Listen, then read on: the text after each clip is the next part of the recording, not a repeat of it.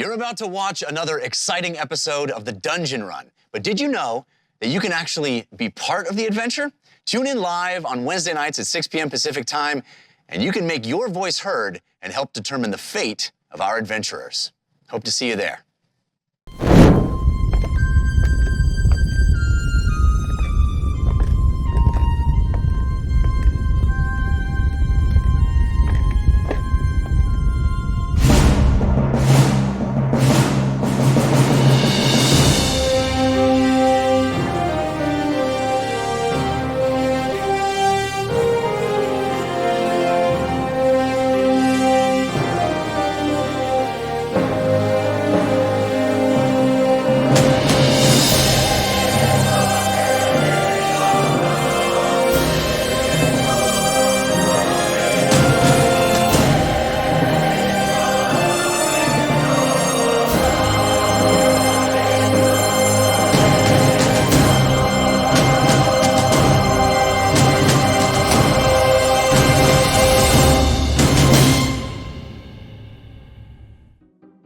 Greetings and welcome to the Dungeon Run, a live tabletop role-playing game where your interactions help tell the tale. And a special hello to everyone watching live for the first time. Hello. So glad you could join us. First things first, make sure to click the star to follow the channel to get live notifications. I'll see you in chat during the show. I am Lord Ereban, Keeper of Secrets, and your host for tonight's campaign. Together, we stand witness as our intrepid adventurers face terrible danger and most certain doom in their... Hi! Ow! The heck was that? Shabery, look. Oh, we're having a blast already, aren't we?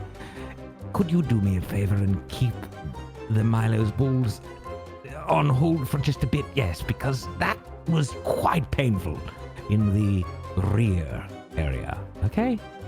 Just take it easy, slow down, not so much, not so fast, if you will. Much appreciated. Together we stand witness, as our intrepid adventurers face terrible danger and most certain doom in their quest for glory, valor, and most importantly, treasure. If you missed last week, we've reimagined the Force cards, and they're back! Ah, yes! Okay, here's how it works. Force cards, both Force of Good and Force of Evil, will now be triggered as Team Force of Good and Team Force of Evil Team Force of Evil fill up their balloon count. That's right, look at them go, my goodness. As certain thresholds are met, a Force card will be given to the team. Remember, good potatoes and evil yammers count towards this too. There are 10... What is that? My goodness.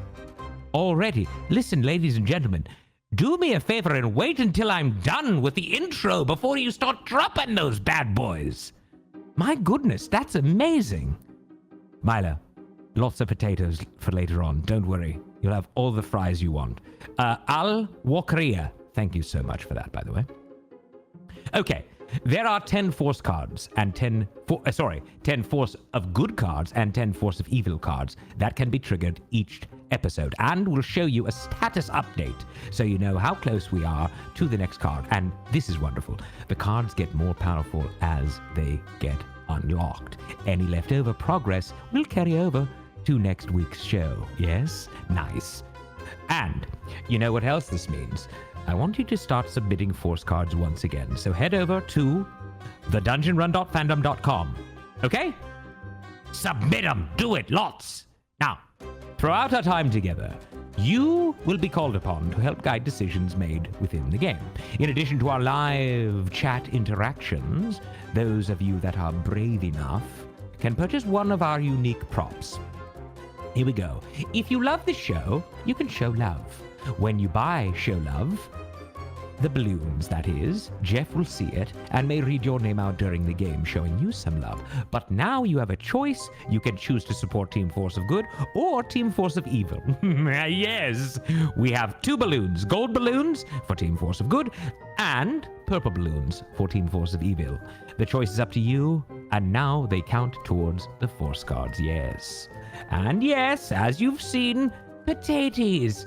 I've added a potato prop to the Team Force of Good and a yam prop, although it is really just a purple potato, to the Team Force of Evil battle. A good potato is the equivalent of buying 120 good balloons, and an evil yam is the equivalent of 120 evil balloons, but at a much better value. And who doesn't love a value? I know I do, and I know Milo quit it!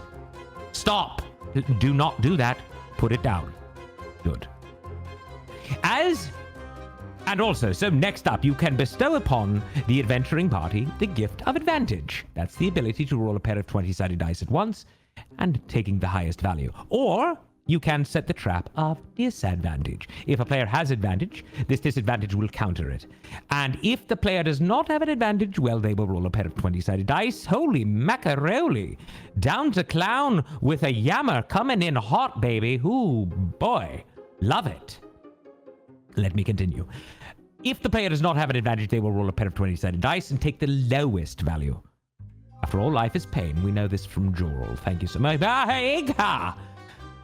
right, Alwa Korea, you and I need to go to dinner sometime soon because what is that funky G-Mac man?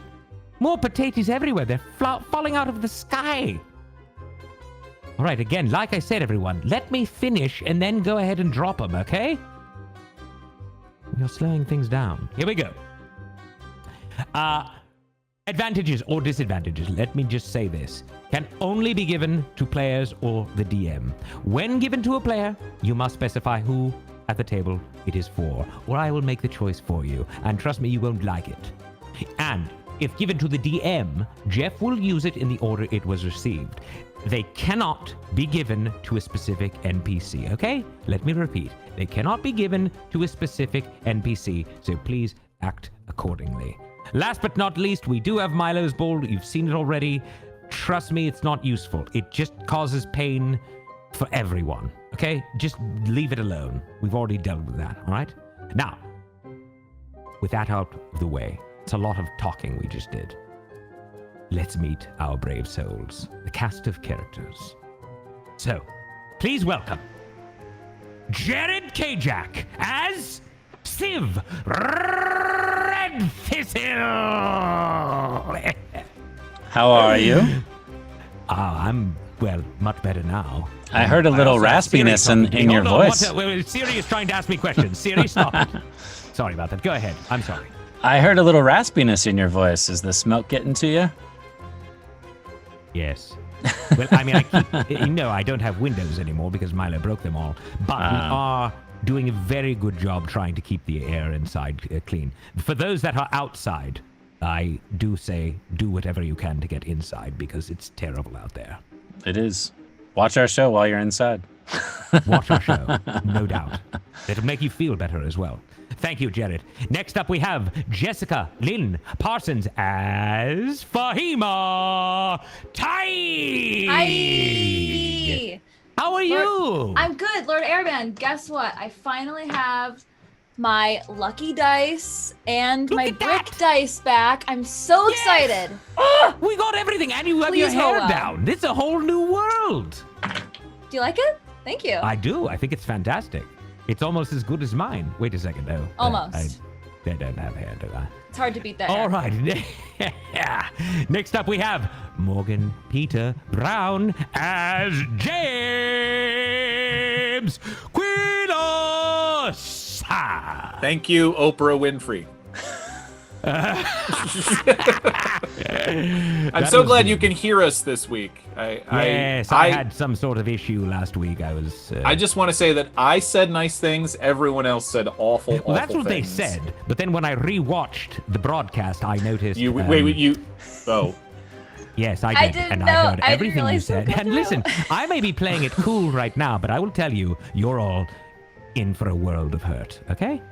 Oh God. I'm just kidding. I didn't actually watch the broadcast. I have no idea what you guys said. All right, next All right, up, that's what I thought. we Thank have Ronald Ogden as Argo. Look at him, always muted every single time. Every time. Oh no. Oh It no. might actually He's be me. not Is it me? muted. He's not muted.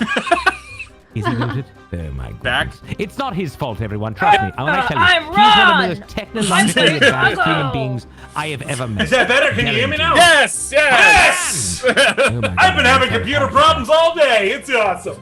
Hey, I Listen, just want to be Ronald. upfront. Yes. I said you're a horrible person, and I meant it. I know. No, Okay. no. Well, yeah, you just- remember. You Look, don't I have to respect tell me you. anything. I just think you're No, a horrible I respect person. you too as well. But remember, I read minds. Okay. Oh, so okay. if you're So you thinking already it, do. I'm already there. Fair. Hence why I treat you the way I just do like to all be, of you. you know, upfront. That's all. I like that you're honest. It's a good thing. Okay, next up, we have Katie Michaels as Lily Dumblestar. Okay. Hi. How's it going? Hello, how are you? I'm great. You know, You look good, you look excited, you look ready to go. I'm pumped. I am I'm ready too. to live I- another episode.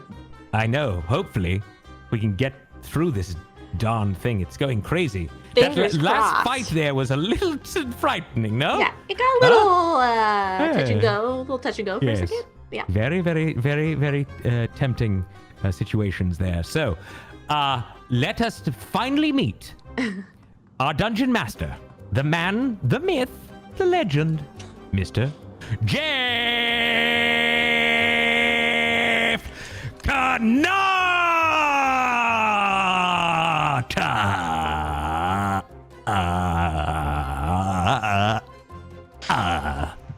Yeah, get it out, baby. Get it out. That was my best. That I was my appreciate best it. yet. Jeff, how are you? That was fantastic. I feel so welcomed. Thank you, Lord Araban. Are you prepared? Never, no. I always need it's. We don't start the show because I'm ready. We start the show because it's 6:00 on Wednesday night. Can I share something with everyone really quickly? I'm going to anyways. Do you know what Jeff says before every show? I'm not prepared. Every week. Every week he says that. Let me ask you something. If you could do as good a job at what you do and not be prepared, how good would your life be? Huh? Yes, It's very sweet of you, Araban. That's yes, very well, kind. it was meant as a compliment. Hopefully it came across that way. As their journey continues, I, Lord Ereban, will be joining you in your social conversations around the game. So keep an eye out for my avatar and comments. And before we begin, I have a favor to ask of you. It will give me great pleasure if you would share the show. Just click below and let all of your admirers know that you are watching The Dungeon Run, the greatest show that's ever existed in the history of shows, that it cannot be denied. So, keep your comments coming, be ever vigilant, and let the dice roll! Yeah! Welcome, ladies and gentlemen, to episode 64 of the Dungeon Run. Oh my goodness. You know, I just want to say right here at the top, there are a lot of us, I will say us, and I know a lot of you watching who are dealing with the horrific fires that are going all over the country, really, but particularly in the western states of the United States. I fled my home this weekend, not because there was fire nearby, but because the smoke was so bad. So our hearts go out to everybody dealing with that. If you have loved ones that have lost property or worse, we certainly, our hearts go out to you and we're thinking about you. We appreciate you being with us. Hopefully we can all take our minds off of some of those 2020 features that we're all enduring tonight. But welcome, if you are a first-time watcher, welcome. Thank you for being here. We got a lot of fun in store for you. And I must tell you, this is the home of the best community on the internet, bar none. I want to thank some folks right here at the top who've already given us a bunch of love. PL23, Goofus McDorkle, Anthropomorphic Muppet, Avemir, the Carson, Hornist34, Popsicle, Love for the Catman, Fahima Toad, and so many more. are giving us those balloons, getting us ever closer to cards. But the potatoes, we have, I think, who was it? Who was it in the chat, in the Discord, was saying that we should call a multiple potato a casserole? We got some casseroles coming at us. Hot dish coming in. It is au gratin up in here. Order up! Gamer share with the potato. Alwakaria, which is a name I don't recognize. I don't think I've seen before, with 2 golden potatoes. Funky G Macman, Lego Lamb. Thank you for those potatoes. Meanwhile, in the Evil Yam department, Down to Clown, representing Team Force of Evil with the Evil Yam. And we have some cards already unlocked. We will get to those shortly, but let me catch everybody up on our story. It started as a simple dungeon run. 5 adventurers who delved into an abandoned dragon's lair and emerged with a most unusual item, the Secret Keeper's Amulet, a relic of immense chaotic power that allows you, the Watchers of the Time Stream, to bestow forces of good and evil upon them as you see fit. It has also given the Heroes of Bingle unique insight into a time lost to history. 300 years ago, the Great War of Ideas was won by a group of champions who sacrificed everything to become the Wardens, mighty beings of elemental energy that protected the realms of Ayn for generations. But these Wardens have gone missing, captured and imprisoned in dangerous locations. The team has so far found and freed 2 of the Wardens, the Storm Warden and the Inferno Warden, and they believe a third is held captive inside Sky Scorcher Peak, a towering volcano at the base of the Nelrim mountain range. But the only way in to the heart of Sky Scorcher Peak is to go through the dwarven fortress of the 4 former forges, the ancient foundry where wondrous items of the Ariat Age were said to have been created, a sacred and sealed structure inside the mountain city of Daltothum. But even the dwarven leader of Daltothum, the king of Cragborn clan, was unable to gain entry. It was only through a seemingly useless force of good, activated by the amulet, that the Heroes of Bingle cracked open the doors of the fortress for the first time in 300 years. But they had been warned. Seeking counsel from dwarves old enough to have been alive when the forges were operating, the Heroes of Bingle learned clues about the dangers waiting inside. Although unable to recall anything from the time before the war, the mere mention of the fortress triggered a strange response in these addled elders, an enigmatic diatribe of alliteration that, among other things, suggested only dwarves were allowed inside. So the team asked a young dwarf named Donkwell to join them as they attempted to gain admittance. But the passageway, carved to look like the gaping mouth of a solemn dwarf, blasted lasers from its eyes when any of them got close. Luckily, Donk stepped forward, standing between the team and the trap, and managed to cover its eyes, allowing the Heroes of Bingle to pass through, even as the portal's mouth slammed shut, preventing Donk from following. And so, the heroes progressed down a long, dark tunnel, where they forfeited their fortune to ride in a suspended mithril cage over glowing lava. It brought them to a beautiful complex of white-carved stone, illuminated by glowing molten rock flowing behind its very walls.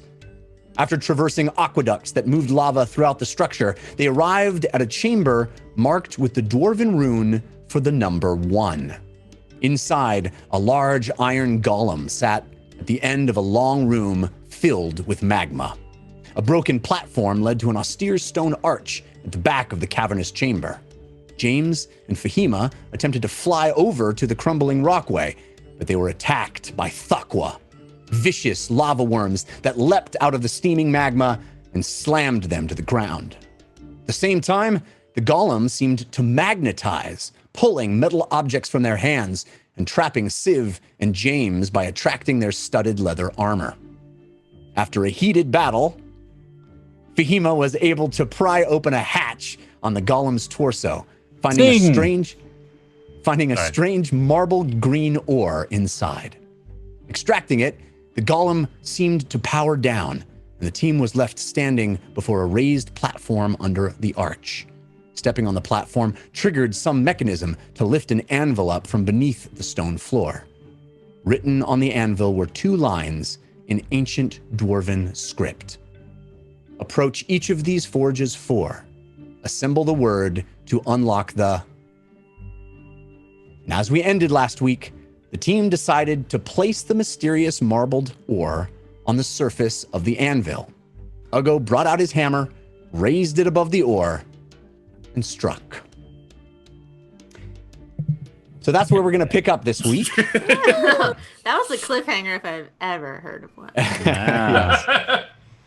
We do have some cards. I hopefully don't hear my daughter screaming in the background.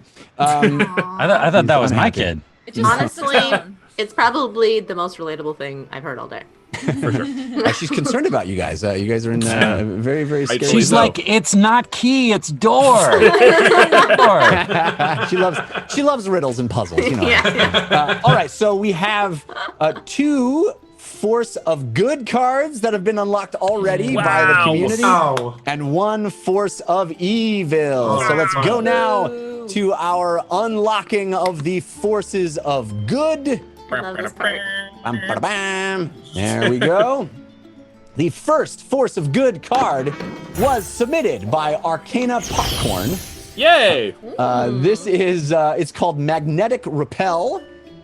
When the magnet golem exploded, Fahima's glasses were blasted into the lava. The magnet explosion was so powerful, however, that they managed to find their way back to Fahima. Fahima magically gets her glasses back. She and the rest of the team also get +5 on their next perception rolls. Oh my goodness! Nice! Did I read Fahima's diary entry about her glasses? This means so much to her.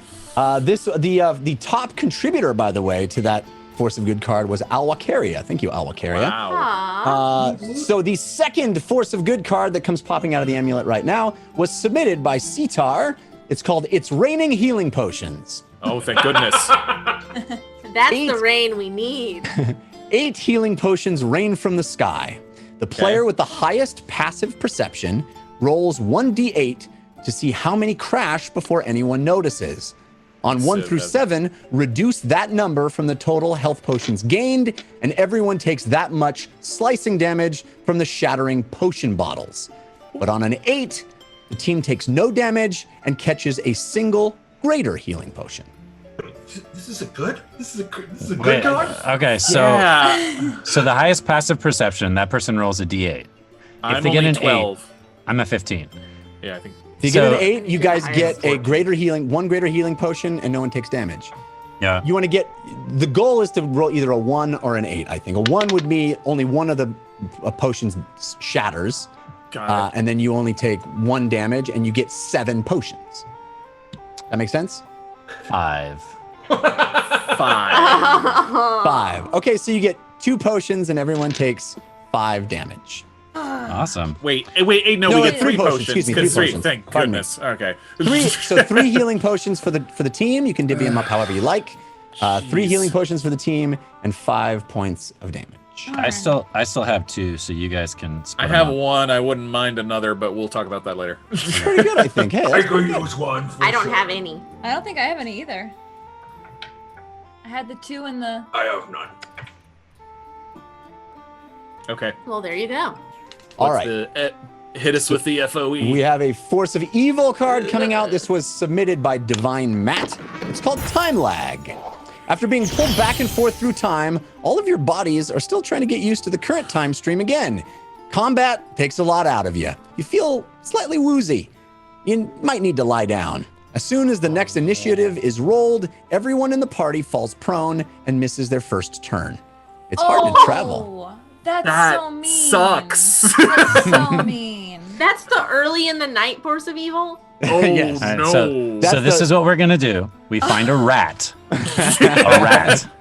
We get into The- a fight real And Let's then get into a Mr. fist fight. Let's just Mr. fight. Whispers and the rat get into a verbal argument. Very good. And that starts the combat. The top I'll go contributor hit me. to that was Down to Clown. I Yeah. think you Down to Clown, top contributor. Down to clown. And Force of Good is already at 42% of the way to the next Yeah. card, so Oh fear not. my folks. goodness. Okay. That's bad. So, we pick up our story just as Uggo makes contact with his hammer With his small hammer.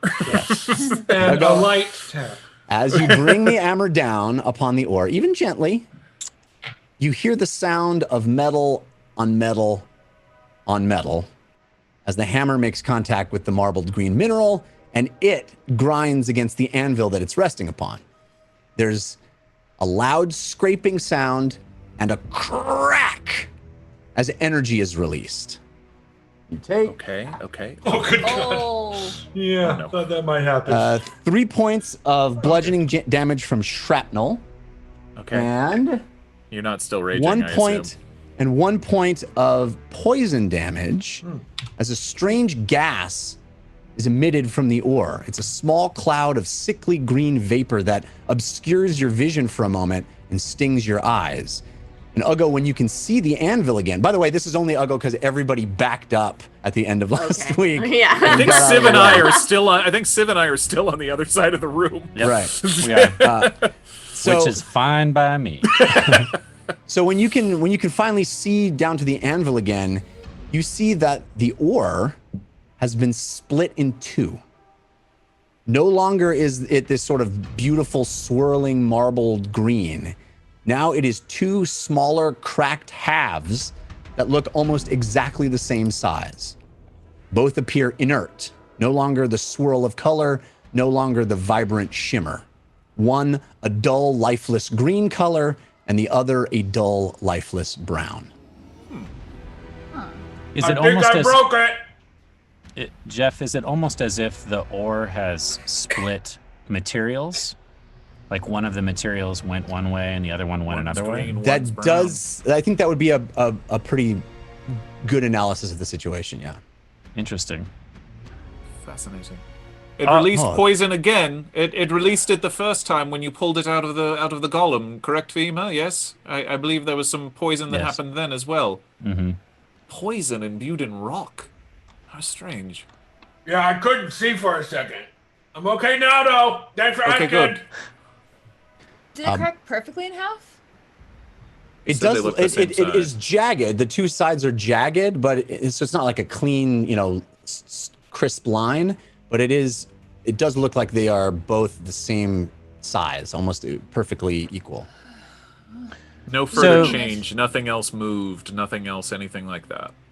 Also, I want to say we are back in the map room, and my goodness, it looks like the map room folks upgraded our anvil. Oh, here's our my gosh. wonderful shot from above. Our anvil is much closer to how I described it now, and kudos to the map room for doing that. They didn't even tell me they were going to do that. Oh my gosh.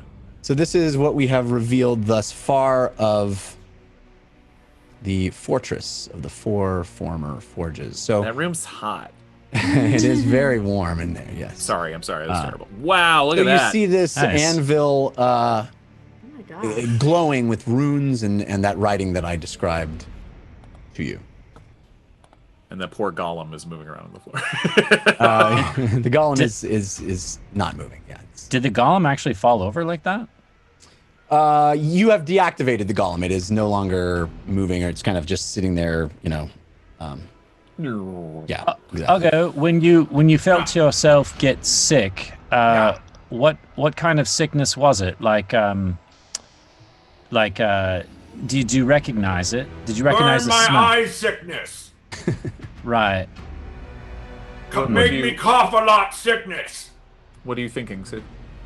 I just think that either there's a gas that was trapped in the rock, or it's a spell. There was magic in the rock, and when he split it open, it released the magic. Well, it's Fahima- not pretty anymore. Fahima, can you investigate the two pieces now that they're separate? Maybe they're identifiable now. Of course. So, But if you want to go over there, James, I can give you a boost. No, it's okay. I mean, it's all right. Let's stay here in case, because in case we just have to come right back. Well, I was going to pick apart the golem to see if there's anything else. of Oh, well, use. go ahead. I'll be fine. I'll be here. All right, Jeff, I'm gonna run, hop, skip, and jump over to the golem and start dismantling it. Sure. Give me an investigation check on the golem. You have an advantage from Red Robin, countered by Fail Waffle via Grim Faded. Thank you. Boo. 12. You do a perusal of the golem. It seems fairly impenetrable, the rest of it, other than that hatch that was managed to be pried open by Fahima. This is a pretty impressive piece of construction. The craftsmanship is amazing, and you can't see how it gains any of the properties that you witnessed it having. But it is quite an impressive piece of just blacksmithy. It is Right. It is made of metal and formed in this humanoid shape. It's quite impressive looking. What is the what harnesses the power from the ore? Like when I open up the compartment, is there something in there that was holding it or harnessing it, or you see what I'm saying? It was when Fahima had opened it, it was sort of hovering, being held by some force in the center there, and she plucked it out. I see. So there's no writing or anything on the inside. That's correct. The one thing that I find odd about all of this, James or whomever, is that this was constructed by dwarves, right? Long time ago, presumably, yes. Well, there's no runes, and they don't particularly like magic unless it's in an item, and that ore, I mean, I suppose it is What do you mean sort there's of no like runes? There's runes on the anvil. right. No runes, yes. But there's no runes on this metal creature, and the stone that came from inside of the metal creature also doesn't have any runes on it either. It's as if some other source or person created that ore. Possibly. Oh. So what is it, Fahima? Can you tell? Ugo, would you mind if I just took these and took a closer look? Is it warm? What if I said no? I would respect it and perhaps invite you to do the investigating. No, you can do it. And we didn't, polymorph you into something. I'll turn you into a mouse. Fahima, No, if you don't want to do roll that. investigation, you have advantage from Thank You. We also have Potatoes, Angel Devilson, and Rosakin with Potatoes, and 2 more yams from Down to Clown. Thank you, Down to Clown. Down to clown. Thank you, down Angel to Devilson. kill us Thank you, is more like it. Rosakin. I don't recognize Rosakin. That's a new name too. Thank you very, very Amazing. much. And we This is- didn't, Lily and I, neither of us took note of the runes that are on the anvil, did we? You did. You communicated them to me using minor illusion so that I could read them. Right. Okay, they're not just symbols. It was actually And that's the language, that's the writing. Okay. Yeah, and Yeah. that's the riddle about the assemble the word to open the blank. Yes, Correct. yes. Okay. Does not need to be Yes. written down. I The rolled a key. 21 on the investigation. All right, so you are looking at these 2 rocks, and it seems whatever was special about them does not seem to have stayed. They seem like clumps of metal at this point, and they're different looking but very similar. They're like maybe 2 halves, or 2 sides of a coin, different colored but very, very similar I'm gonna try to shape mend and size. I'm gonna try and mend it. Okay, Great. Great idea. Let's try. cast mending. Thanks. Good idea. Yes. All right, so you concentrate on your spell and move your hands in the precise manner to cast the mending spell, forming the arcane energies, and the 2 halves of the rock come back together. And now you see this rock that is fused together, these 2 halves coming perfectly back together. And one side is this dull brown, and one side is this dull green. Well, see? No harm Right. done. But the Well, but magic it that was Doesn't in, look the same. yeah, the magic that was inside was released. Okay. So some Well, harm maybe done. if I cough on it, No. I'll go. because do I you- breathed in a magic and then I cough on it and put it back. Oh, do you feel okay or do you feel funny? Well, besides all these fire wounds and excessive bleeding, I'm pretty okay other than that. Okay. It's so dramatic. I think I might be rubbing off on you, my friend. Well, it's all your words. You're pretty. Shall we go? I can let you guys so. take 20 to get over this over these gaps. I know you're all capable of doing it, and we don't have to RP out all of the movement over these gaps. Oh, do you want me to smash it more? No, No. but bring it with us though, Just Fahima. going to Would you? stash it. Yes. And I'll just put it in there. Stash it, No don't cloak. smash it. Excellent. Jeff, the glasses that have been thrown into the lava, how does that happen? How do they come back out of the lava? Do they just sort of fly amulet, back out? The amulet blinked and flashed, or flashed and blinked twice, and your glasses kind of come flying back up and out and back onto your face. Are we all wearing them? All little forms of We all have glasses. For your next perception check, Yeah. sure. Yes.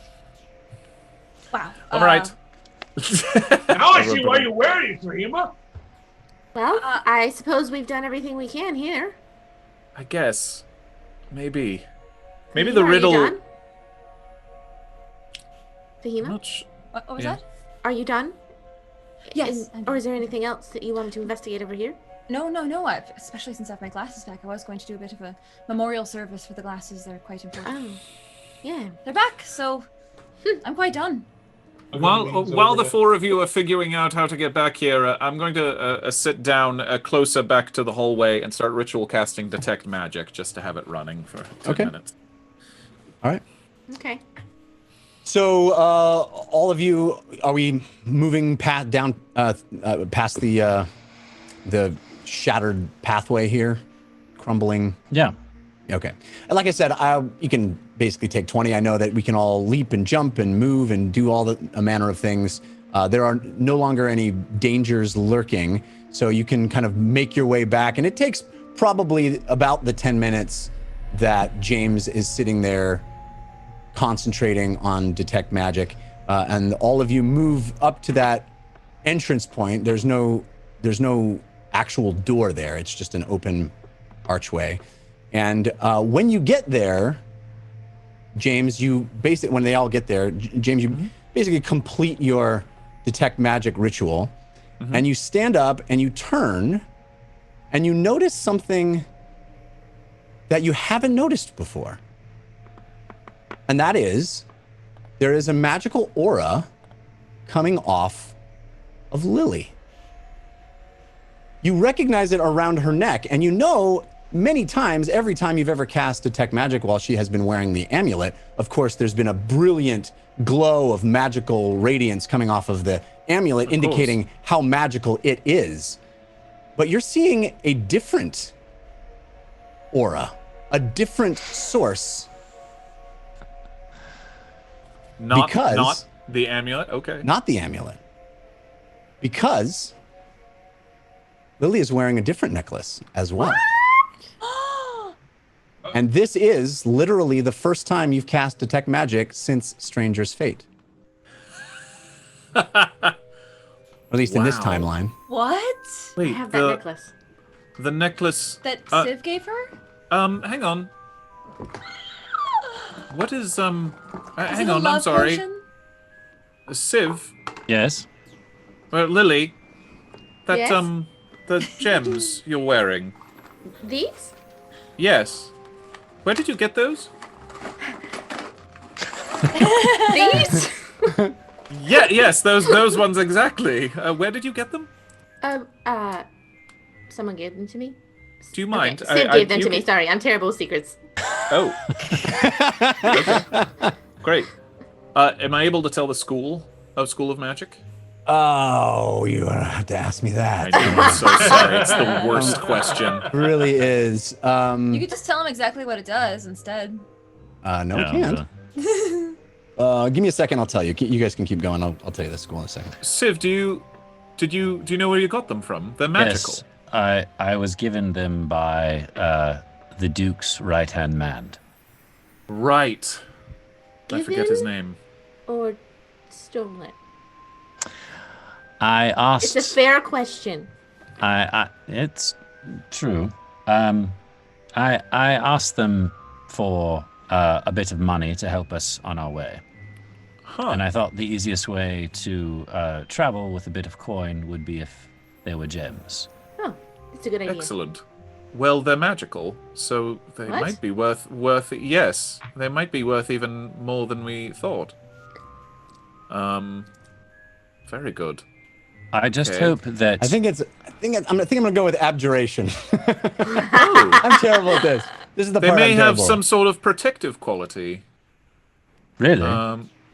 Yes, we may. Fahima knows Identify. She may be able to cast Identify on it later, or when we take a rest. But they are magical. It doesn't seem harmful. Right? No, You just have abjuration this whole is time. almost most of the time, yeah, protective or ceasing of other things. So Well, good to know. Uh, I had them made into a necklace so that she could wear them. Great. Where they came from. What? I'm sorry? Their origin, where they came from. Oh, I don't know. He didn't tell me. He just slipped them into a little purse and Well, gave them good over. to know. Yes. Okay. And Lily, you haven't felt any different? No. Hmm. A little Okay. heavier around the neck. True. Did your head get bigger? No, The around necklace. my neck. Oh. Right. I mean, I don't think my head got bigger. Does it look bigger? No. I don't know. I've never heard of a necklace of head enlarging. Well, what happens? What happens if you take it off and put it back on again? I wonder. Okay. You don't I have do to. that. You Prop work, notice prop no work. difference. You feel no difference. You notice no difference. Okay, this is me. Everybody look at me very carefully, okay? I'm wearing the necklace. Everyone take it in. Mhm. Okay? And now it's off. Wait, I'm not touching it. Do I look Nope. different? No. Maybe it's to protect against a condition or something that hasn't happened yet. Well, I guess I haven't experienced that, but Well, the next time, right? Is it a way for the Duke to spy on us? I don't think that's abjuration magic Right, normally. like a divination or something of the like. Yes, would he yeah, want to divination. spy on us? Well, I it don't wasn't. know. Knows. It wasn't the Duke per se. It was his, advisor. Yes. I'm Well, I think I'm it's- blanking on his name. I'm sure if I checked chat right too, now, I know. Truly let me check trustworthy. It's quite romantic, I think, that you gave her a necklace symbolizing your love for her, and also it provides protection. Indeed. Well, all right. Let's keep moving. Next time we take a rest, maybe you can take 10 minutes and identify it, Fahima. Yeah, I agree with Fahima. It's adorable. Should I be scared? No, I don't think so. Okay. Excuse me, we are in an ancient area right now. Well, I'm okay, very not scared. scared, not Okay, but scared not about of the this. necklace specifically. No, Oh, you've been okay. wearing it for weeks at this point. I so know, I no, haven't thought don't- anything of it until you told me I was glowing. Preet. Hey, Preet Fahima, how long was does the this man's take for name. you Yes, to know what it is? yes. Preet. Thank Notes. 10 minutes or so. Librarian. I think we got 10 minutes. Right now, and I gesture around to the lava that's surrounding us. I don't like anything that I don't know that's on me that all of a sudden now would probably be a good thing. Or a bad Although thing, she's so- been wearing it. Although it's not something new that's protecting her. happened. It's just It's the first alright. time we've noticed it. He's just being cautious. I know, but you have already. If we. It only takes 10 minutes, though, James, to make sure that we are safe. That's fine. I'll have to recast detect magic then. But I hear you. Oh, fine. I understand. Yes, I'm telling No, you, I'm it's sorry. I protective don't want you magic. to waste. I don't want to waste. I don't want to waste your time. I'm sorry. I'll have to do it again. All right. But Are we yes. moving forward? Yes. Yes. Alright. No, I think we're going to debate this for another 30 to 40 minutes. I'm gonna The thing take the she's been necklace wearing on for a and month. off for a good half hour. We're Yeah, if all you going to like, you try can- wearing the necklace at least Yeah. once. All right. If you So like, you can you take guys are it moving off for toward. now. You guys are moving to the western door. Is that right? Remind me, the eastern side. Is there a door there? that Yes. We haven't actually checked it out. Do you want me to go poke my head in just to see what's there before we go to the west? Yeah, let's give it a try while we're All here. right. I'm going to make my way over there and do my typical sneaky, searchy, listen, Yeah. poke my head in. You can roll me a stealth check. You have advantage from Red Robin, countered by Grim Fated. Okay. Wait, is this the door that I already opened? No, you ordered it's the the west. eastern Open the door. western door. There's an Oh, eastern I thought door. he said western. I'm killing it. 13. All right, so you're not particularly quiet as you walk over there across this stone floor. The door is not locked, and you can open it easily. And when you do, you see that it opens into another hallway ahead of you, which we can see in the map room. There are 2 doors there as well. The hallway extends quite a ways ahead of you. There's a door to the left and a door to the right, and then these aqueducts periodically over the top of you, although they don't seem to be carrying lava actively at the moment.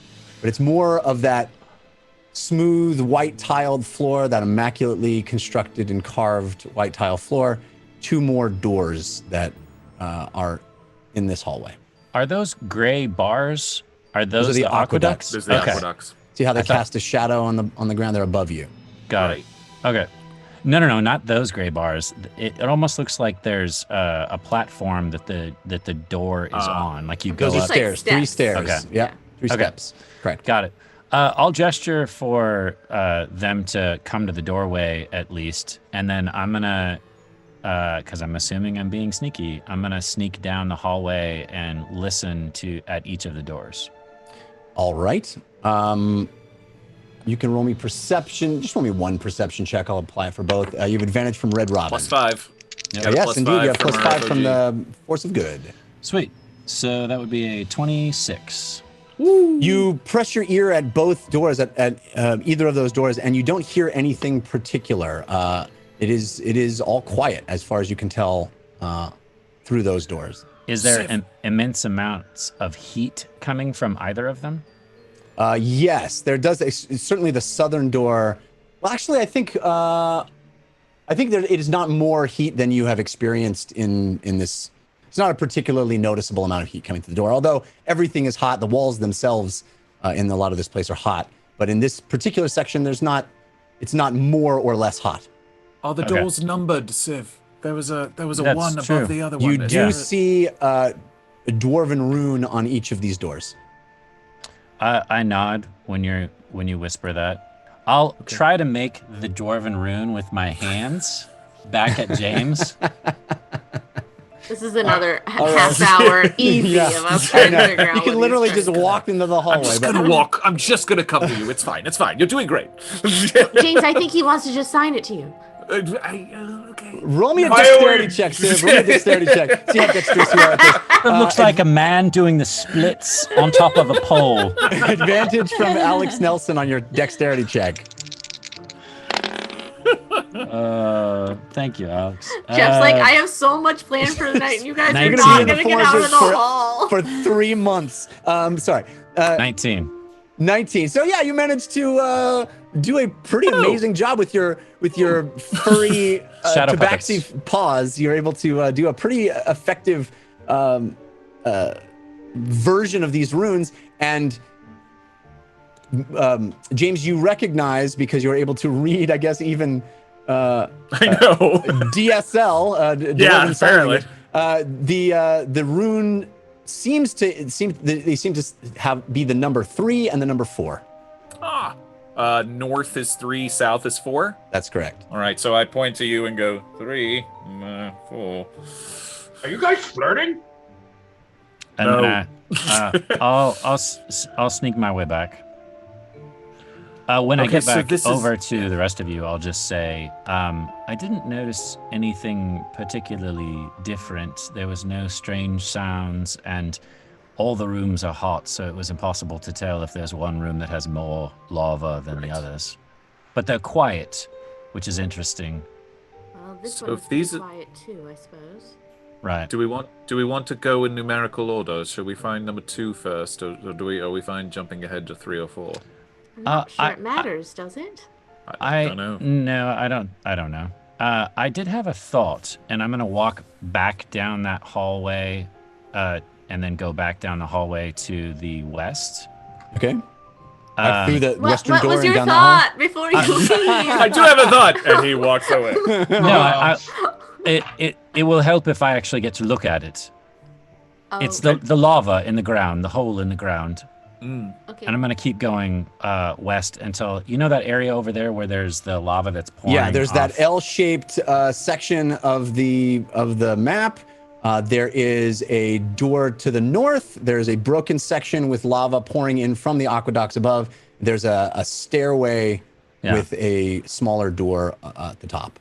So you said before in the last episode that the walkway into the hallway where they're currently at looked like it had been unnaturally broken away.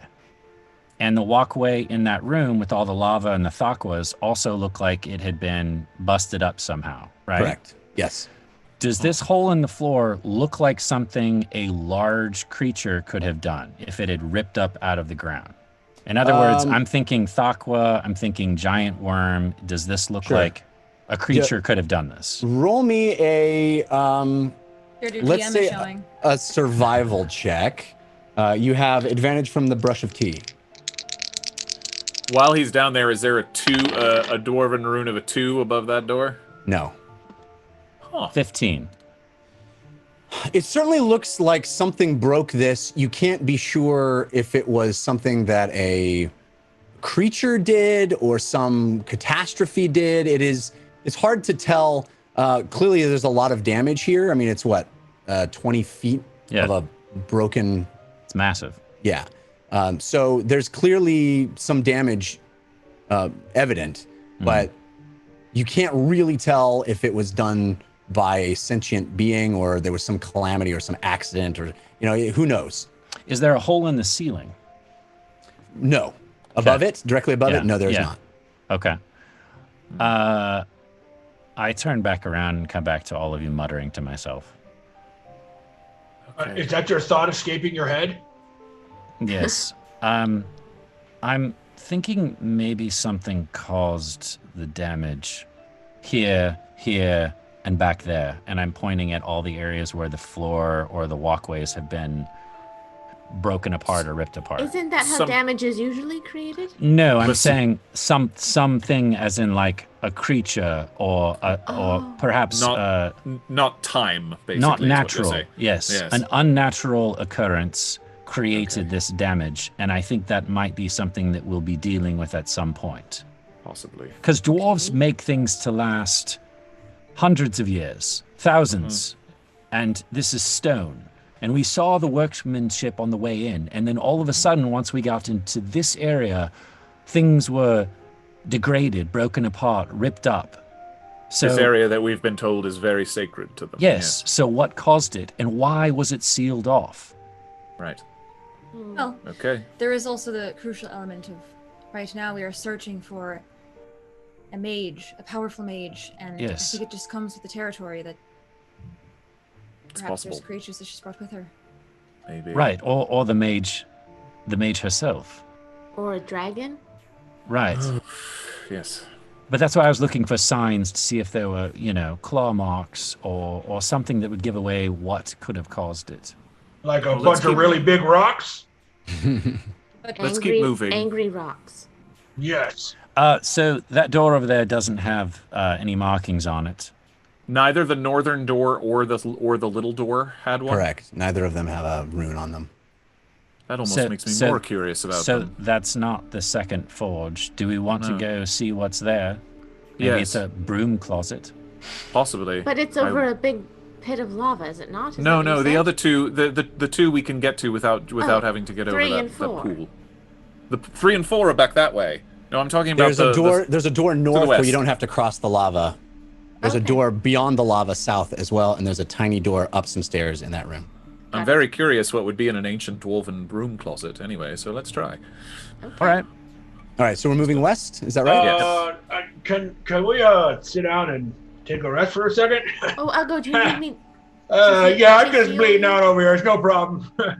You're just so casual about it. Sometimes I know. Yes, it hurts. It is hard to tell. Other than it hurts. Okay, I'm pretty beaten up myself. Yeah.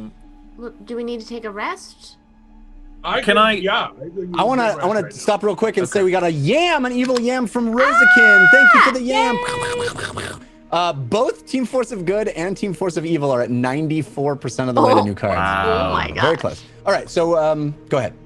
Yes, I am less than half hit points. Well, I can heal you, or we can take a rest. Do you Isn't mind? it easier? Didn't you say you have a spell for it to make the shorter one? Yes, you could take a cat nap. Okay. Which is Can I be a basically- cat? And he looks over at Fahima. Can I be a cat while I take a cat nap?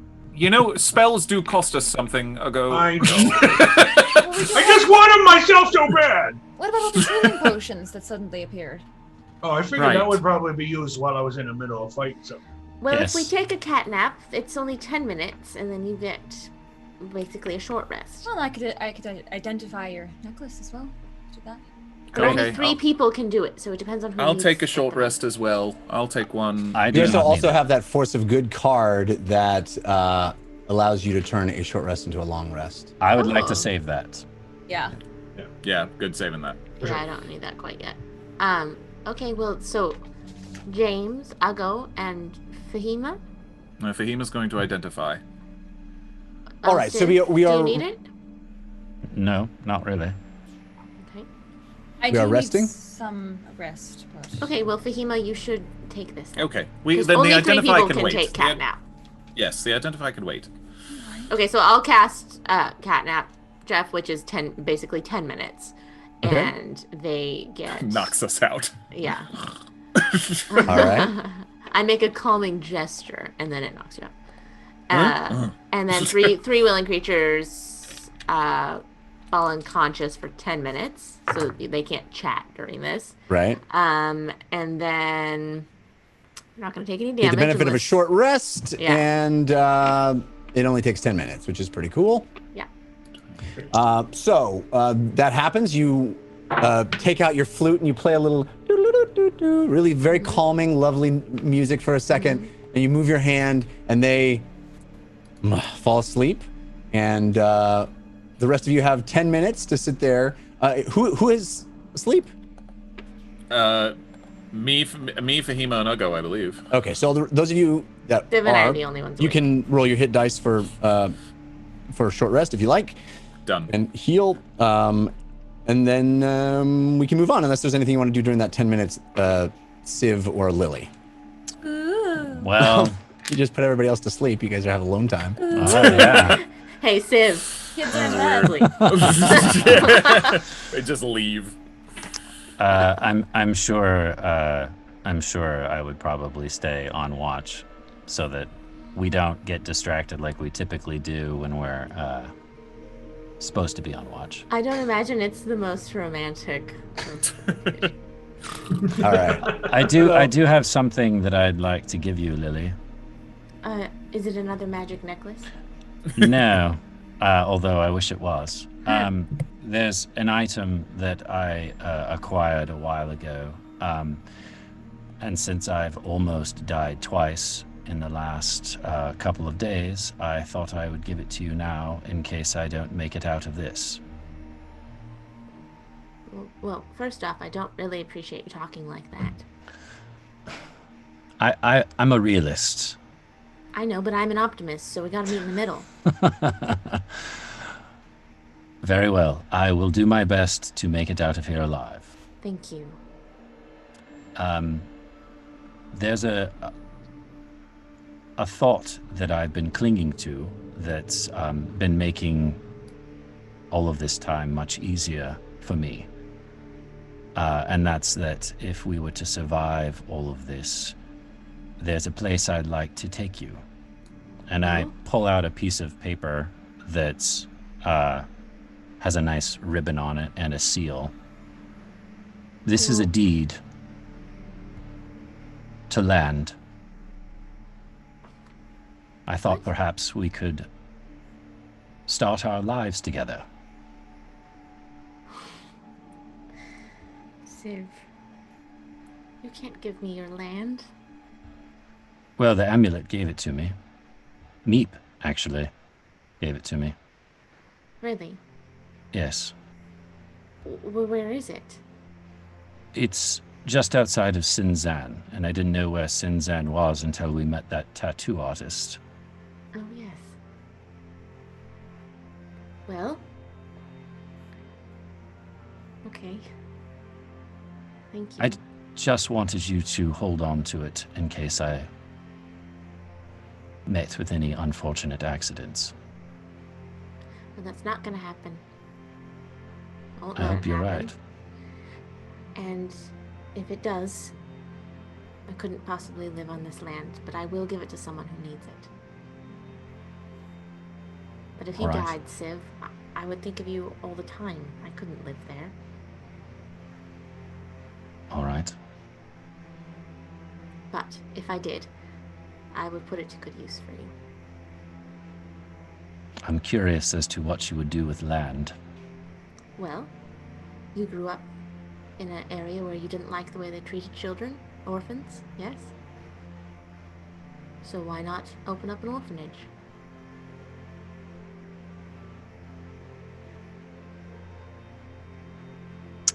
That's the sweetest thing I've ever heard.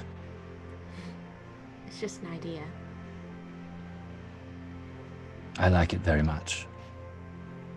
Okay, well then, hopefully, fingers crossed, we don't have to do that. Or maybe we have to do it together. I was thinking a bed and breakfast, but I like your idea much better. It could be both. Bed and breakfast and an orphanage all rolled into one. Okay, Put those orphans we to just work. have to be very careful with child labor laws because that is a thing. I've always had a small place in. Somebody say something?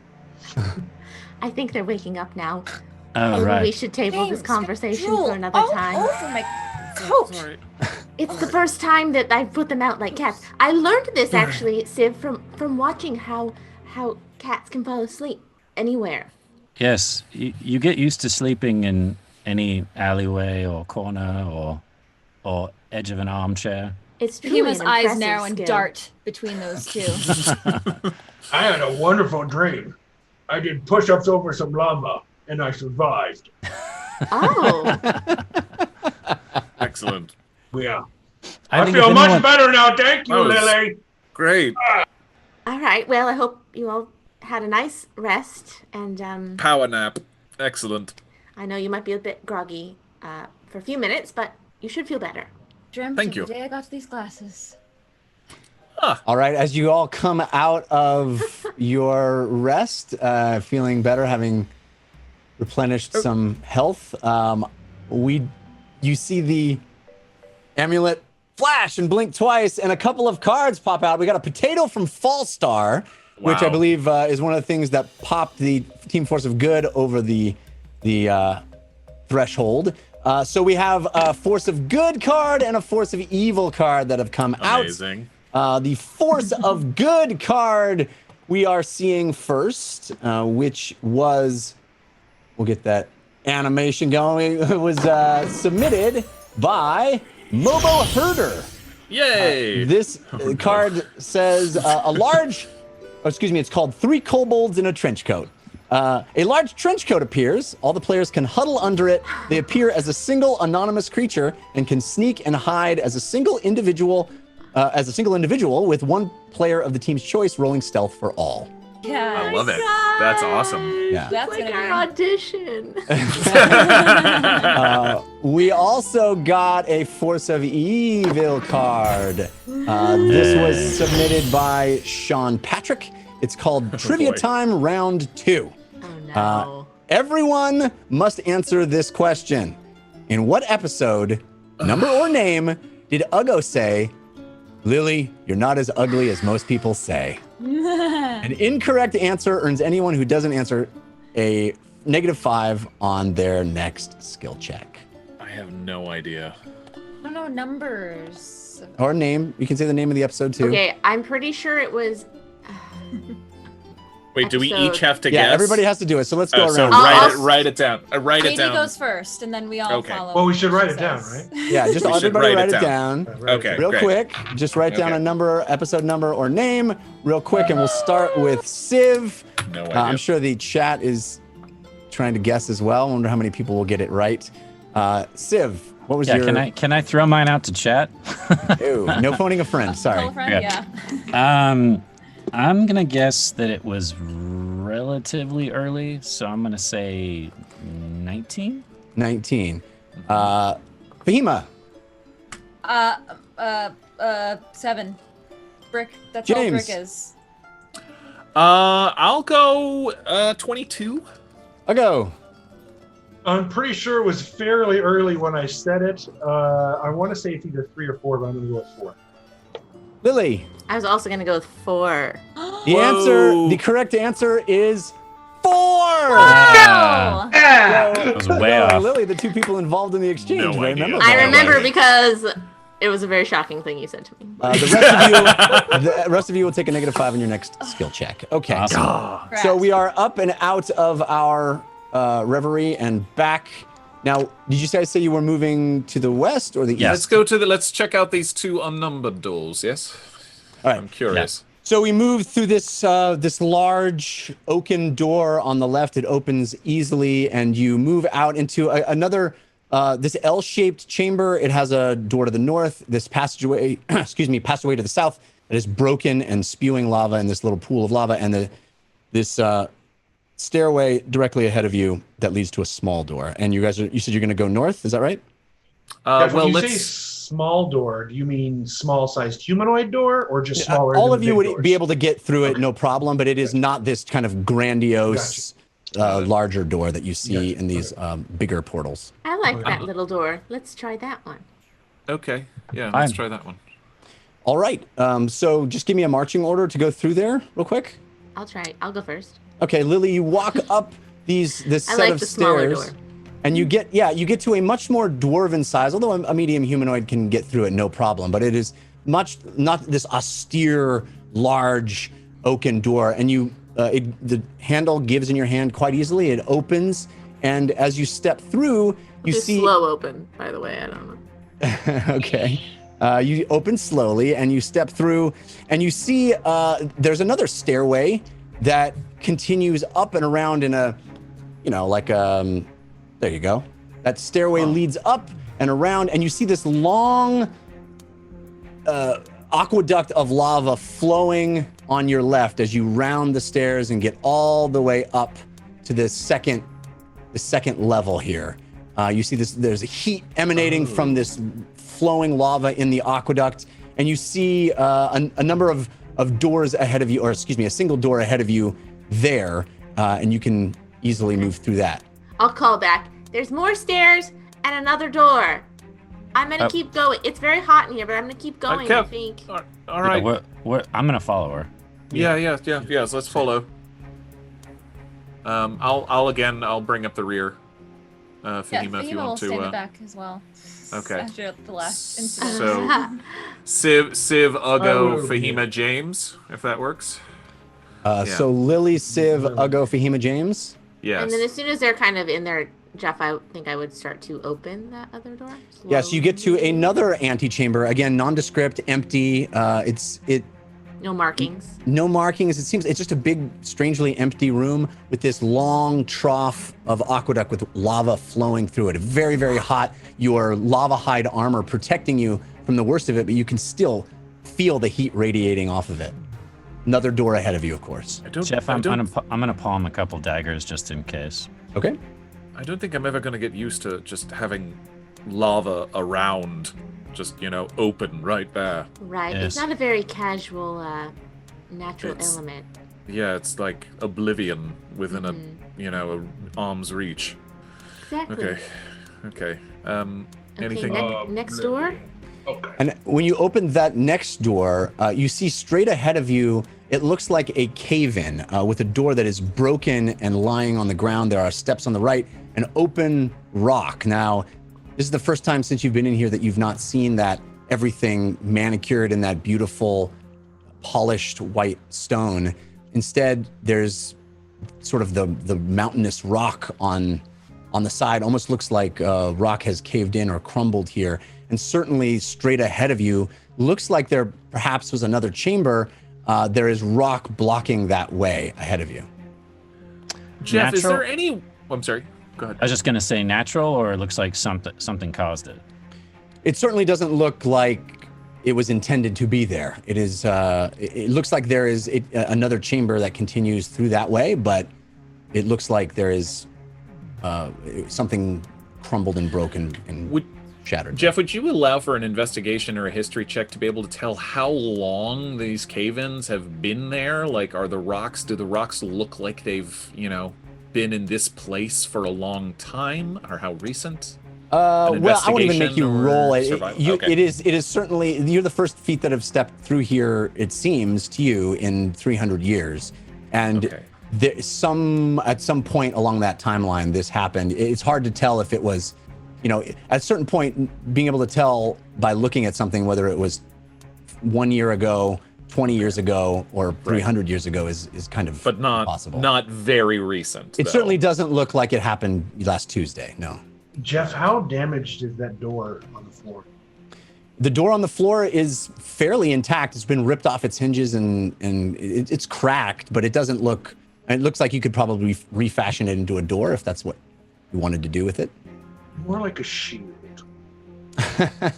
I mean, it wouldn't serve it as a very good shield. I don't think it's just a sort of a door. Yeah, Uggo picks it up and starts like holding it up and like putting it on his arm and seeing if he can keep it. No, it's not gonna work. No markings on the door or around that doorway that it was ripped off? Yeah. You can roll me an investigation check on the door. James, you have advantage from angels from demons that is encountered by Machine Bob.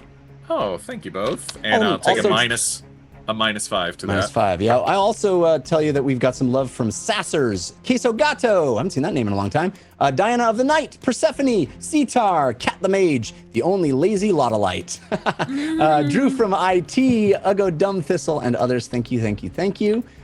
Team Force of Good, 41% of the way to another card. 12. Yeah, I mean, you don't see anything distinct or as far as markings on the door that would lead you to believe anything in particular about what either caused the breakage or what that door led to. Doesn't seem to have any signage on the door. There doesn't seem to be any kind of distinct like animal marks or claw marks or anything like that. It looks like a door that's been, broken and collapsed on the ground.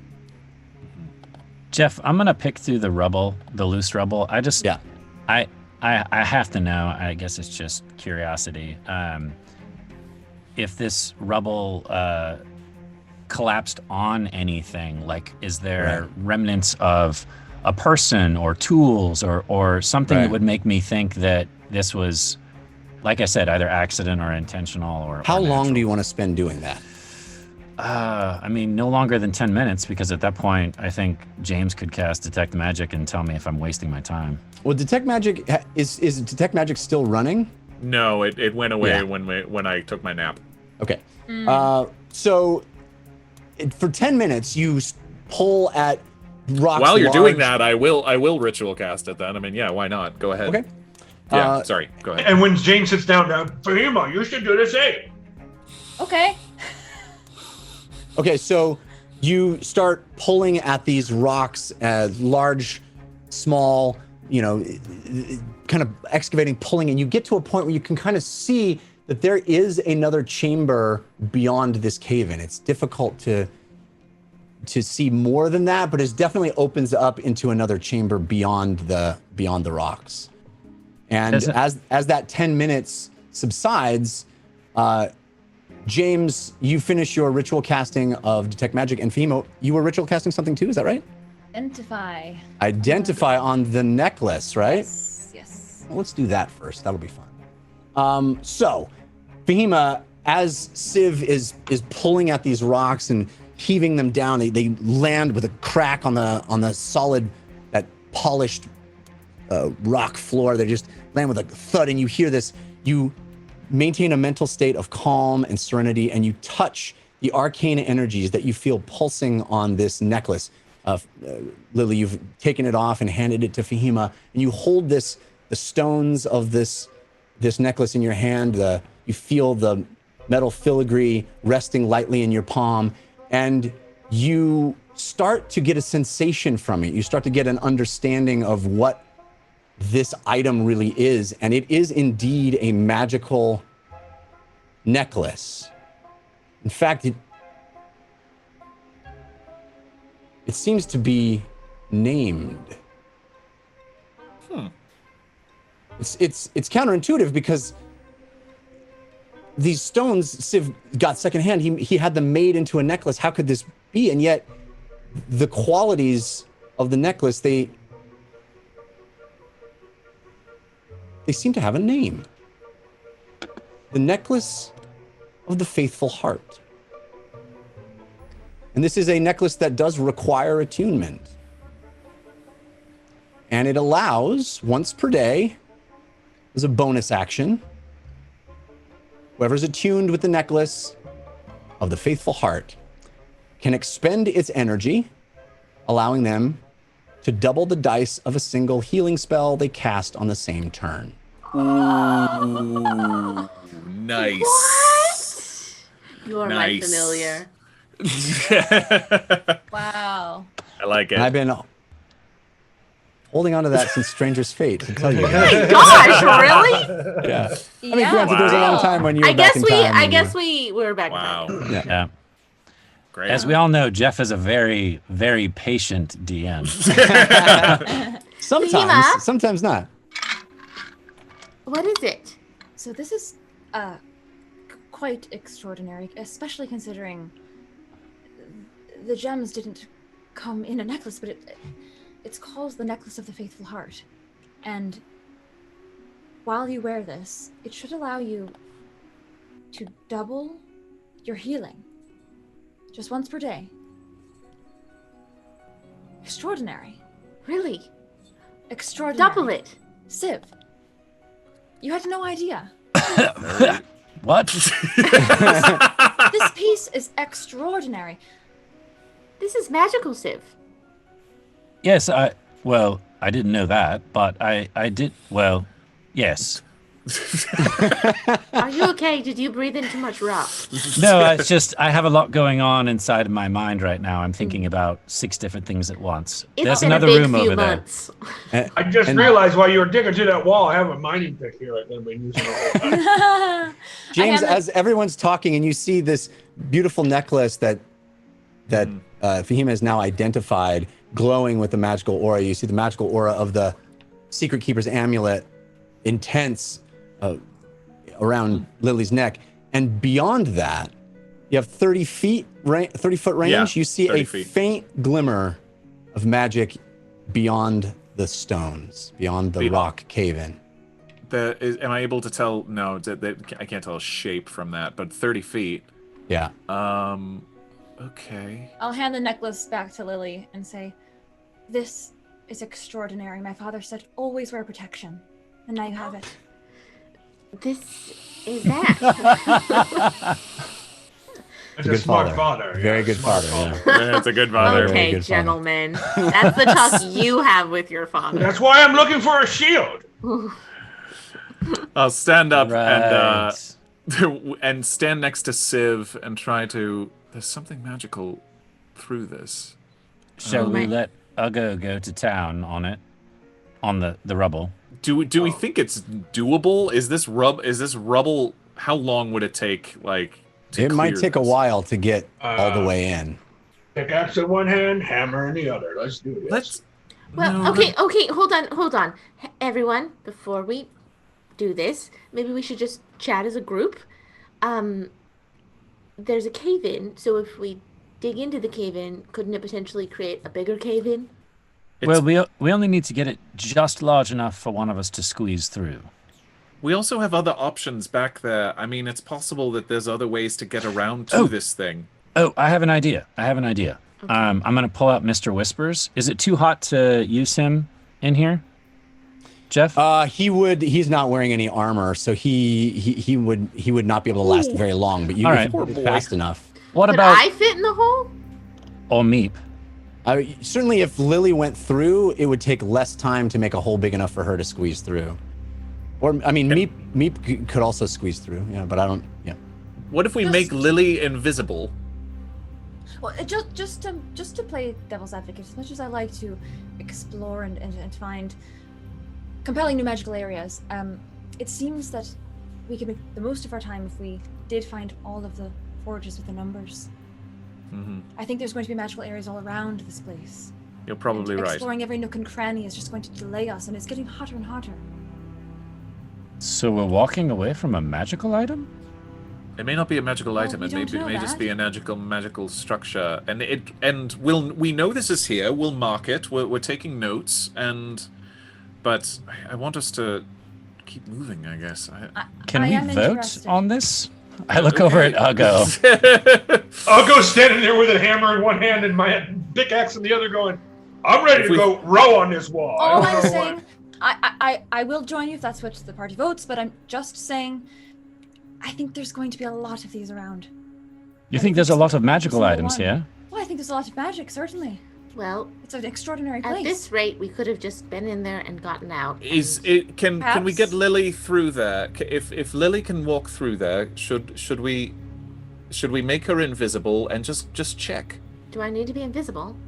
In case there's anything bad over there. I mean, I'm only capturing one faint magical thing, but Well, if we make a hole that I can get through, maybe we can peek. hang on. All right, I'll solve this. No, I won't. No, I won't. Never mind. I'm not Listen. dropping concentration on detect magic Make twice. a hole that I can go through. I can cast invisibility on myself if I need to in a moment. Okay. But let's not use any spells. Maybe that's a Okay. compromise. Yes. Yes. As long as we get to investigate the magical item, yes. Is this plan row? Is that what we're talking Not about yet. here? If Lily can make it through with a minimum of damage yet, then we will allow her to get through. It does take some time to make a hole even large enough for Lily, because at this point you've kind of just pulled enough for Civ to peek through a tiny hole to see that there's actually a chamber there. So you're gonna have to do some work. I'll go with your pickaxe Also, or whatever. let's say this to honor what Fahim is saying. If we keep encountering magic holes, let's maybe not investigate every single one. It's fine. Okay. So this is the But first. why? Why would we not go into every magic hole we could possibly try? Well, I'm just saying. If it's a that magic hole, I want to go in there. There's a lot of magic in that hole. I know, Uggo, but it's not just one party. It's a 5-person party, you know. So we have to, you know. Okay, so I make the hole bigger so we can all go in a magic hole. It's no problem. All right. We've discussed it enough. Let's go. Go ahead. Yeah, you know. All right, so Uggo starts with the pickaxe, pulling at rocks, pulling at boulders, ripping it, and it is laborious work. It is not easy going, but it is constant, and you kind of get to the point where there's enough of a passageway there, enough of a little crawl space that Lily, with her diminutive gnomish form, can scamper up the rocks and squeeze through. Okay, I'm going in. I'm going to see what there is in there, and then I'll report back. I immediately hand you a dagger. Don't know Great. if I like this very much. Just throw it at them. Yeah. She Oh, has yeah. All right. ways to teleport and make herself invisible. She'll be all right. So, I understand. Lily, you are just going in normally, right? They're not going to do anything first? Taking the No. dagger, climbing up these rocks. You get a foothold where Uggo has put a pile of the debris that he's pulled away from this opening, and you just push yourself up into this tiny hole in the debris, and you squeeze your arm. You have to put your arms sideways. You put the dagger in your teeth, and you're kind of moving like a a worm. snake. Yeah. Worm crawling or snake crawling, whatever you want to call it, through.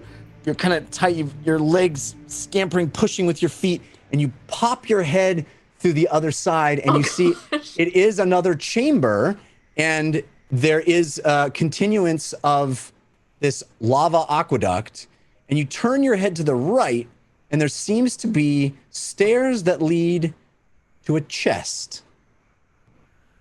Oh boy.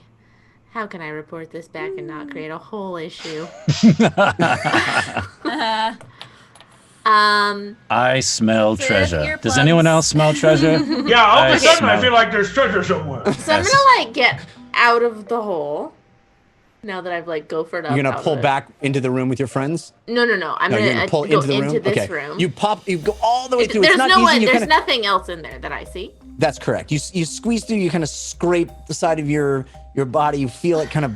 It's not easy. And you come down, thump, onto your feet, and you're alone in this room with a tiny hole of rubble behind you, and you. How far was that? Was that journey? Could they hear me? If you yelled back through the hole, yeah, they would be able to hear you for sure. Okay. Good news. There's no one in here. I'm just gonna check it out really quick. Okay. Okay. All right. I'm just gonna leave it at that. What about the magic thing? James said there was something magic in there. Okay. I'll. It's over to your right, I think. Okay. I'll look. Remember to do your preventative checks before you touch anything.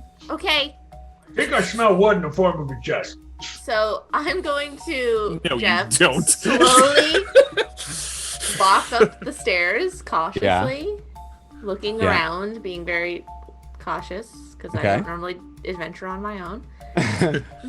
Roll me a perception check. Oh, you God. have advantage. We have a +5. Advantage from Track X, TRAKX, Ooh. +5. Okay. And you didn't get the -5 to your skill, right? Okay. +5. So that's fine. We don't need to talk about the fact that it's a nat 1. Woof. Okay, so you believe So it's a yourself to 9. be. You Just see a nothing. 9. You see nothing. You recognize nothing. The room seems quiet, and you seem to be completely alone. In fact, through here, you don't see, or you can't even hear your friends anymore. It is eerily quiet, save for the bubbling of lava behind your head. Oh gosh. Fahima, do you mind sending Meep in there? So Lily dies. Of course. So I'm walking up towards that chest, Jeff, just so you know. I don't know how long that would take. Yeah, no, it wouldn't take long at all. You can walk right over to it. You're sending Meep through this hole as well? Mm-hmm. Yeah. Right, so Meep is now through the hole, and Fahima, you can see sort of the vague shapes of this room. And Fahima, Lily, you can walk up to the chest unimpeded. Okay. And when Fahima, I get in your head, you see the shape of a chest, and you see this sort of vague outline of a small gnomish woman standing in front of it. Fahima's eyes widen, and she doesn't say a word. All right. Clever Since you girl. are alone, Lily, Oh, I'm sorry. join me in the secret room. Jeff is gonna cast Protective Shroud. All right. So you are looking at this chest. It is right there before you. Okay. Well, I guess I'll just open this up. All right. And as you pry open the lid of the chest, just a you little. look inside, and it is mostly empty, except in the corner, there seems to be sitting there at the bottom of this trunk a ring. And it is beautiful. It's sort of golden, and it has this big sort of red, garish red gem on it. Okay. Again, Lily suspiciously looks around because she's not used to treasure chests, and she like puts her hand in to see if anything happens and like pulls it out. Yeah, there doesn't seem to be any danger in reaching into the chest, although you have not actually checked it for traps, but you reached your hand in and nothing happened. Okay. So I'm gonna open it fully and then like touch the ring. And you feel a sort of vibration on, not an actual, like it's sitting there vibrating, but just an energy that when you touch it certainly gives you the feeling that this is a powerful item. Okay, I'm gonna try holding the ring. All right, you pick it up out of the bottom of this chest. It's just sitting in the bottom of this chest, sort of by itself, and you pick it up and you hold it.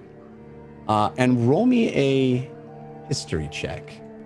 You have advantage from. That's pretty good. Thank you. Thank you.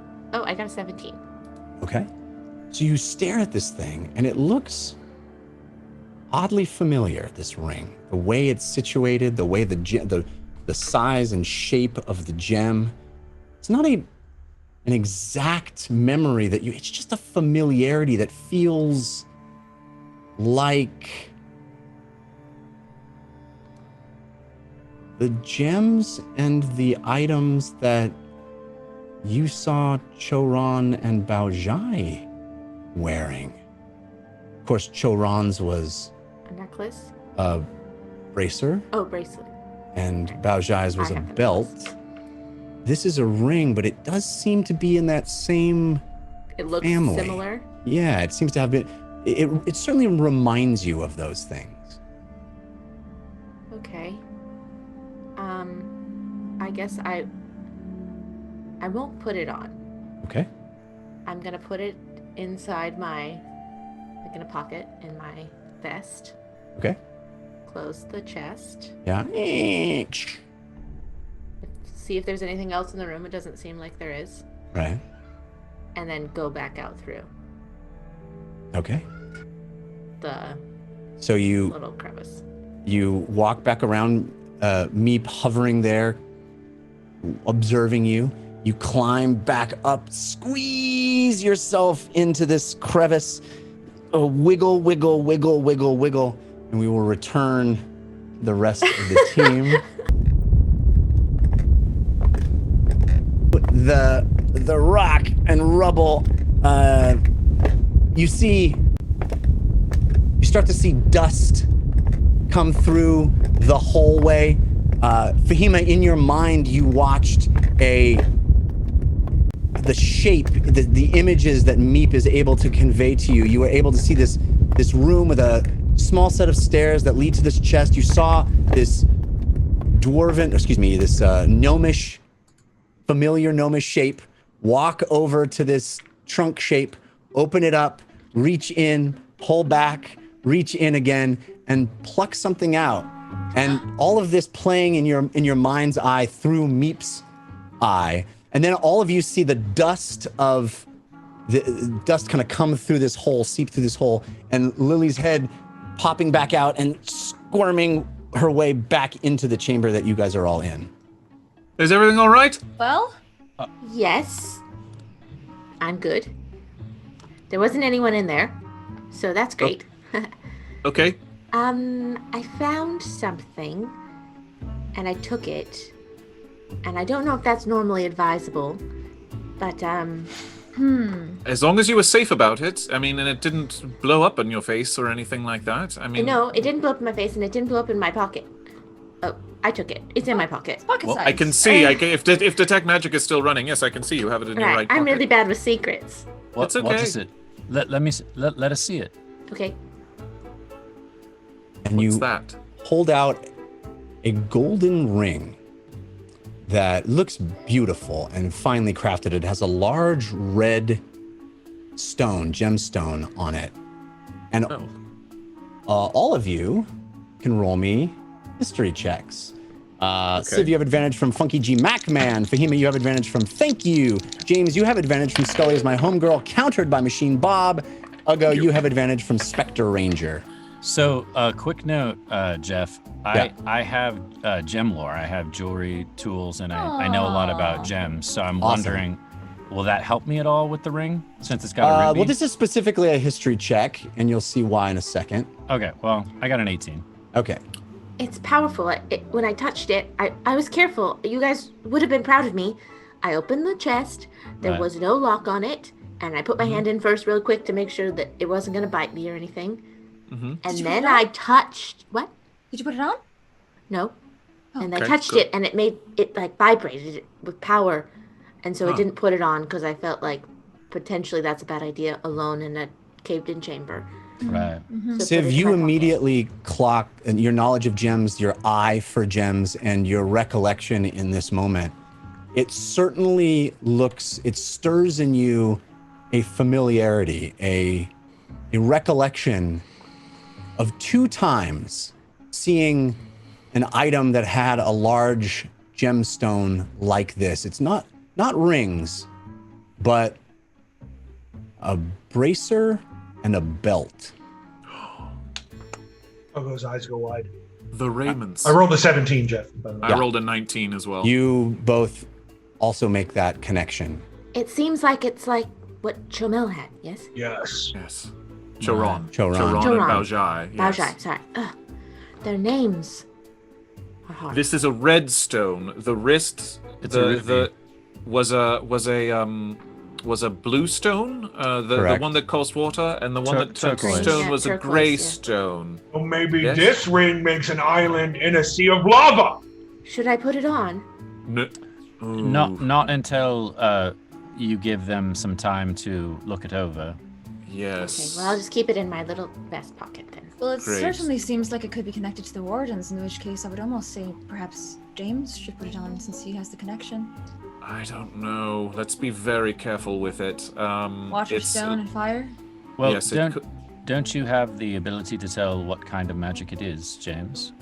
I mean, yes. Could cast Is it- Identify? We could cast Identify as well on it. Yes. James, you notice it has the aura of evocation. Evocation! Yes. It's gonna make fire. It's gonna cause fire. It's yes. That is an explosive It's school a fire of magic. ring? Possibly. Well, that could Well, come I mean, handy. and that makes sense. I mean, the two other raiments that we saw, I mean, literally turned Baojai to stone and turned an entire island into This a could be waterfall palace. right. This could be a very valuable weapon against the Ashen Mage. Yes, we should identify it soon. I'll cast Identify as a spell Okay. slot, and I'll just spend Yeah. 1 minute doing that. Great. All right. Shouldn't be toyed with, though. Certainly. So instead of ritual casting, Behema, you place your hand down quickly and you touch the arcane energies very fast and immediately make a connection with this item, and a flood of information hits your brain. It is clear that this is a very powerful item indeed. It is an exploding ring. It requires attunement. It is a volatile ring festooned with large, deep orange and red gemstone that seems unstable. As an action, the wearer who is attuned with it may strike this stone on a surface or on an enemy and cast fireball centered on themselves. If attuned, you do not take damage from this casting of the spell. Whoa. But you cannot use this ability again until you complete a long rest. If you ever take more than 20 damage while wearing this ring, roll a d6. On a 6, the effect goes off. Whoa. Wait, I'm sorry. What was the last part? I don't understand that. If you take more than 20 damage while wearing the ring, you roll a Right. d6. If it hits Yeah. a 6, it explodes. Right. In a single hit, or Oh, the overall? ring explodes. Correct. Well, no, Ew. the effect goes off. It doesn't Correct. It explode creates a like fireball. yes. It creates a fireball centered on you. Basically, like the damage you took forced it to go off, like because it is volatile, as he says. Correct. Jeff, clarification: is it 20 damage overall, or 20 damage in a single? If you take more than source? 20 damage while wearing the ring in any single attack. In a single I attack. see. Single I attack. thought from the fireball that was centered. That's why I was confused. No, no, Okay. you take no Whoa. damage Got it. from the fireball. Got it. If you're attuned Okay. with the ring, you take no damage from the fireball. And if you take, while wearing the ring, if you take more than 20 damage in a single hit, you roll a d6. If you get a 6, it explodes, whether you like it or not. Okay. I kind of think Mr. Sneaky should have it. Okay. Okay. Lots of information here. What is it? This is quite dangerous. Useful, but dangerous. As Should I most keep it things in my are. vest pocket? No. If you get hurt while wearing this ring, it can have major repercussions. This can cast fireball if you strike it upon a surface, which is very handy. It doesn't do any damage to you, but if you get hurt, But the fireball goes off, right? well, That's if correct. you take a lot of damage. Yeah, it's possible that it could explode if you get hit a lot. If you get Are you still immune you from still that won't. damage? you are Yes, still you're immune s- from the damage, but it expends its charge for the day, and you are unable to control when it happens. I feel So like you Civ. won't get hurt, but everyone else will, who's around you. So I don't Right. really know. How what to do long with does this. it take to get used to a magical item like this? day? Attune is A long short rest? a Short short rest. rest. Yeah. It's a Well, short what- rest where you can do nothing other than focus on the item. Why don't we Right. put it in the bag of holding for now so it doesn't go off accidentally? And then the next time we take a short rest, we can decide what we're going to do with it. Okay. Sounds good. All right. So the more damage, so the more that people hit you, the more likely it is to go off. Well, yes, Yes, because although it's But then probably you not. want people to hit you then, because if they hit you, they're gonna get unless fireballed your all the friend, time. but unless your friends are next to you, no, and it can only go off once a day. So if I put it on you, then if I'm near you and you're protecting me, you could also Yeah. hurt me. Yeah, that's Yes. the problem. So It's so probably maybe not- Although, Item for you, Uggo. what? No. That sounds like perfect. you're the Just one like- who wants us to be by you all the time. Yeah, but your fireball is not as big as my spirits. Jeff, is that sort of a cheat code where if it goes off once per long rest, if we do it purposefully, then it can't be accidentally? No, Weird. no, it can still be accidentally if you take. Oh dang. Yeah. Okay. Okay. Well, still. But I mean, yeah. But I mean, if you do it, you can take it off. You can take it off after you've done it Yeah. if you want. And put it in the bag of holding. Yeah. Yeah. Okay. Yes. Okay. Someone Well- who takes Yes. damage a lot should take that. So Civ or me or even James. James takes a lot of damage sometimes. Yes, Well- but Civ is also by himself, like off ahead, which is a good idea. For now, we know what it does. Thank you, Fahima, for doing Yeah. that. That was Excellent. very awesome. Think of the intimidation tactic No, with that. You gonna hit me? You gonna hit me? I'm thinking about it. Strike home! Mhm. Shall we? And Yeah, I I think we should gesture. keep moving. For So All sure. right, we you can- guys moved back out through the way you came and down the stairs. Is that correct? There's no way Yes, forward. let's go at this back to point. that other large broom closet. Yes. All right, so you progress back through those doors, through the chambers, past the aqueducts on your right-hand side, down the stairs, and out back into the larger chamber where there is a big, more austere oaken door ahead of you. Any magic showing up 30 feet behind it? 30 feet? No. Okay. Shall we listen to the door then, or Yes. try to peek in? Yes. Still hot. Who is listening? I mean, it's such a big door, multiple people could do it. All of us. Some of us still have +5s on our perception check. I can Yeah. do it. I do too. James, except for I you have have minus advantage 5. from Z-Man 9018 as well. Great. But you have not. We have -5 on our next skill check. Also, I used that already because that went off for me. we also got a 24. potato for a Rosacan. I haven't been saying that. Six. It's been sitting there for a while. A potato! Thank you, Rosacan. Wow. Team Force of Good, 79% of the way to their next Wow. card. I'm going to take 20 out a bow and Go knock an arrow while he's listening. All right, so you lean into the door. You said 26? 26. Yeah. Yeah, you definitely get real still and you listen. There doesn't seem to be anything coming from the other side of that door. Okay. Go ahead and crack it. All right. Give it a little push. All right, so as you open the door, again, it gives easily to your hand. You push it open, these large oaken doors, and there is a long passageway with two arches ahead of you. On the left and on the right are two more sets of stairs. Past two arches is another large oaken door ahead of you, and these aqueducts that have been throughout this chamber continue above your head quite a ways, heat radiating from them, lava moving through them. Can Does Neith that- fit in those aqueducts? Sure. She's immune to fire. Yeah. Oh. Would that mean she's immune to lava? I don't think she could move through lava. It would be very, very difficult to move through Like her molten swimming. rock. It's sort of moving, she could- though, right? Yeah, she could try to rest on top of it or something. I don't think you could like go down into the lava like the Thakwa can. There, I can't they sail her burrow. through like a sewer system and check out. You could the try to put her entire- on top and see if she can sort of, sling her way through. If you want to try that, that's It certainly might something be she hard could for try. her to- But it's not like she could like dive under the lava. No. Might Got be it. hard for her to get back. Is there a 2 above that door? The far door? There is.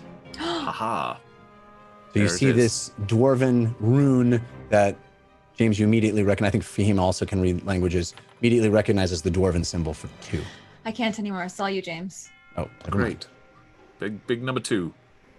So, Jeff, I'm gonna do typical scouting thing, and I'm gonna make sure that the room's clear. So I'm gonna stealth from post to post, just searching this immediate open area that we're in to make sure that there's no one else in here with us. Yeah, do an investigation check. You have advantage from Henda 001. I'm not searching for anything specific. So is it investigation or perception? If you want to do perception, that's fine too. Okay. Henda 001 gives you advantage though. I'm at a -5 anyways, so. Okay. Natural 20. -5 with advantage. Hey! Yeah, you are very certain. You do a thorough scouting of this room. You're very certain that there doesn't seem to be anything moving or alive in here. Map room decided you did a flip as well, and Sure, why not? There doesn't seem Casual to be flip. any cause for immediate alarm in this room. Clear. Okay. Jeff, Should we- Ugo's going to go up to the left door and listen at the door. The stairway Up to the the left stairs. door. Is that right? Yes. Yeah. Okay, so roll me a perception check at that door. You have advantage from Storm of Blades. Have you used your +5 yet? I have not. Are we still on the doubles thing, or is that over? Because That's over. That was last It's episode. over. Yeah. 500 Oh, gold. right. Yeah. Rolled a 13 plus a 9, so 22. Yeah, you listen in and you don't hear anything moving through that door as far as you can tell. Does the handle work? The handle works. I'll crack the door and open it. All right, so what you see is what is clearly a workplace, a room that seems to have been built and designed for doing blacksmithing, to doing, very intense work on, there's a kind of a small sink there almost, a stone sink that has lava that is being carried by these aqueducts. It empties into this basin, really a stone basin, where bubbling lava sits. There is a workbench and table. There are a number of tools that seem to have been abandoned here or left here. None of them particularly impressive. They are very much blacksmithing tools, but this clearly seems to be a work place for that kind of work. Is there anything on the desk? There's a book on the desk. There are a couple of 3 barrels in the corner. There's a book on the desk, and there is a cabinet on the back wall of that room. There's also a couple of iron ingots cast sort of just strewn on the floor. Ugo grabs the book. Yeah. And tosses it out the door. And then, I can't read that. Somebody should read that. And then I'll go get it. He immediately goes to the ingots and picks up the ingots and puts them in his bag. All right, a couple of iron ingots. Add them to your inventory. They seem to be normal, as far as you can tell. Normal, big iron ingots. What's up there, Ugo? It looks like dwarves made weapons in here. Okay. Except there's no weapons in here, so maybe other things made of metal that you use hammers with. Fahima will grab James's hand and come on. Yes. Yeah. There's some barrels. I got some ingots, iron. Cool. Is the book in Dwarvish, Jeff? The book is in Dwarvish, and you open it, and it is clear that this is a sort of a log, and there are a number of dates and materials that have been acquired. It looks like very much a workplace log for checking in materials. The thing that is so striking is all of the dates are well before the War of Ideas. This is an ancient book that dates back longer than 300 years ago. Fascinating. You should hang on to this and bring it to Yeah. Douglas. Oh, yes. We'll Looking in the cabinets. Yes, What's that? I'll go? I'm gonna start looking in the cabinets. Okay. You walk over to the cabinet and you pull the first open, and there are a couple of what you immediately recognize as ornamental weapons. They're creations that really aren't meant to be wielded, but that are meant to be hung on a wall or used as decor. They're beautiful. They're exquisite. You haven't seen stuff like this ever, really. It is the workmanship, the craftsmanship is stunning, but clearly not meant for battle. These are ornamental. You open the Works of art. works of art. Yes, well said. You move to the second cabinet and you open that up, and there, sitting, hung on the back of this cabinet wall with brackets, is a heater shield. You know what a heater looks like, Yeah, everybody? a war heater, yeah. Yeah, it is a shield that it has a pointed bottom, and it kind of comes up, kind of comes up rounded and comes to a point at the top as well, almost in like a triangle shape, but rounded. Does it have symbols on it? It has dwarven runes all up and down it. It is not ornamental. This looks like a shield that is used in battle. This looks like an incredibly well-crafted shield that one would use in a fight. Yeah, I'll pull it down and it's a shield. You'll by immediately yourself in that recognize it. See you at the door, I figured. It's like, hey, there's a shield in here. Yeah, and as you pull it I think down, Guggo's talking to himself. as you pull it down, James, do you have divine magic still running? Detect magic. Still Excuse me, running, yes. detect magic. I'll have joined him up at the door by this point. I think we all would go up there. It at is this a point, magical. It is a magical shield. Whoa. Yeah, Uggo, that shield is magical as well. What's this? What's it say? Yeah. What do the runes say on the front? Are they words? Yes, it says. Hang on. It says Wow. to absorb, to protect. To absorb. To Absorb protect. elements. Possibly. What kind of magic does it have on it, James? Always the I guess best we're gonna question. do this. Should have known you guys were gonna do this to me every time. Well, if it's Yeah, elemental. abjuration. Abjuration. Yes, it's protective. It's a shield. That makes sense.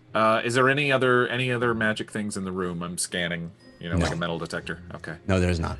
I'm looking around for a crossbow. No, I you take don't. that as a no. Not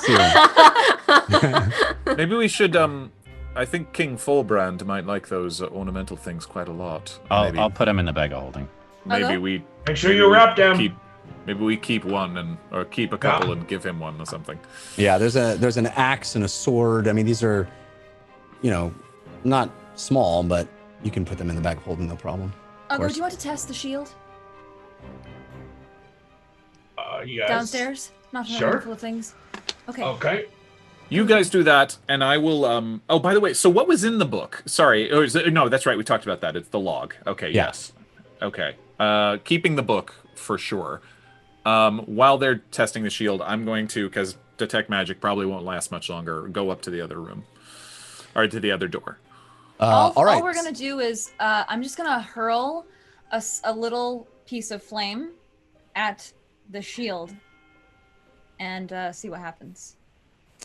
So you are casting what exactly? You're just producing flame? Produce flame, the least damaging flame spell that I have, just to pop it on there, see what happens. 4th level fireball. I take out the ring and I cast it on myself. You see fire. You concentrate fire, erupts from your hand. You toss it gently at the shield, and it hits and reacts as it would to any normal metal shield. But it is clear that this is a magic item. To absorb, to protect. Okay. You might. You could try striking it with something. Throw a rock. Careful. Okay. You used a fireball, and that didn't seem to hurt too much. Is Uggo still holding the shield up? Yeah, I figured Yes. we were down Okay, there. I'm gonna throw the dagger at it. And it goes clang and it hits the ground. Huh. That kind of surprised me, but it works. It's a shield. Okay. I also Excellent. think that you guys would be seasoned enough at this point to know that when things require attunement, they True. they don't display any magical qualities if they are Oh, not I missed attuned. that part. That there was a Good point. Good point. You don't know that about this thing, but that would be something that you Right. would know. Right. Got it. Jeff, are there either thick mitts or tongs to move or wield something that would be excruciatingly hot to move or wield otherwise? No mitts, but there are tongs, yes. I will take one pair of tongs. Okay. Good idea. I will, Uggo, you should see if they have any more light hammers over there, and I'm checking the door to the right. You mean you want to listen at it or just open it? I'll start by listening, yes. Okay, roll me a perception check. You have advantage from angels, from demons. Just Wait, open it. Just walk right in. When James I mean, I might as well because I rolled a 1 and a 2. Yeah, you hear nothing. You are not. So you do you're kind of you do a walking listen. Yeah, you're distracted by the shenanigans happening below, where people are throwing things at the shield. Are there hammers in there, James? No, in the other, were there ones in the, I mean, there were smithing tools in the other room. Maybe they were. Are you opening the door and walking in? Yes, I am. Okay, so it is a similar room. This one, again, another workbench. It is almost the mirror of the room on the other side. Another basin with flowing lava being fed by these aqueducts or lava ducts, I guess is a more appropriate term. Yeah. There is a cabinet at the back of the room, at the north wall of the room. Another book on the back table, barrels, etc. I'll go to the book. Is it another log? It is indeed. It is a similar log, different dates, different materials listed, but a very similar kind of. Are these materials like they were things forged for people or things forged for? No, it's more like receiving ingots, things coming in and out, tool requests. It's a very workaday, sort of mundane listing of what seems to be a workplace. They're TPS reports. Right. James? Okay. Yes. Accountant's office. What were they working on, or what were they moving around right before the end? Excellent idea. I'll turn to the last pages that with entries in the log and see what I While can he's see. doing this, I'm also looking in this room for a crossbow. There seems to okay. There's no crossbow so far. Okay. Just popping open these barrels, hoping to put a crossbow in the barrels. Crossbow? Yeah. There is. It's a crossbow barrel. Hey, look at that. The last entry, the last several entries seem to be all exporting, all getting things leaving, writing out the release, moving things out of this place quite quickly. And there's a flurry of entries right at the end where things are all being taken out and removed. It's as if they knew that this place was going to be shut off. Yes, shut down. they knew. Is there Literally, a name? as you open the cabinet, you see a dagger inside. Is my detect magic popping off on I'll anything take it. else? Sure is. Excellent. I'll that's grab magical. it. Oh, It's fine. I assume. does it feel bad? Does it feel bad? Or does it feel like the ring, It is glowing in the same way for you, James, that the other magical items have been glowing, indicating that it has been crafted to have magical properties. I already grabbed it, so I guess. Yeah, it doesn't hurt you to hold it, but it certainly seems impressive. It is this beautiful dagger that it almost has in its hilt like a tooth, a long tooth. Oh. like a tooth to a creature? Certainly seems that way, yeah. How large of a creature? Quite large. That's a big tooth. Is it a dragon's Have you ever tooth? seen that tooth before?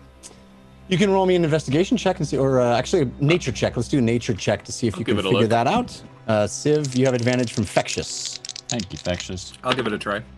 Nat 20. Nat 20. Hey, never mind. Go Wow. ahead. I know my treasure. I'm like, that's a ruby. That's magical. That's magical. You don't even have to tell me, James. That's a dragon's tooth. It's Dragon's a tooth. Tooth. What is it, Ziv? A dragon's tooth. Is it? Remember when we saw the gold dragon and then we saw that chrono dragon? Yeah. Oh yeah. Looks like their teeth. Sadly, Never I'll going to never forget forget that. the chrono dragon. Or either, really. In fact, Doesn't Jeff, does it look like the tooth would belong to a certain type of dragon? Can I tell that much with a nat 20? No, you can't. okay. It looks. I mean, with a nat 20, you would be able to go. My goodness, there are very few creatures that would have a tooth that large, and it certainly seems like a dragon tooth. I don't think beyond that, it's kind of hard to tell. It looks like the dwarves got one of them teeth from the dragons they were riding. I guess I'll just put this in my belt. Well, hold on. If it's magical and it needs to be attuned, we should put it in the bag with everything else. Wrap it up. Yeah. In case Why are we hiding all of our magical items? In case it goes off. We don't know what any of these things do, right? That's right. Well, we know what the ring does. Could also be a dagger of exploding. You never know. Right. Or it could be possessed with a demon inside of it or whatever. I mean, Better we don't safe know. than sorry with magical items. He's right. You can have it back, my dear. I'm just putting it in the bag. Okay. Unless you want to try stabbing Uggo with it, which I don't recommend. It's fine. I'll put it in the bag. Why did you stab you with it? I don't know. Sometimes I think it's Because I knew that was going to make you angry, my friend, and I like to tease you. Is there another cabinet in this room, Jeff? There is not. Okay. What were you saying, Fahima? I'm sorry. Lily, I say if you want to keep it out, keep it out. I think it's wise, of course, to be a bit safe than sorry, but all the men want to put all the magical items in the bag. Risks can pay off. Well, I didn't say that. I want to keep the shield out and use it. Is the shield in the bag? I'm not a man, though. I'm in work, so I guess that makes sense. No. I think if you want to wear it, wear it. Well, it's fine. We'll put it in the bag, and then at the short rest, we'll divvy out all the magical items. Sounds good. All right, what are we Got a doing lot next? of identifying to do towards the big door. Here, Sam, take this. Study sash on our short All right. rest. I would like to put the shield and the dagger inside of the bag for now. Great. Okay, so you do so. The magical bag of holding, of course, doesn't look any larger, but is certainly full of items at this point. The bubbling basin of lava and the aqueduct, the lava duct of flowing magma bubble and churn as you guys leave this room, head down the stairs. You make a right down this hallway under these beautiful archways that seem to guide you down this hall. Again, all of this exquisite craftsmanship, this beautiful etched stone, these incredible lava ducts along the either side of you on the upper left and upper right, many, many feet above your head. And you get to this door marked with the dwarven rune number 2. Detect magic is probably nearing its end, so I will step close to the door, and I was a little worried last time. Ghostly gaze to see what there is to see through the door before we All open right. it. So are you casting that as an as a No, it's ritual? just an ability. No, yeah, it's no ritual. It's not actually a spell. It's one of my invocations that I get to do once per short rest. I concentrate on it for a minute. Okay, so you concentrate on the wall in front of you, and it turns ghostly to your perception. You can see through it as if through an apparition, and you peer through this door, and there's a lot to see there. There is an enormous vat of lava seemingly fed by these aqueducts above. There are numerous workplaces on either side, and in the center of the room, kneeling and looking broken almost, is a golem. And that's where we're going to go to intermission. Okay. Right. Oh!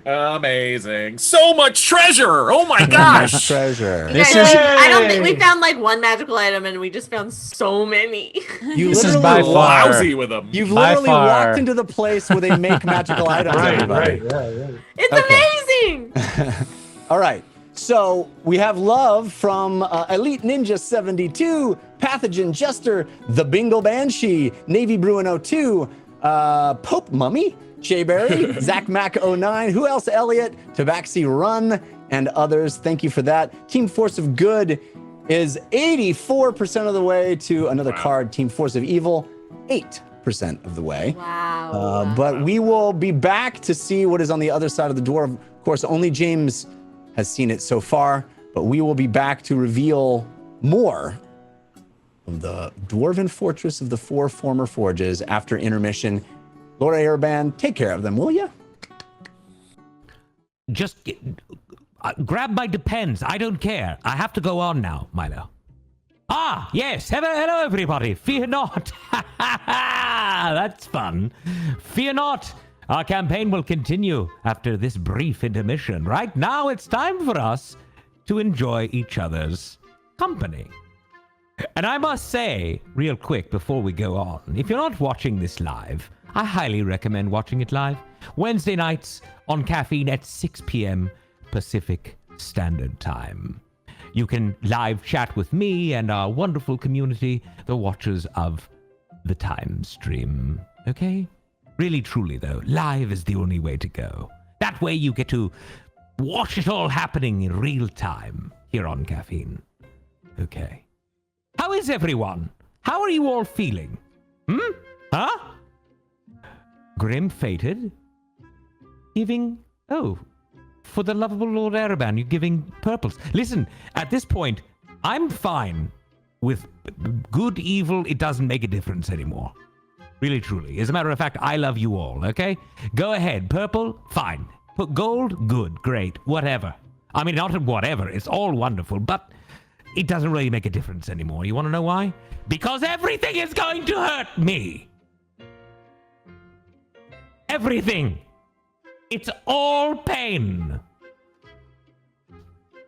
Okay? That's the real deal. All of it.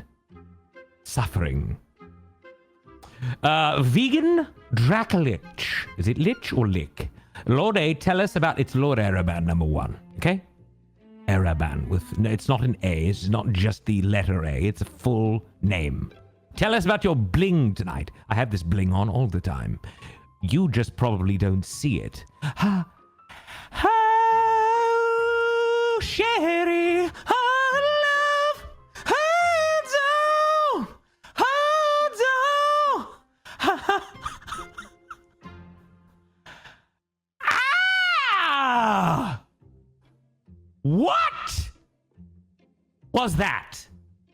And how did... Milo, where am I? Milo, come in here. What just happened? No. What happened? What time? What day is it?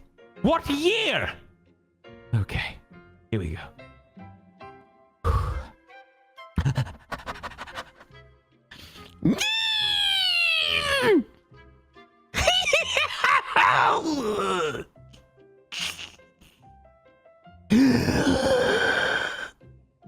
Oh, boy. Let me try to describe the feeling. Okay. So let's imagine you took a syringe, okay? Full of sun blistering hot lava. Then took said syringe and stuck it directly into my thigh and pressed play. That's how that felt. Now, I hope I don't get your name wrong, since you don't like the way people pronounce your name normally. Is it Rozican? I'm so sorry if I got it wrong. Please just be nice if you respond. Okay, Rozican, yes. Do me a favor and never, ever give one of those again. Do you understand?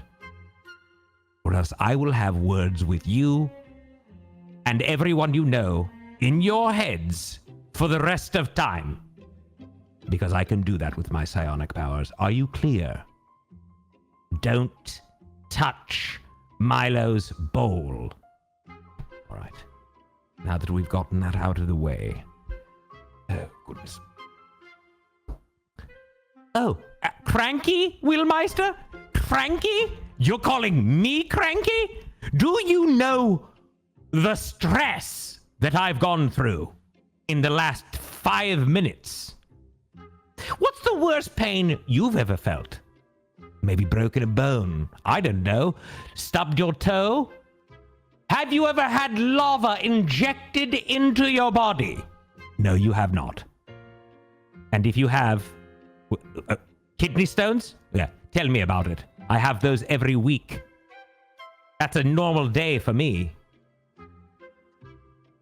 Oh, goodness. Actually, no, they are pretty bad, Woolmeister. You should not eat a lot of nuts. Anything with lots of oxalates is no good. We could go into all the details. Do you really want to stay away from those? Also, sodas and Red Bulls. Don't drink those. I mean, really don't. If you don't want. And I think, is dairy a problem? I don't know. Whatever. Just kidney stones. You're right. They're bad, but they're not quite like what I've dealt with. How old is Milo? Says Brandy. I don't really know. I think he's been around for about 12, 13 years. At least as long as I've known him for that long. He's been my minion that long. Otherwise, I really don't know. He could be 40 years old. 50. I mean, I don't know. He acts like a child, but we're not really sure what's going on there. Okay. Lily Dumblestuck fan. I love all of you, my TTR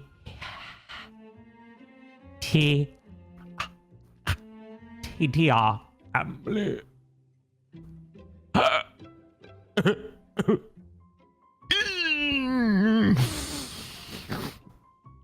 Dewey.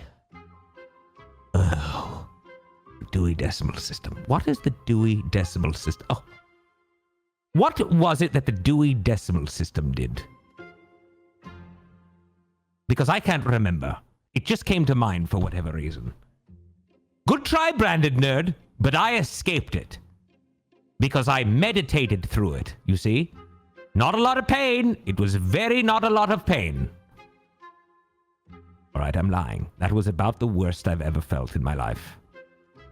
Holy macaroni. That one was actually worse than Rosakin's.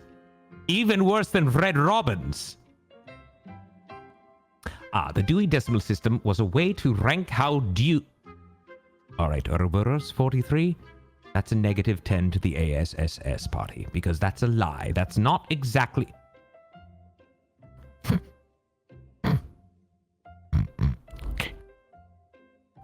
Milo! Milo, can you do me a favor? Get some ice water! Ah! Chili cheese fries. Ooh. Oh, yes. Yeah. It's almost actually quite pleasant if I really look at it in a different manner. Yeah. Okay. You're fine, Ereban. You're a lord, Ereban. Remember that. Never let them convince you otherwise. Okay. Focus. There we go. Fear not, Watchers. Our campaign will continue after this brief intermission. Oh, wait, we've already done that. I can't even... everything hurts.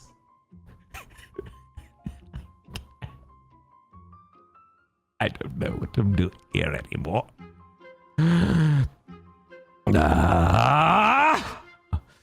Okay, here we go. I've got to... Okay, you know what? Stop. Everyone relax. Stop chatting, stop talking, stop typing. Because I want to tell you something very important. I want to tell you all about the things we have in store for you here at the Dungeon Run. Okay. Here we go. As you probably know by now, we've reimagined the Force cards and the back, as you have seen. Here is how it works. Oh, Rosakin, that is very sweet. So you give to the cast and crew a yellow potato, which is delicious, buttery, and soft.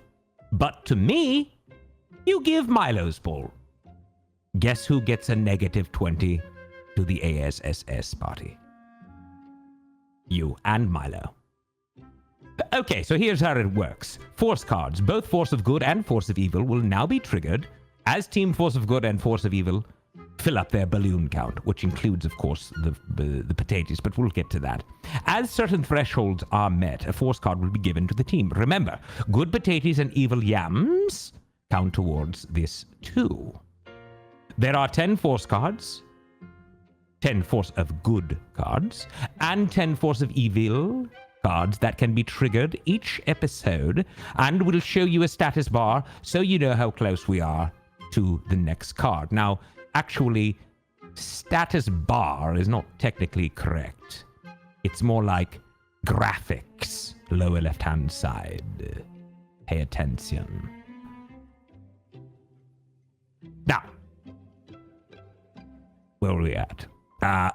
Yes. And this is wonderful because the cards get more powerful as we go on, as they get unlocked. So, the more the merrier. And you know what else this means? I've said this before, I want you to say it again. I want you to start submitting your force cards again. Like, really submit a lot, okay?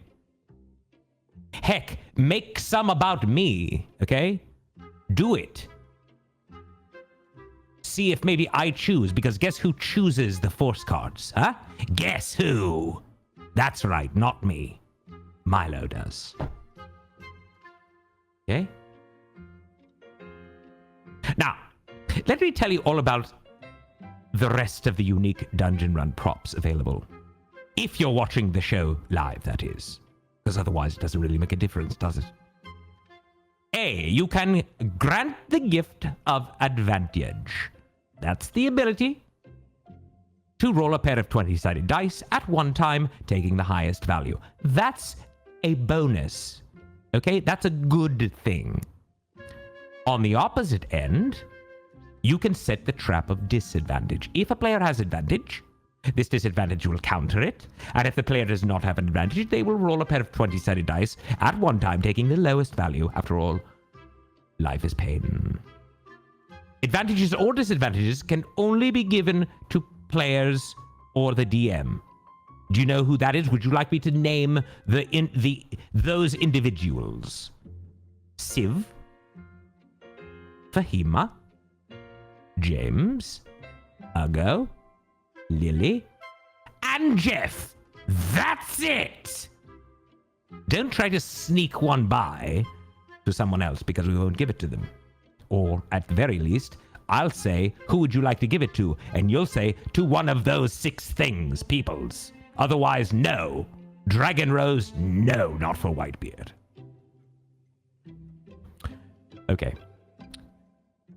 And, of course, if given to the DM, Jeff will use them in the order that they are received. They cannot be given to a specific NPC, only to Jeff. Good? Good. If you try to break that rule, bad. And of course, there's Show Love. That's our celebratory item. Send love to the team whenever you want. It's the balloons.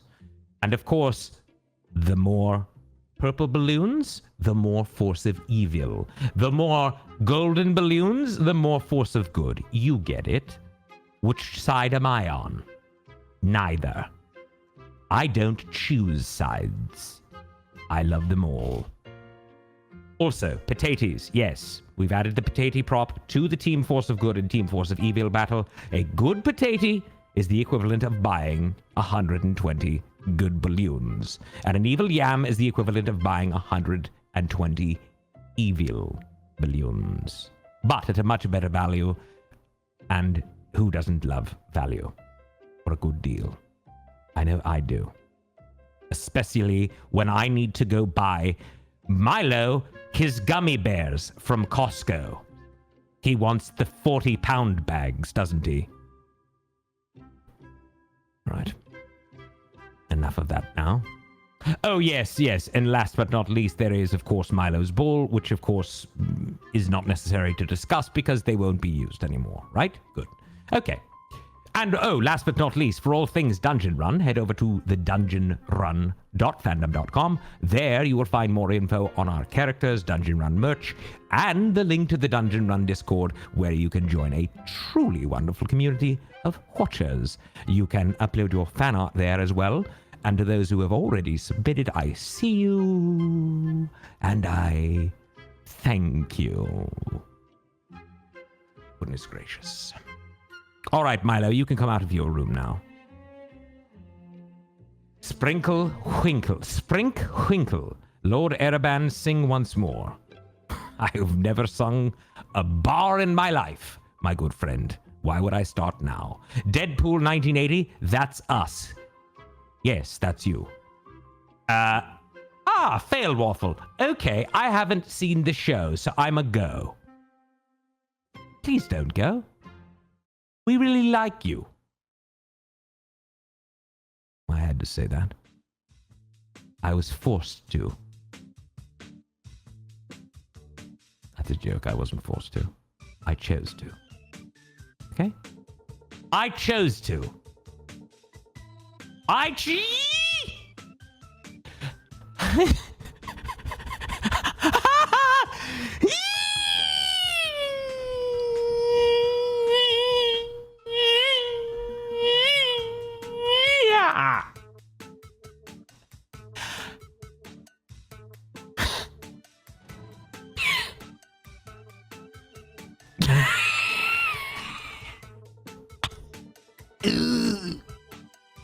Right, 1 second.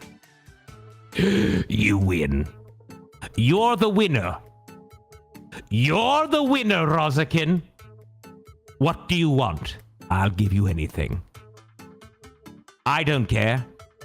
Take it. Gold? Billions of dollars? Take them. I don't even want them. Just do not do that again, my goodness. Oh.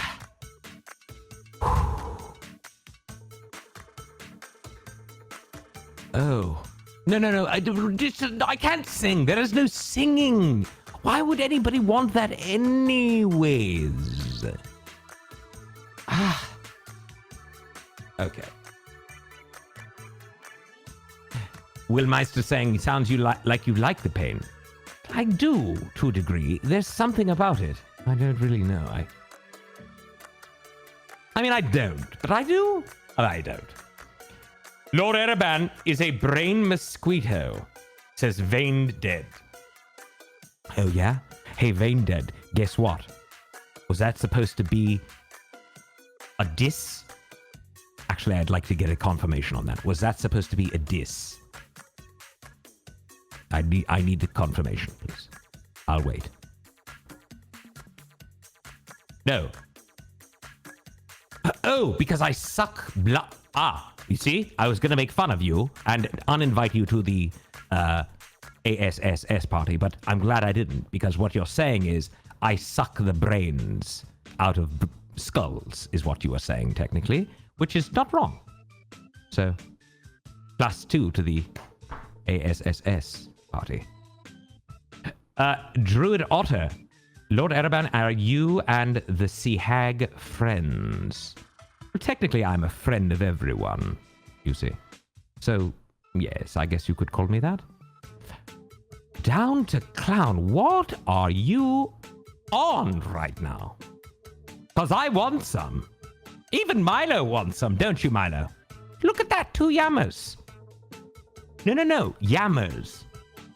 Milo, look over here! Stop it! He's playing his toys. Okay. All right. Enough of that. Down to Clown, very, very generous of you. Really, truly. As a matter of fact, I will just say, you are certainly, by a long shot, I believe, the top contributor to the Team Force of Evil side. You are the most evil. Okay? Let's go with that, shall we? And with that, Angel Devilson, thank you so much. This is very generous of you, especially from all the pain that I've gone through. With that, I would like to bring us to the close here of this intermission. And before I say my good knights. Oh, Falstar. What is Oh, that was very... Look at this, all of the potatoes. Happening at once. This is great. Thank you so much. I did want to thank everyone who shared the show. If you haven't, I ask you to please do so. Because really, this show needs to be shared. And if you don't agree, maybe you shouldn't be here. I'm just kidding. Stick around. Hashtag the dungeon run, okay? Tell a friend to tell a friend to tell a friend. Come on. More the merrier. Or is it the more the merrier? You got it. Just tell someone. Remember, as we move forward, I'll be joining you in your social conversation around the game. But for now, it's time to rejoin Jeff and our adventurers. You know, I think I heard Araban make noises that I've never heard him make before, which is saying something because he's made some noises. You know what I mean? Yeah. We also got so many things. We got a potato from Rosaken again. Thank you, Rosaken. Out of nowhere. I don't recognize this name, but it is a name that will be forever linked to this episode for sure. Thank you, Rosaken. Very generous. Also, down to clown with 2 yams. 2 yams. Oh my goodness. 2 yams. 2 yams. We also have balloons from Smite is Right, Red Robin, Bacon Chef Tommy, J-Rock. Oh, I love a bacon chef. Chef Tommy. J-Rock. Wow. Shayberry, Persephone. Where's my D20? Honor Sphinx, Skies Geek, and more. Thank you. Another potato from Fallstar. Whoa. Oh, wow. That means that we have unlocked a Force of Good card, ladies and gentlemen. Is that 3 today? I believe that's I think 3. this is number 3. Yeah, I think so. Yeah. Ooh, they're getting better. Force What of is Good it? card being unlocked right now. This one was submitted by Air Force Demon 420. It is called Feast of the Damned. During the next short rest, the team cooks the last thing it killed, regardless of what it was, over a spit. Each person in the party may partake, gaining 2d6 healing without expending hit dice. Nice. That could be in like addition to your hit dice or whatever, but you have to eat whatever it is the last thing that you killed. Additional 2d6. If the last fight would it have been that The golem. Either the golem or the Thakwa, which is even more disgusting. Yeah. Hard golem. I should tell you that Team Force of Evil is 80% of the way to their next card. So close. Team Force of Good, 63% of the way to their next card. So, by the way, top contributor to Evil, down to Clown, was there any doubt? And top contributor to Good, Rosaken. Out of nowhere, Rosaken. You know why thank you. Rosaken's dropping so many potatoes? What is that? Because Rosa can't. Yeah. Rosaken. Yep. Moving on. Doing good. Hey, all right. not every No, pun is let's great. deconstruct this. Let's really talk about this. So we return to our game, and James, you have this image of the room beyond, a vat of molten lava that seems to be in this massive metal container connected to the lava ducts, the aqueduct filled with lava that are running along the ceiling area of all of these hallways and chambers as you've moved through this incredible fortress. And it is a large workspace that seems to have a kneeling golem in the center of it. But no apparent immediate danger. The golem looks deactivated for the moment. That's correct, yes. But so did the last one, and that didn't make it any less dangerous. Correct. Okay. All right, I'm relaying all of this to everyone. Well, we should make a plan before we go in there, yes? I assume, I mean, there's just a lot of workstations. Yes, maybe there's something similar to the last one where we have to step on something or touch something to activate the special part of the room. I don't know.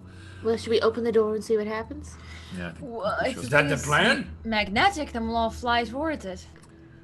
Well, we had to step in, right? Necessarily a bad thing. Well, no, we didn't have to step in. It's just we had to get within a certain distance. There was a Right. distance. Right. But And this room since- doesn't seem as deep as the last one. Right. It's much closer. Okay. All right. I'm Go a ahead. little concerned. I think it might be good if we at least fan out and maybe cling to the walls in case something Did you- happens. Digit can only tie a pull 10 rope? pounds. So, yes, yeah. Ferdinand could open the door. I'm not sure his Ferdinand's not very strong, is he? I think he can open a door. Open the door? Yes. They're big oaken doors, but I don't think it would be a problem. No. Yeah. I'll go opens the doors. Okay. Oh. So as you open these big oaken doors, again, austere, beautiful metalwork Backing up, inlaid backing in up. them, and you see the room exactly as was described by James. There is this massive golem kneeling in front of this incredible vat that seems to have two giant gears on either side of it. Workstations on the left and right hand side of the room with work tables. There are containers of ingots, these bins full of ingots next to each workstation. There is a barrel of water. There are tongs, broken rock strewn around as well. And of course, this very formidable golem on its knees, still kind of stuck on the ground, a shattered sword to its left, a hammer to its right. That's a big boy. Is anyone metal feeling tense? No. Well, No. this looks like it's made of stone. Yes. The golem? Yeah. No, it is also metal. Oh. Jeff, the hammer, what is that made of? That looks like it's made of stone. Interesting. That's a big hammer. Go get it. I'll go. Wait. Well, she wants me to go. I'm gonna go. I'm gonna go get it. And I'll James, go. you That didn't. giant vat right there that Yeah. looks kind of precarious and is on gears is full of lava. So just be aware of that, and it can turn and fall on you or any of us. James, did Okay. you sense anything? Any See magic? runes? My magic is gone, and the detect magic ran out. I could cast it again, but right now I'm just seeing through things. Jeff, and- Uggo walks up to the mall, looking at the golem as he goes by it, Okay. and he slowly, as he's looking at the golem, not even looking at the hammer, just looking at the golem, and Yeah. tries to pick up the hammer. All right. As you reach down to pick up this massive stone hammer, you realize that it is quite large. It's larger than the two-handed maul that you wield yourself. Yeah. And as you reach down to grab it, looking at this thing, you put your hand on it and you try to pull, and its eyes turn red. Oh no! Its hand grabs the hammer. Oh no!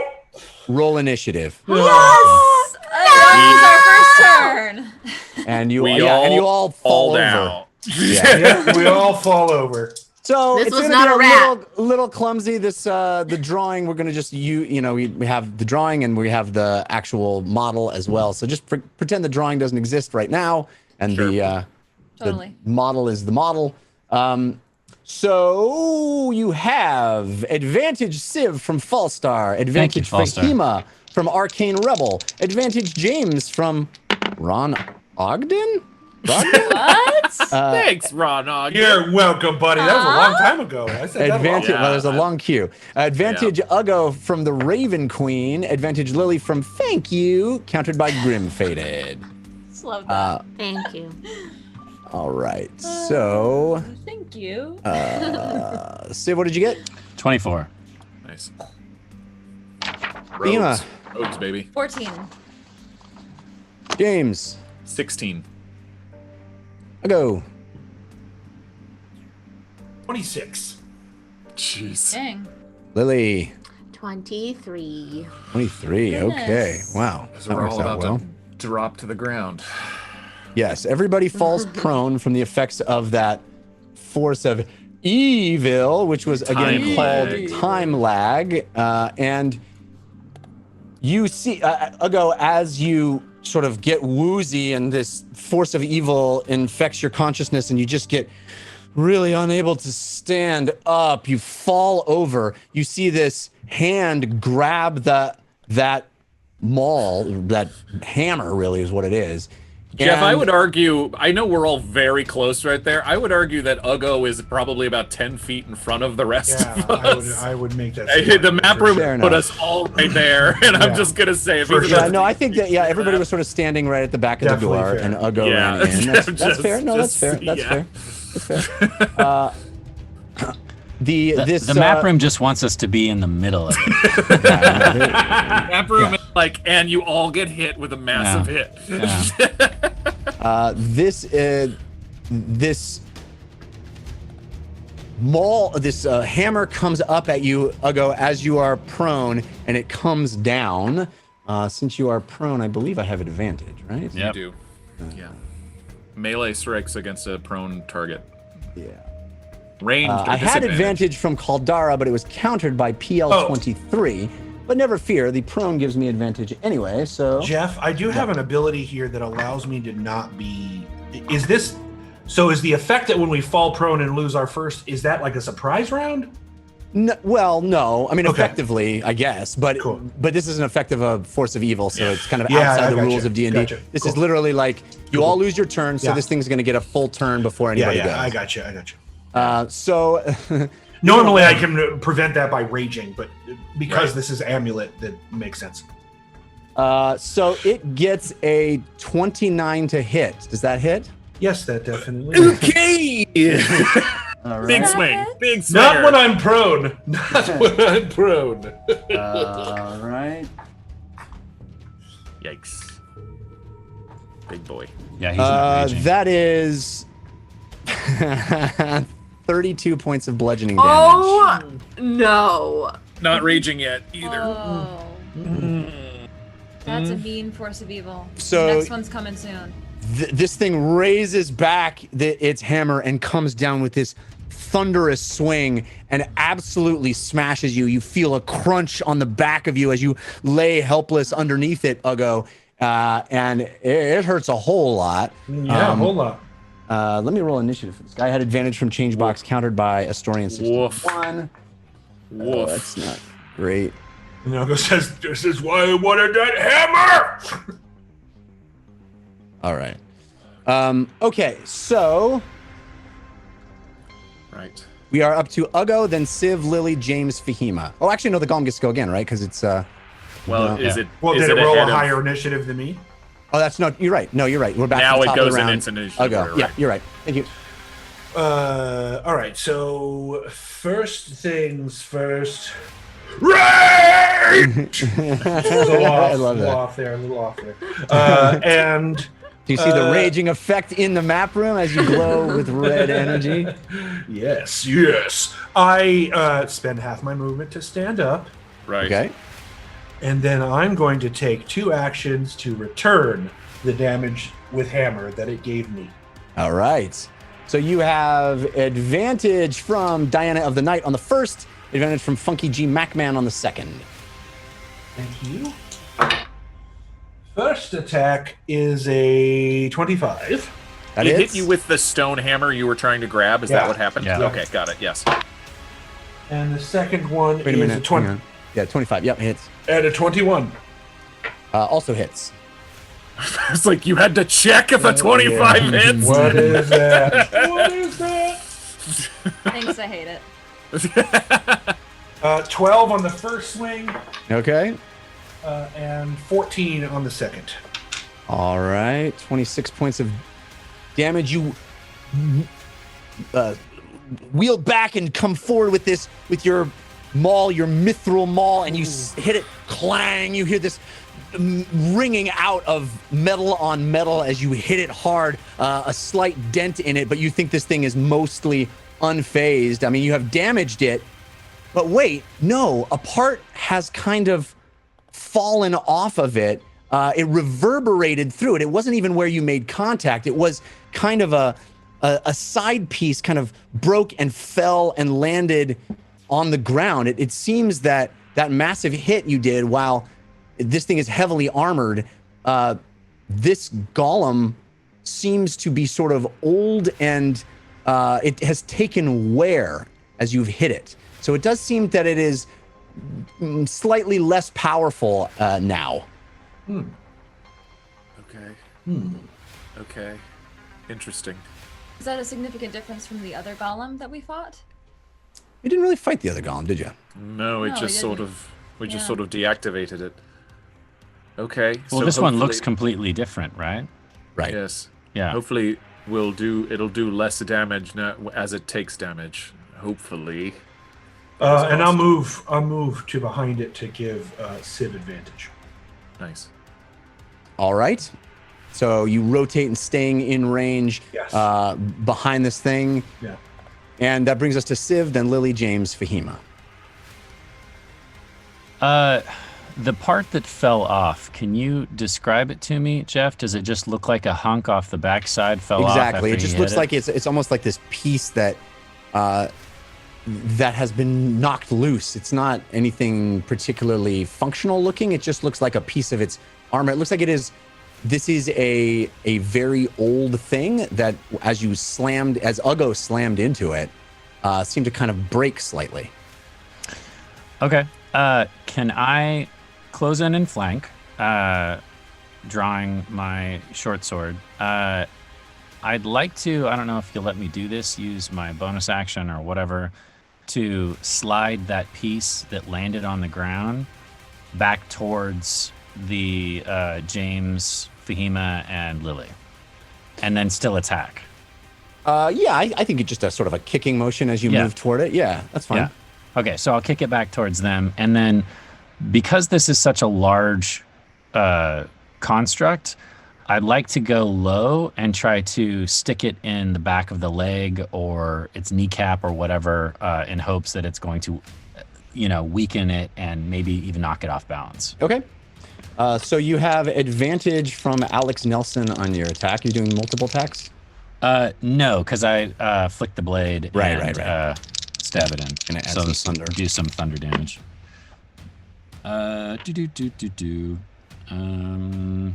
That would be a 24. 24 hits. Okay.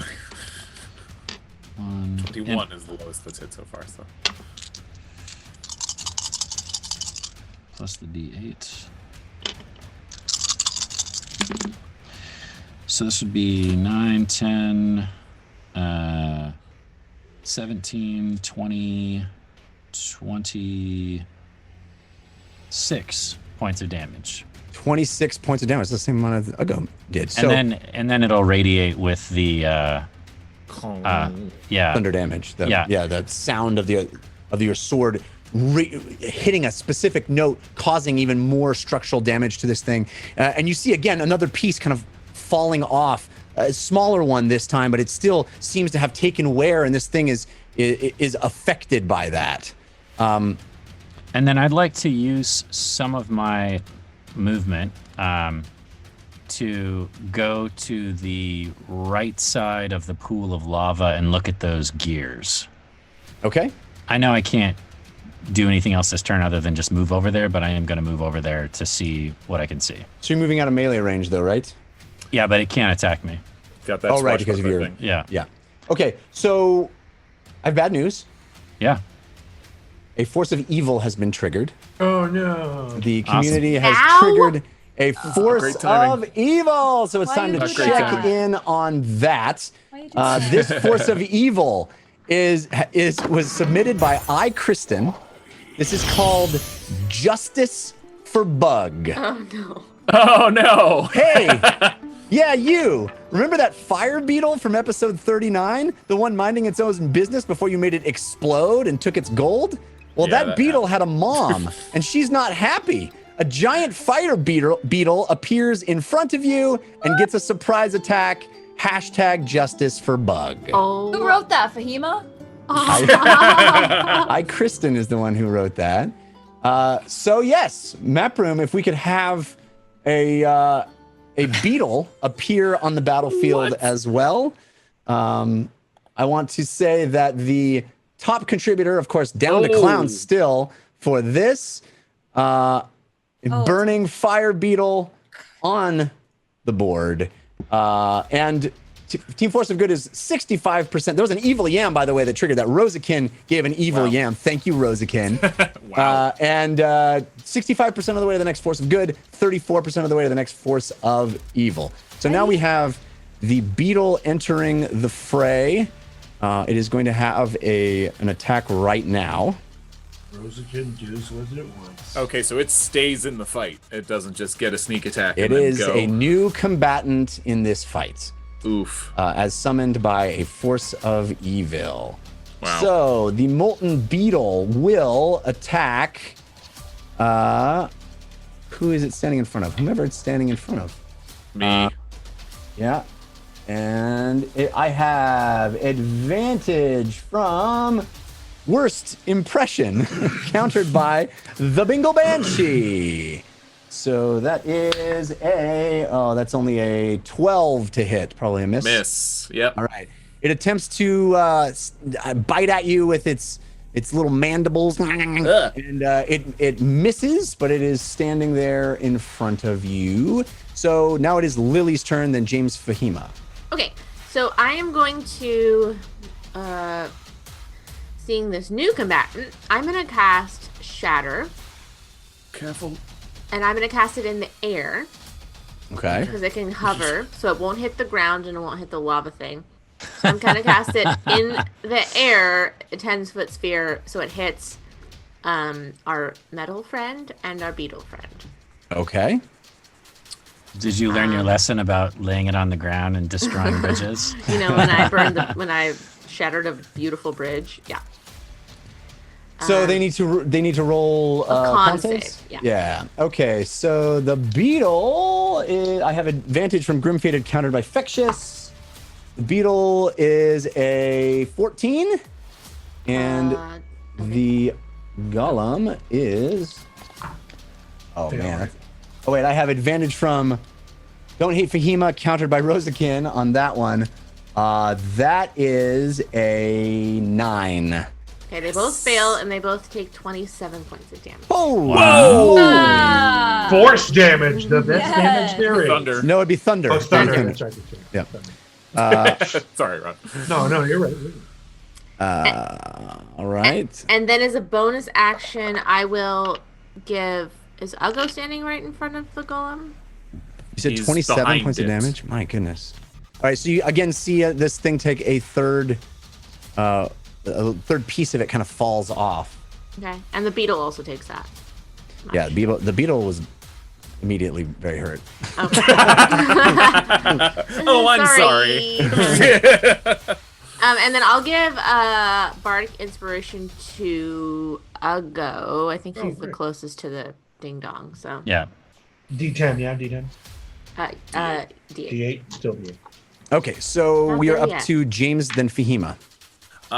Ghostly Gaze is still running. I don't think it would even take an action. Do I see something in the chest of the golem similar to the last one? You do not Okay. see something in the chest. Do I see anything like basically? I mean, it's not. I describe don't want to to me roll how a perception, but Ghostly Gaze, I can see through solid objects up to 30 feet for a minute. I since it casted right before we walked into this room, You definitely there doesn't seem to be anything in the chest. Mm-hmm. This time you definitely see a similar kind of shape of an ore in the head. Got it. Uggo, the ore is in the head with this one, and I'm in melee with the beetle. Yeah. It's right on top of me. So then I'm going to shocking grasp the beetle. Well, first I'm going to bring myself to standing, and then shocking grasp the beetle. Okay. Yes. So you have to roll a hit, right? Yes, I do. You have advantage from El Gigantu. Oh, El Gantantu? I'm sure I messed that up. Pardon me, El That felt Gantantu. flawless to me. Thank you. That's an 18 to hit. On the beetle, On right? the beetle, yes. that hits. Okay. All right. It's only 6 points of lightning damage. All right.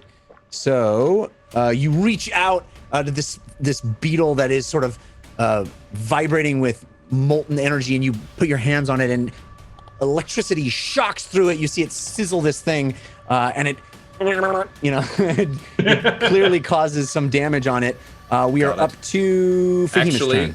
Actually, it with the rest of my movement, because I use 15 to stand up, it loses its reaction with my shocking grasp. Okay. So I'm going to use the rest of my movement to strafe 15 feet to my left, please, Mapper. All right, so you'll end up right in front of that sort of the table there. Perfect. Great. All right, and we are up to Fahima's turn. I was going to cast Magic Missile into the beetle, and I rolled my damage. It's 11 force. 11.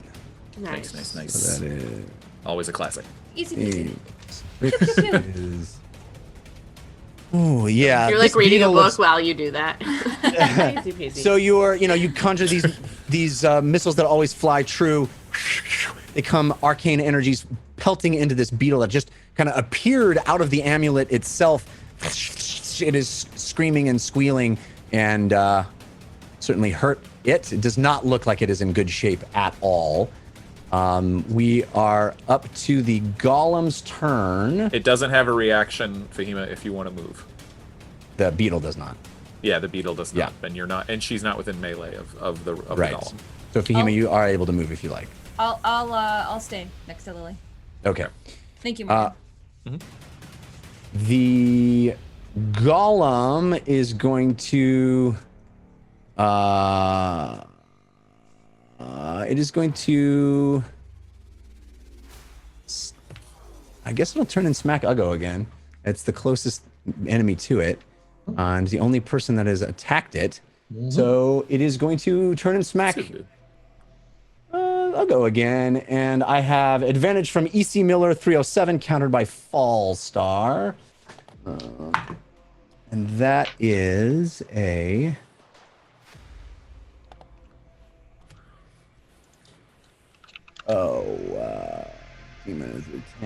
15 to hit. With no, that misses. All right. With your lava hide, it with misses. my lava hide, that misses. Yeah. All right. Yeah. So it swings this incredibly large hammer at you, and it goes just ricocheting right off the lava hide armor itself. And you look at it, and it has got red glowing embers in its eyes. It seems to be aware of everyone around it. Next up is Uggo. Hearing James say it's in the head, Uggo is going to move 10 feet diagonal, keeping in the range of the golem. And if I move 10 feet, then I should be able to high jump 8 feet. Okay. I want to grab on the back of it, so use my grapple to grab on the back of it. All and right. climb to its shoulders. And use my second grapple, because I get 2 if I take the attack action, and try to pry its head off. Well, let's see if you can grapple it originally, though. We'll do a contest of strength. You have advantage from Fall Star. I don't have anything. And we'll see our contest. Oh, you have so much, Jeff. That's have You have so much, friend. You have a loving family. You have I got a 22. 22. None of that matters here, Morgan. Whoa, that great. I got a 20. Oh, wait a minute. Hang on. No, it takes 2. It has 3 points of wear, which means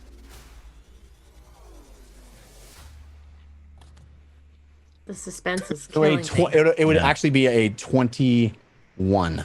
Actually, Oh, not 22. just I be. got a 20. Ah, okay, sorry. Wow, those are two okay. strong babies. Yeah. Yes, they are 2 strong babies. So you leap up and try to grab on this thing, and it pushes you off, and you kind of slide back down. It's behind it. All right, I'm gonna try again. I get 2 with a grapple. I get 2 grapples, so I'm just gonna try it again. All right, so you Go have another 10 feet the other way and try again. advantage from Corn Unicorn on this one. Come on, buddy. I Ride rolled that Bronco. really well. So did I. I got a 24. 26. Oh! So these 2 behemoths Wow. of strength, it throws you off with its, these metallic iron arms pushing and struggling you, and you don't take no for an answer. You leap back up and grab on and straddle its head as you vertically leap up behind it. This time it can't seem to get purchase on your legs or your torso to pull you off. You are kind of on its shoulders like chicken fights. Well, I have a bonus action. So technically, that's it. Yeah, I don't have any more bonus actions because I've already raged. So.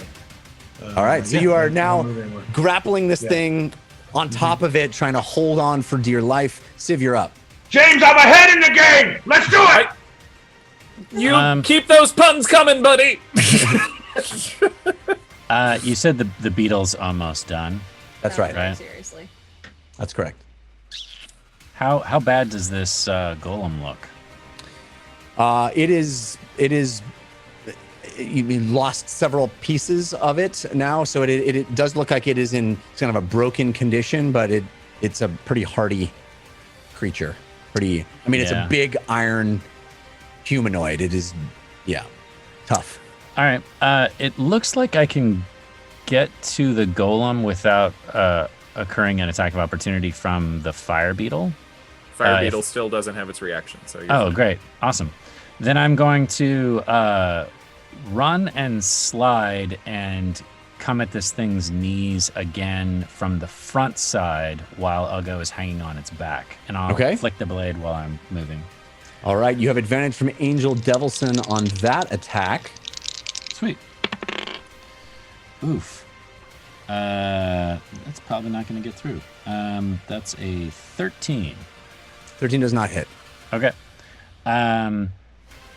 And then I'd like to keep moving and come around to the west side of the burning pit of lava, the big giant bowl, whatever you want to call it, vat. Thank you. Yeah.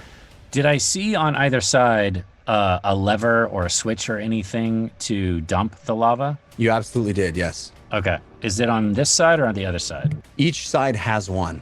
Okay. It looks like quite a large device. Okay. Mark in your face. Be careful. I do turn to probably James because he's right there and say, I could dump this lava on it. And that's my turn. All right. So we are up to the beetle's turn. Beetle's still alive, and it is going to move toward Lily and attack her. It moves forward, skittering, and it rolls. It has got. That is a 16 to hit. That hits. And so it does. That is 5 points of bludgeoning damage and 8 points of fire damage. Yikes. Ouch. I'm going to use my reaction to reduce one of those by 7, Lily. Okay, so I'll take the 5 points of bludgeoning damage, and then I'll take 1 point of fire damage. Yeah, fire damage. Is that what you said? Yep, that completes the Beetle's turn. It is standing in front of Lily, and we are up to Lily's turn, and then James Fahima. Okay, so this is the mom of the beetle that we killed. Mm-hmm. Seemingly, yes. Do we know According to that? the force of evil, yes. do they bear a striking resemblance? They do indeed bear a striking resemblance. Did the beetle that we only a few questions? Did the beetle that we put down? Did it make any noises? Make any noises? Yeah, or like have a voice? It didn't sing or anything. No, it wasn't. I mean, it made skittering beetle noises. It wasn't John Ringo or. I mean, did it like have like distinct noises that it made when we were like fighting with it? Don't kill me. Does it want to hold your hand? I'm sorry. Have you ever been to Liverpool? What are you trying to discern? I'm confused. Like, okay, so here's what I'm gonna do. This is the mom beetle. So what Lily's gonna do, regardless of if it makes noises or not, is she's gonna do a minor illusion of the baby beetle. Okay? And if it inspects it, it doesn't hold up to inspection. But I'm gonna make an illusion of the baby beetle crawling into the other room. Okay. Okay. I thought you were gonna do something mean to the baby to make it. No. So distracted. the baby beetle is gonna look at and communicate. This is what I'm saying. Like communicate, like hi mom, and then like go to the other room, and I want to see if this little. So you create an illusion that looks like the other beetle that you faced outside at the entranceway of the complete with its little gold nugget. Yeah, and you make it crawl out that south exit that you guys entered through, right? Yeah. Okay. God. All right. So that happens. You create a facsimile of this creature, and it turns. It looks back at its mother, and it saunters out through the open door. Gold. Yeah, with the gold. Yeah. So my intention with that is that the mom would follow it. Right. Well, it's not the mom's turn, but yes, Right. The mom definitely saw that happen. And then is the mom distracted enough that I could move out of range? Well, it still doesn't have its reaction. Oh no, it went. Sorry, it does have its reaction. Yeah. I'm gonna attempt. I think it would still. Yeah, if it sees back you leaving, away. it's probably going to still attack you. That's fine. I'll let it attack me. All right, so it's going to use its reaction to attack you, and that is that's a hit. That's 23, and it's going to do another. Oh boy, 9 points of bludgeoning. Whoa. 6 points of fire. Oh. Ouch. Okay. Ouch, mom. All right, so where did you move to, Lily? So I'm gonna move kind of towards. Even though I'm getting hurt, I'm gonna pull the dagger that Civ gave me and move towards like I'm gonna kill the baby beetle. All right. Well, no wonder she would attack you if you left her. Yeah, but I'm trying to get her out of there. I like how Lily is just creating a 3-act play. James, your turn. I don't want to ruin this. Let's just let Lily go again. I'm just gonna. I'm gonna hold We my all Okay. stop and like, See what what? Lily does. Focus on the golem. Okay, got it. I'm like, ooh. I will. Oh gosh. How high is this? How high is this anvil that I'm next to? It is about waist high to you. Okay. Civ, I don't think you should do that yet. Let's not introduce that into this situation if we don't have to quite yet. And I'll circle around the anvil, kind of keeping it between me and the golem. Would I get I can get clear shots on it, even though Ugo's grappled with it, right? Yes? Yeah, I think it's quite large enough. I mean, Ugo is on its shoulder, so you can aim low. Okay, 2 Eldritch Blasts at the golem. All right, you have advantage from Funky G Macman on the first, and advantage from Confusing Wookiee on the second. Look, Lily, finally I'm writing someone else. Instead of you having to write me all the time. Cool. This is what it feels like. Okay. 22 to hit and an 18 to hit. Okay, they both hit. Great. I like that. Jeez. Crap on damage. 11 points of force damage. 11. Yeah. Okay, so your Eldritch Blasts come out of your hand in purple arcane swirls just like that in the map room. They go pelting into this thing. And yes, again, another piece falls off of it, clonk, onto the ground. You see this thing, it is lots of wear and tear at this point, exposed sections of its interior. It is strange. There's hollow sections. There's sections that are just sort of solid stone, solid metal. But it is falling apart in front of you as you damage it. Got it. Keep going, Ugo. Well, I'm gonna rip his heads off.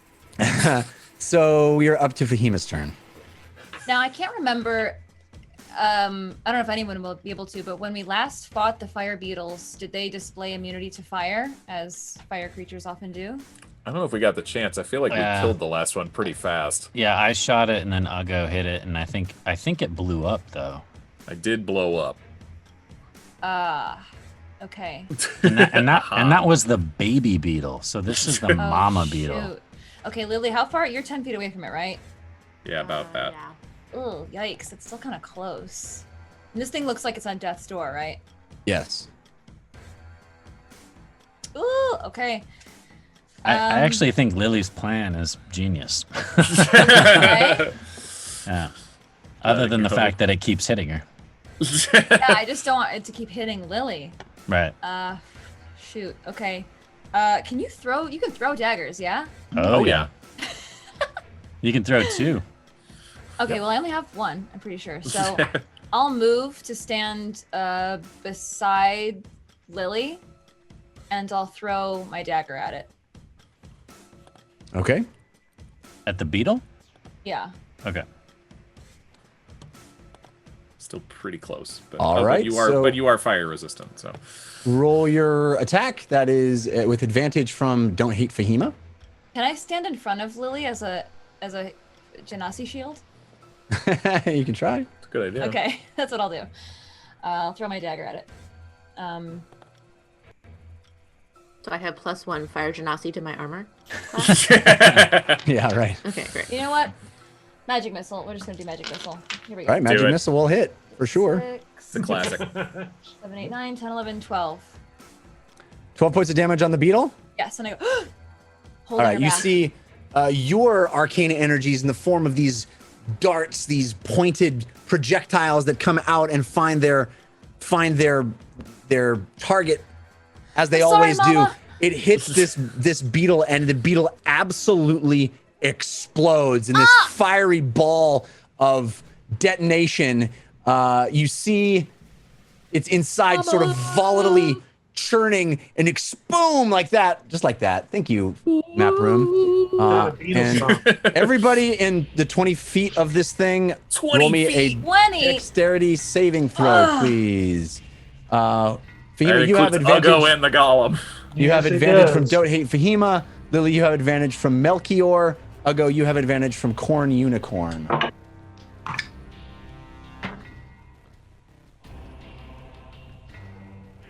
Is the golem immune to fire, or does it take it too? It, as the flames and the explosion radiate out, you see this golem stand in it, fire reflecting off of its metallic surface, its eyes still burning ember. It seems completely unfazed by this burning fire engulfing it and Ugo on it. Pretty. So this is a Probably. dex saving throw? This is a dex saving throw. Yep. Okay. 18. Oh, Okay. I got an 18 jinx. Pinch poke, Yomiko. 18, and what was Jinx. yours, Jinx, we Fahima? both save. 17. 18. All right. Oh, 17. 17. Oh. That was such an emotional roller coaster just now. Probably. was. Probably So still gonna do half of half 15 damage. would be 7 points of damage. Each of you take 7 points of fire damage, although Fahima, you take It only takes 3. 3. Nice. And did I effectively shield Lily? No. There was an explosion that engulfed all of you, so it wouldn't. I mean, if there Covered had her been like a a mama projectile, bear. I appreciate the effort, but it was Emotionally, I feel less damage. a 20-foot radius of explosion. All right, so the Still very impressive. Well done. yes, good job. Looked great. The beetle is no more. It explodes in a Wherever that thing came from. yeah. But we are up to the golem's turn, and the golem is going to, as Ugo is on its back, it's rotating its arms back and forth, looking for some way to smack you, Ugo, and it just turns and looks at the 3 of you. Let me see, where are you guys standing? Ugo. It goes on its back. No, Ugo's on his back. So Fahima, Lily, and James, you're 5, 10, 15 away. It opens its mouth, and you see this like jaw kind of distend, and all of a sudden it targets 3 of you with a blast of elemental energy. Whoa. And so we got, where is it? Nasty. 3 ranged attacks. The first is to Lily. Oh, that's a natural 20. That's not good. The second is to Fahima, that is a 22. The next is to James, and that is a 18. Wow. In Tropic Ward, you get it at disadvantage. I'm gonna die. No, you're not. That I is don't have- another 18. It was through, yeah. Dang. It rolled a nat 20 on me. Yeah. I'm at less than half my hit points. Oh gosh. Okay. So, Already used my out of my. I've already used my Just reaction. FYI, it was lovely adventuring with you. Oh, stop it. You can heal got all these yourself healing and get potions. double. Yeah, and you also got that healing. I potion. can if I'm unconscious. Lily, you take 4 points of fire damage Okay. and 7 points of cold damage. Okay. What? Oh no, I'm sorry. That's 4 and 7. That I have to do double dice. Sorry. So that's 22. yeah, 8 and 4. 14. Do you guys see this Yeah. map right now? Yes. Yeah. Wow. Lasers. How much do I take total? Sorry. 22. Freaking laser beams. Fahima, you take 2 points of fire damage and 5 points of cold damage, and So just 6 total. you take 6 points of fire damage and 9 points of cold damage. It's 15 total on me. We're gonna be Ouch. using them greater healing potions, ladies. Yeah. All right, so that is the golem's turn. We are up to Ugo. Whoa. All right, so I'm going to attempt to use my grapple to grab this thing's head now Yep. and twist it all the way around. Okay. And then if I'm successful in that, the second grapple will be to try to rip it off the body. All right, roll me 2 strength checks. You have advantage from Goofus McDorkle on the first and advantage from Falstar on the second. Thank you, Goofus and Falster. The first one is a 21. All right, so you reach down and you grab this iron head and you use all of your orcish might to twist it, and it has just spewed this elemental blast out of its face, and you turn it and you hear a grinding of metal on metal as it turns. You won't the way around. hurt my family! Ron, The did second- you Name of use the your Candle Queen! Ron, did you use your -5 to your skill check? I didn't have one because I got it right. Oh right, thank goodness. My Thank second goodness. grapple check is a 22. All right, so I was gonna say the DC on the first is 15, the DC on the second is 20. So you you turn this thing's head all the way around.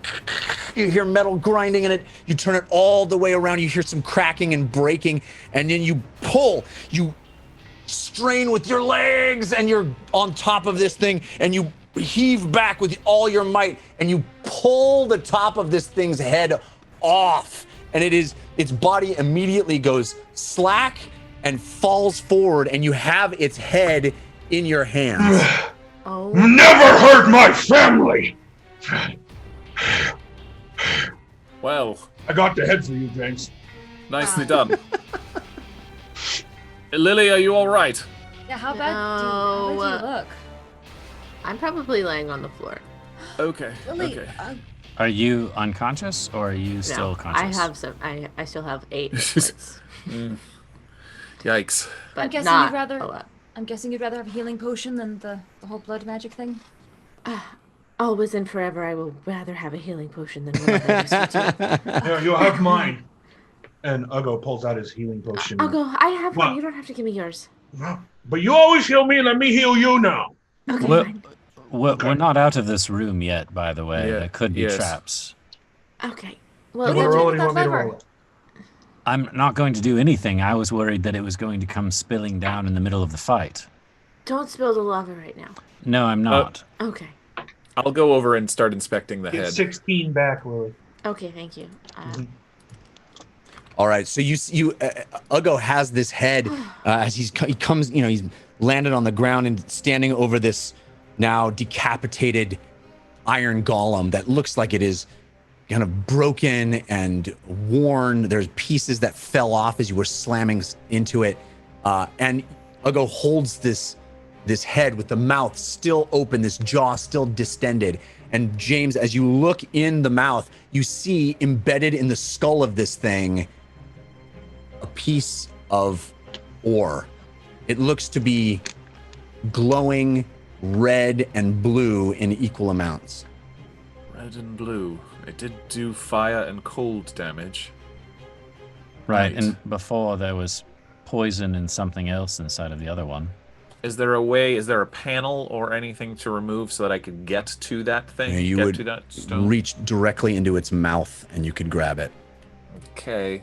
You want to do? Hold on. Hang on. I have a good answer for this, and I will Okay. use digit. I will use digit to reach in and pull Yeah, out. so you manifest your mage hand, that purple creature kind of emerges out of your body and it's hovering in the air, purple, translucent, eerie, Get that- and it goes phone, into would the you? mouth of this thing, and it plucks out this strange ore, kind of baseball size, and it is swirling and kind of reflective a bit, and it is dark black with traces of red and blue kind of woven through it.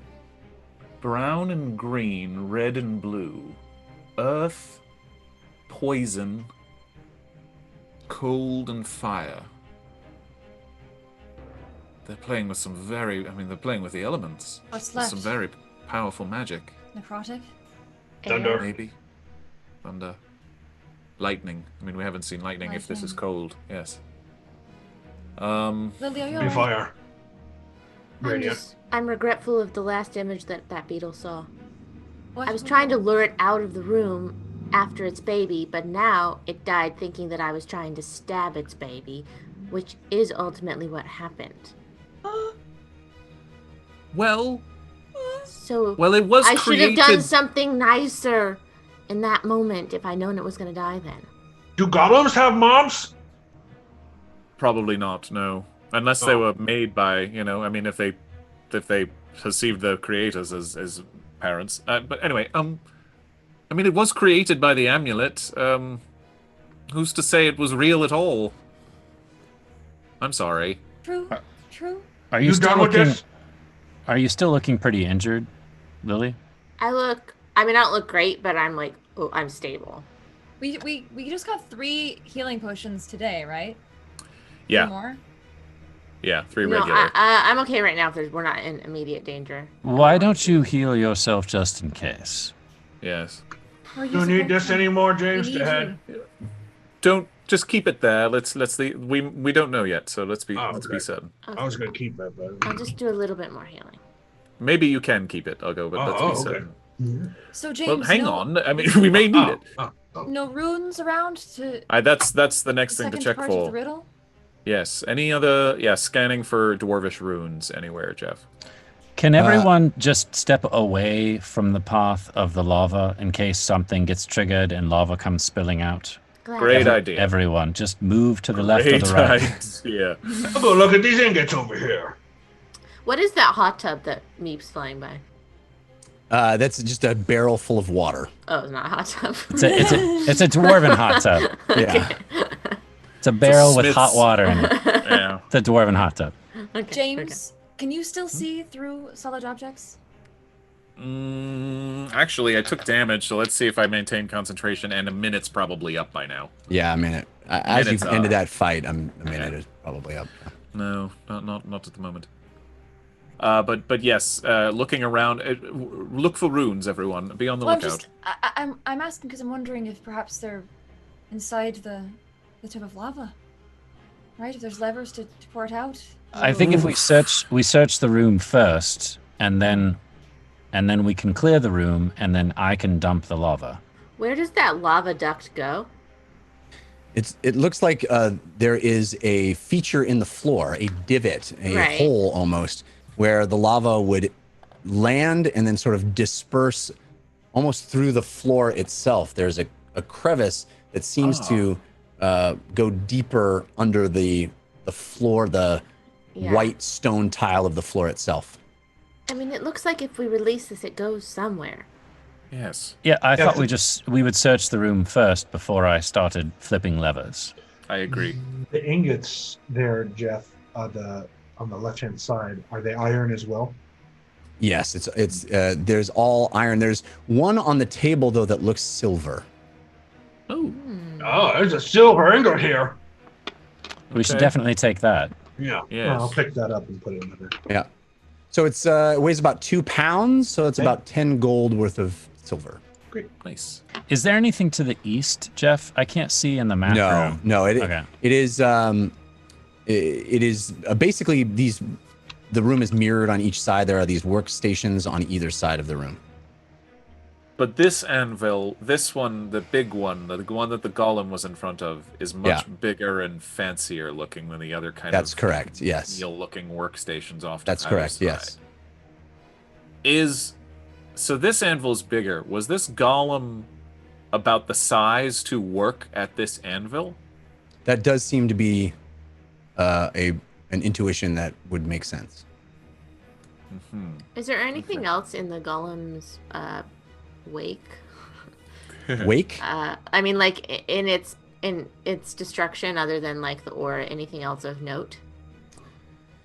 No, I think that I'm confused what you're asking exactly, but there's nothing. Just like we took the thing out of its head, but like when its body kind of fell apart, there was nothing else of like. No. In a similar way that the other golem, it just seemed like this iron construction that was animated in some incredible way, and that animation ceased once you plucked that ore from a chamber inside it.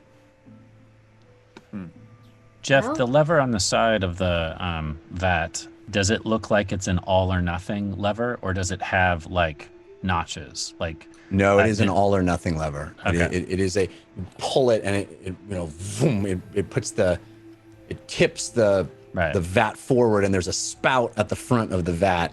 It is clearly designed to be in two positions: position 1 upright, or position 2 90 degrees forward. That spout looks like a high wall spout, Jeff. So like, it's the spout of the thing itself is designed to slow the flow. Correct. Okay.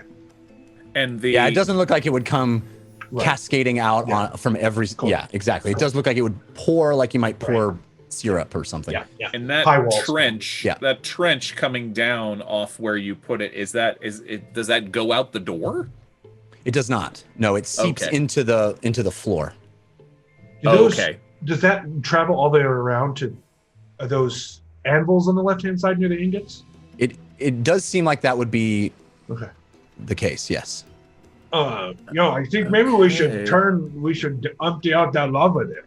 Yeah, all right, everyone. Should we all be in the room, or should we all be out of the room? We could just all go back by where the thing is, where Civ is. We should be fine. Okay. Oh, that's right. So is everyone clearing out of the way? Do you want me to stay with you? I'll go on the other side. I think we're all going where Civ is. Okay. All right. And I'll go on the other side with the other lever. All right, if we need fast teleportation. Okay. So everybody except Uggo is where Civ is, and Uggo stands on the other side. There's a giant lever on each of those sides. Are you both pulling it, or just one? Can I see him, or do we have to do this verbally? Like, I'll do 1, 2, 3. You'd have Count to do it down. It'd be difficult to see each other. Yeah, it is Right. enormous. For audio listeners, it is an enormous vat of lava fed by these incredible aqueducts that move through the entire building. They empty out here, and it's giant. It's got to be 5, 10, 15, 20, 25 feet across. It is enormous. Okay, 3, 2, 1, go. Yeah, flip it. And each of you pull the lever. It's extraordinary. This thing must weigh an incredible amount, and yet it moves so smoothly, as if it is counterlevered in some mysterious way to make the movement, the control that you have over moving this down, so it does not empty violently. It does not crash. You both move it in unison, and it lowers down, and lava starts moving slowly through that spigot, that spout at the front, and pouring in a long, glowing stream of molten lava into this receptacle, into this hole, this divot in the stone floor. And as it fills up, it begins to move along the groove that empties out from that divot. And that groove, you can see this line of glowing, hot, molten rock lead trailing through between stones, between these polished white stones, illuminating the whole room, heating the floor. You can actually even feel it under your feet. The floor itself starts to have a kind of a warm glow. And as it seeps down, it moves throughout the sides of the room, filling up each of those grooves on the west and east ends of the room, emptying up in little troughs next to each individual of the workstations on both the left-hand side and the right-hand side of the room. And it also moves around trails to that anvil, that larger anvil that you were looking at, James. And as it starts to spiral around, weaving its way all the way around the circumference of the base of that anvil, the base of that anvil starts to glow as well. And runes start to illuminate on the side of it. And you see the anvil transform and look much like the anvil that you saw in the other room. Whoa! Glowing brightly, illuminated by the lava that kind of moves through it. Is it safe to walk over to it to inspect the runes? It seems so. The lava is all contained. It looks like this is all working as intended. The room now is this sort of bubbling workplace with these interconnected lines of molten magma that are, they're moved with intention through this space to funnel off into each specific workstation within this room. Civ and Ugo, I think you can return it to its regular place. Okay. And then I will walk over to the anvil and start looking at those there runes. All right. So you see, again, as you did the first time, a couplet, 2 lines of dwarven script. This one you look at and you're able to read based on your ability to read any text. It says, "Take a letter, one at a time, from each word that completes a..." Take a letter, one at a time, from each word that completes a... From each word that completes a rhyme. That's what I was gonna say. Poem.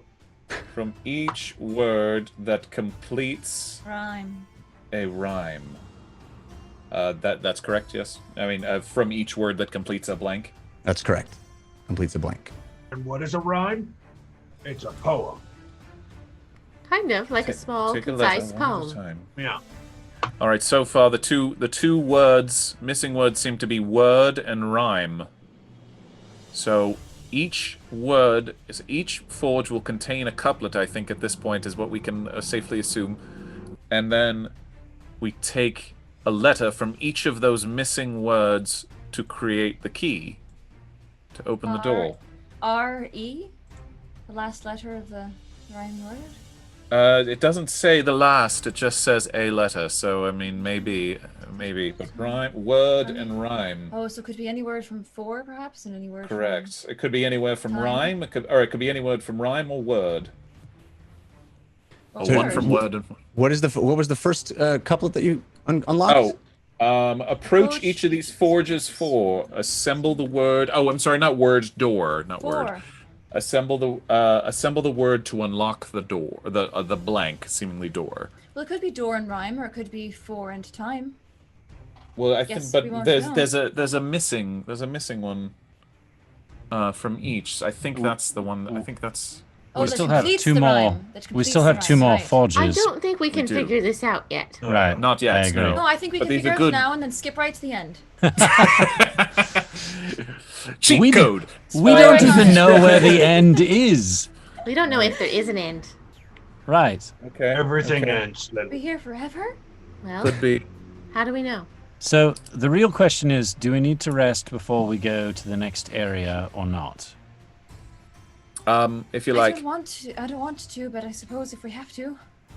Well, we could be casting some identifies. I don't think we should go to the other two forges until we rest, but we could go south to that area that's below this area that we're in right now.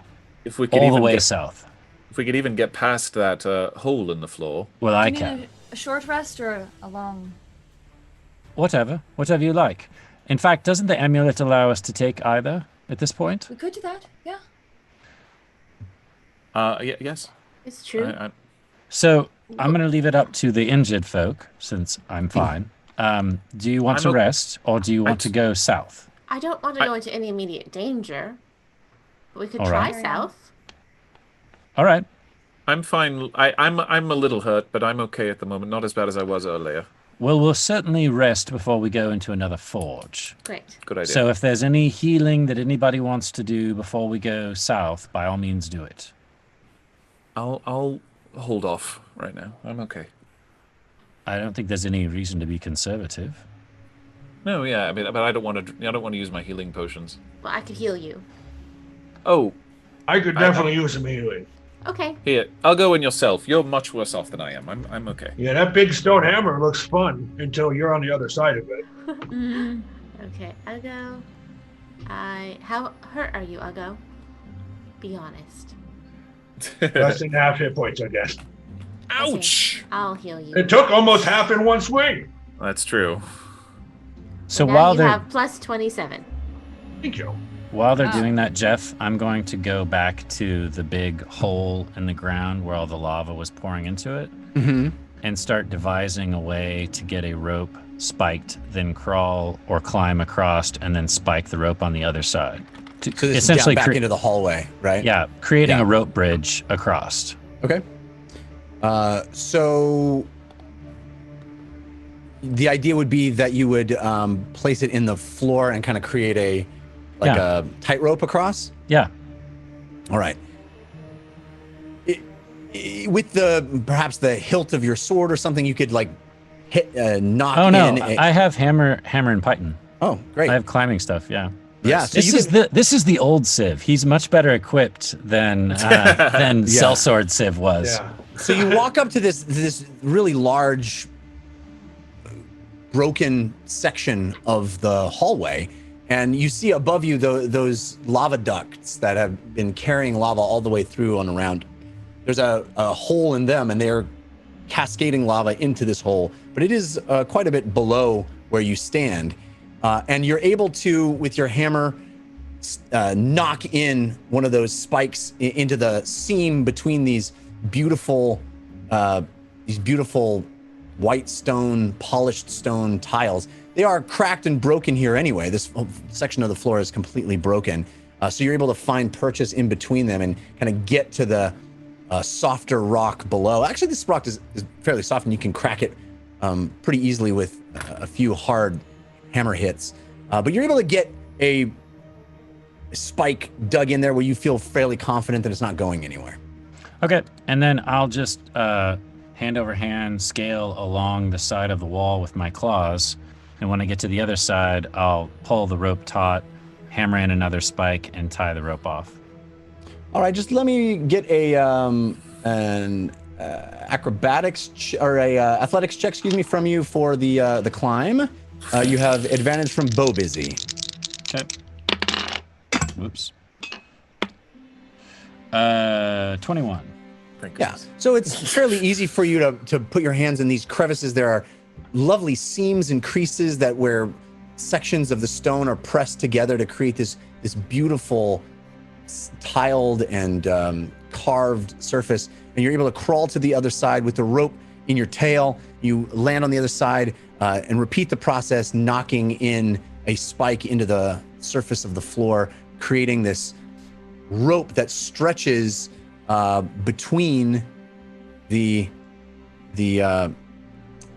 across the hole between these two cascading lava areas. Not between them, along one of the walls. Excuse me. Yes. Yeah. On one side. Yep. Yeah. I don't need to make it any more treacherous for them than I need to. So the idea like is, to, though. They're I like, might "Here, still I've made a thunderstep challenge." across. the I idea enjoy is that. that they can step across the rope while placing their hands on the wall Right. to balance themselves. Yeah. So it's like a rope bridge for beginners. Jeff, when we're in the other room, I'm gonna wait as people start to leave, and then I'm gonna pull Fahima back when people start to leave to Okay. follow Sev. Come on, Uggo. Yeah, okay. Fahima, I want to heal myself, and you said that this can make it double it. Yes, it should enhance your healing. How do I do it? You know when you cast a spell and you sort of... There's spells, how do you explain bonus action spells? You don't need to. I think it would be clear if you just told her to grasp the necklace and concentrate on the spell that she's about to cast, and it will infuse that spell with extra potency. And I assume that this is already attuned because I've had it for. Well, no, many you do long need to rests. spend a short rest concentrating on it to attune concentrating on it. Okay. Wait, so not you mean that she hasn't just sat there and pondered over this necklace for I've had it hours? for so long. I just assumed. Kissed it, smelled That's it. funny. I've concentrated. Come on. it. Yeah. Well, that's funny. With this knowledge, you tell me, Lily, have you the long time since Stranger's Fate that you've been wearing this necklace? Do you feel like you have thought about what it means and really made a connection to it? Take her to the secret room for this question. Yes. I mean, I definitely thought about it, but I don't know if 1,000 I'm times like, yes. to the level of attunement. I'm leaving this completely up to you. If you feel like you have I think maintained to be it. fair, it's not attuned. Okay, fair enough. How do I do that, Fahima? Do what? Cast it? How do I make it work? Okay. So actually what I will do before I do that is I'll cast Cure Wounds and realize that it doesn't double. Right. So I'll cast it on myself. Okay. It didn't feel any different. Well, usually items like do need to spend time with it, observing it, strengthening your relationship with it. Magical items, there's no sentience, of course, but you do need to have a connection with it. I mean, I have a connection with it. I've thought about it, but I really think about it. Well, maybe in a more arcane sense. I don't know that romantic feelings. Really don't think do about attunement, but it is called the necklace of the faithful heart. So I don't know. So part of me wonders if the love is what helped create this. Maybe. Siv's love for you, or your love for others, or for yourself. It's powerful. I guess. I don't know. I was nervous to use it for the first time, and I thought you knew how it worked better than I did. Abjuration spells rarely go wrong, so you don't have to worry. I guess it's the worst that happens is I heal myself too much. Right. It's okay. Well, it's beautiful anyway. Thanks. Let's go. Should I try this rope bridge? This seems okay, Civ. So I'm talking you through it. So this is what Okay. you're going to do, James. Okay. Don't look down. Whatever you do, you Right. feel the rope with your feet. If you need to take off your shoes, take off your shoes. Okay. Keep your hands along the wall, Okay. and either look directly in front of you at the wall where you're putting your hands, or look over at me. I'm going to be Okay. on this side. Uggo will be on the other side, and if you start to slip or fall, we'll grab you. All right. All right. And we won't drop you. If I just thunderstep, you wouldn't take it personally. No, it's fine. I'll try it. All right. James, roll me an athletics check with, or excuse me, we're gonna do dexterity. We're gonna do acrobatics Thank God. with advantage from A.G. McLeod. Thank you, Oh, A.G. you would McLeod. Get Oh yeah, advantage from the rope, yeah. anyways. Oh, you get advantage on the rope, yeah.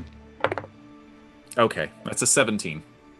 Yeah. I think you would get advantage from climbing a rope, maybe not walking across it. But yeah, you managed to put your hands on the wall, and you feel with your feet inching ever farther along this wall, and you get all the way to the other side. The heat of the lava cascading over the top and behind you into this pit below is a bit disconcerting, but you manage to make it all the way safely.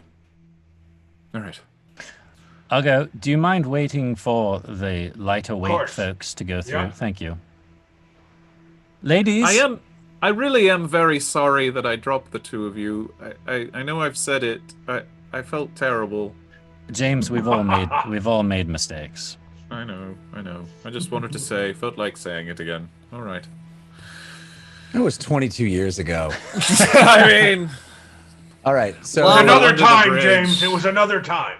Lily, you have advantage from Cosmic Lord 09 on your acrobatics check, and Fahima, you have advantage from Don't Hate Fahima on yours. Okay. Thank you. Acrobatics. Thank you, So advantage. just a high school ropes course. Yeah, no problem. 15. 15. Okay, Lily? Dirty 20. All right, Oops. so both of you managed to get across, inching your way, just as James had done, feeling that heat of the lava behind you and above you, and below you, for that matter. But you managed to scurry across the surface of the wall and make it to the other side safely. The good news is that this area should be pretty safe once we clear it out. Knock on everything. Yes. Knock on stone. And I'm going to, on that note, I'm going to stealth up with my bow and arrow nocked to whatever is down this corridor. I just Come on, realized that there's two other doors over there that we maybe should have gone and looked at.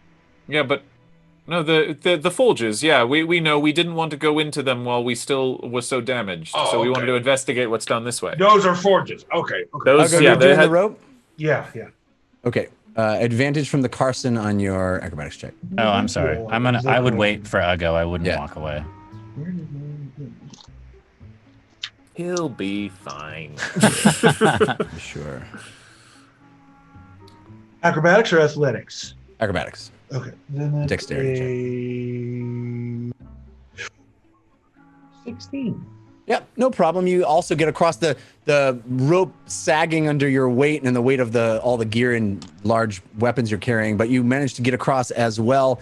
All of you on this side. And now that you're on this side, you notice something that was hard to see before you got this deep into the room, and that is there is another stairwell to your left right now, which is to the east part of the room, kind of underneath an overhang. It was hard to see it around the corner, and it is hard for us to see it on the map, perhaps, but there is a stairwell to the east part of the room underneath this big black area. So if you immediately would walk to the east, there is a stairwell that would lead upstairs. And that's the same size door as the one when we found the rubble in the chest? Yes. Well, yeah, it's not even a door. It's just an open stairwell. Oh, okay. I will stealth up said stairs. Okay, roll me a stealth check. You have advantage from Baron Bojangle. I'm maintaining Hold us 30 back. feet from... And to be clear, there is also another larger door straight ahead at the end of this hall.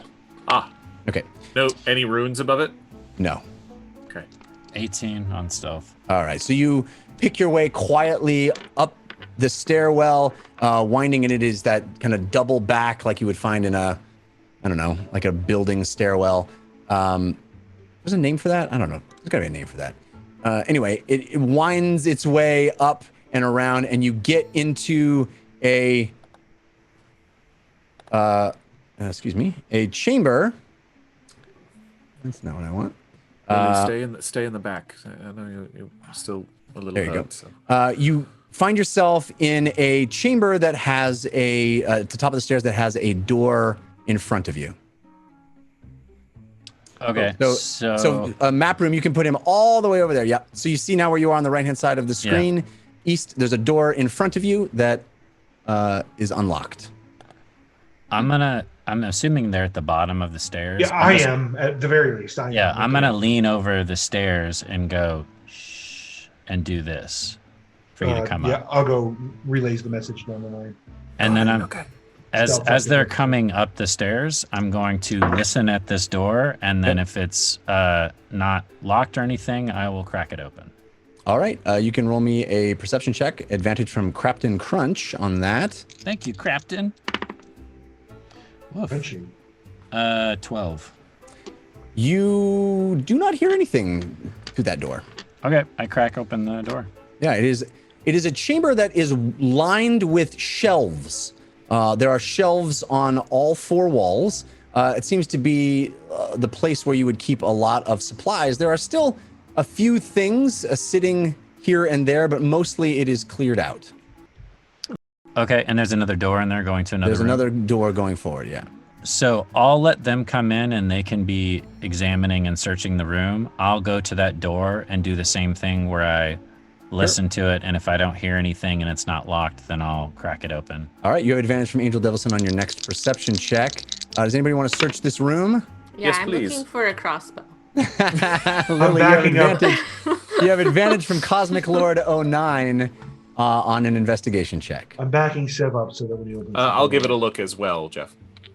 Okay. 24. James, you have advantage from AG McLeod. 24, you hear nothing through that door. Okay. Open. Lily, you are, what did you roll? 17. Yeah, you 12. were able to find a very useful box that looks almost like a box of bandages and sort of like an emergency first aid kit. Oh. And This is it cool. actually, you recognize its usefulness. It would give a +2 to any medicine check.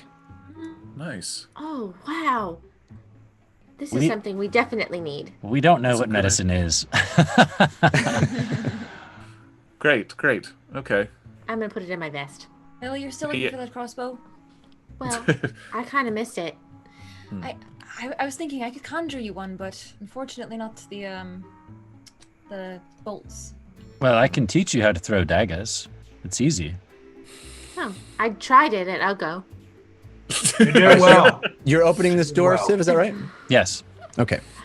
So you open the door and you find a very interesting room indeed.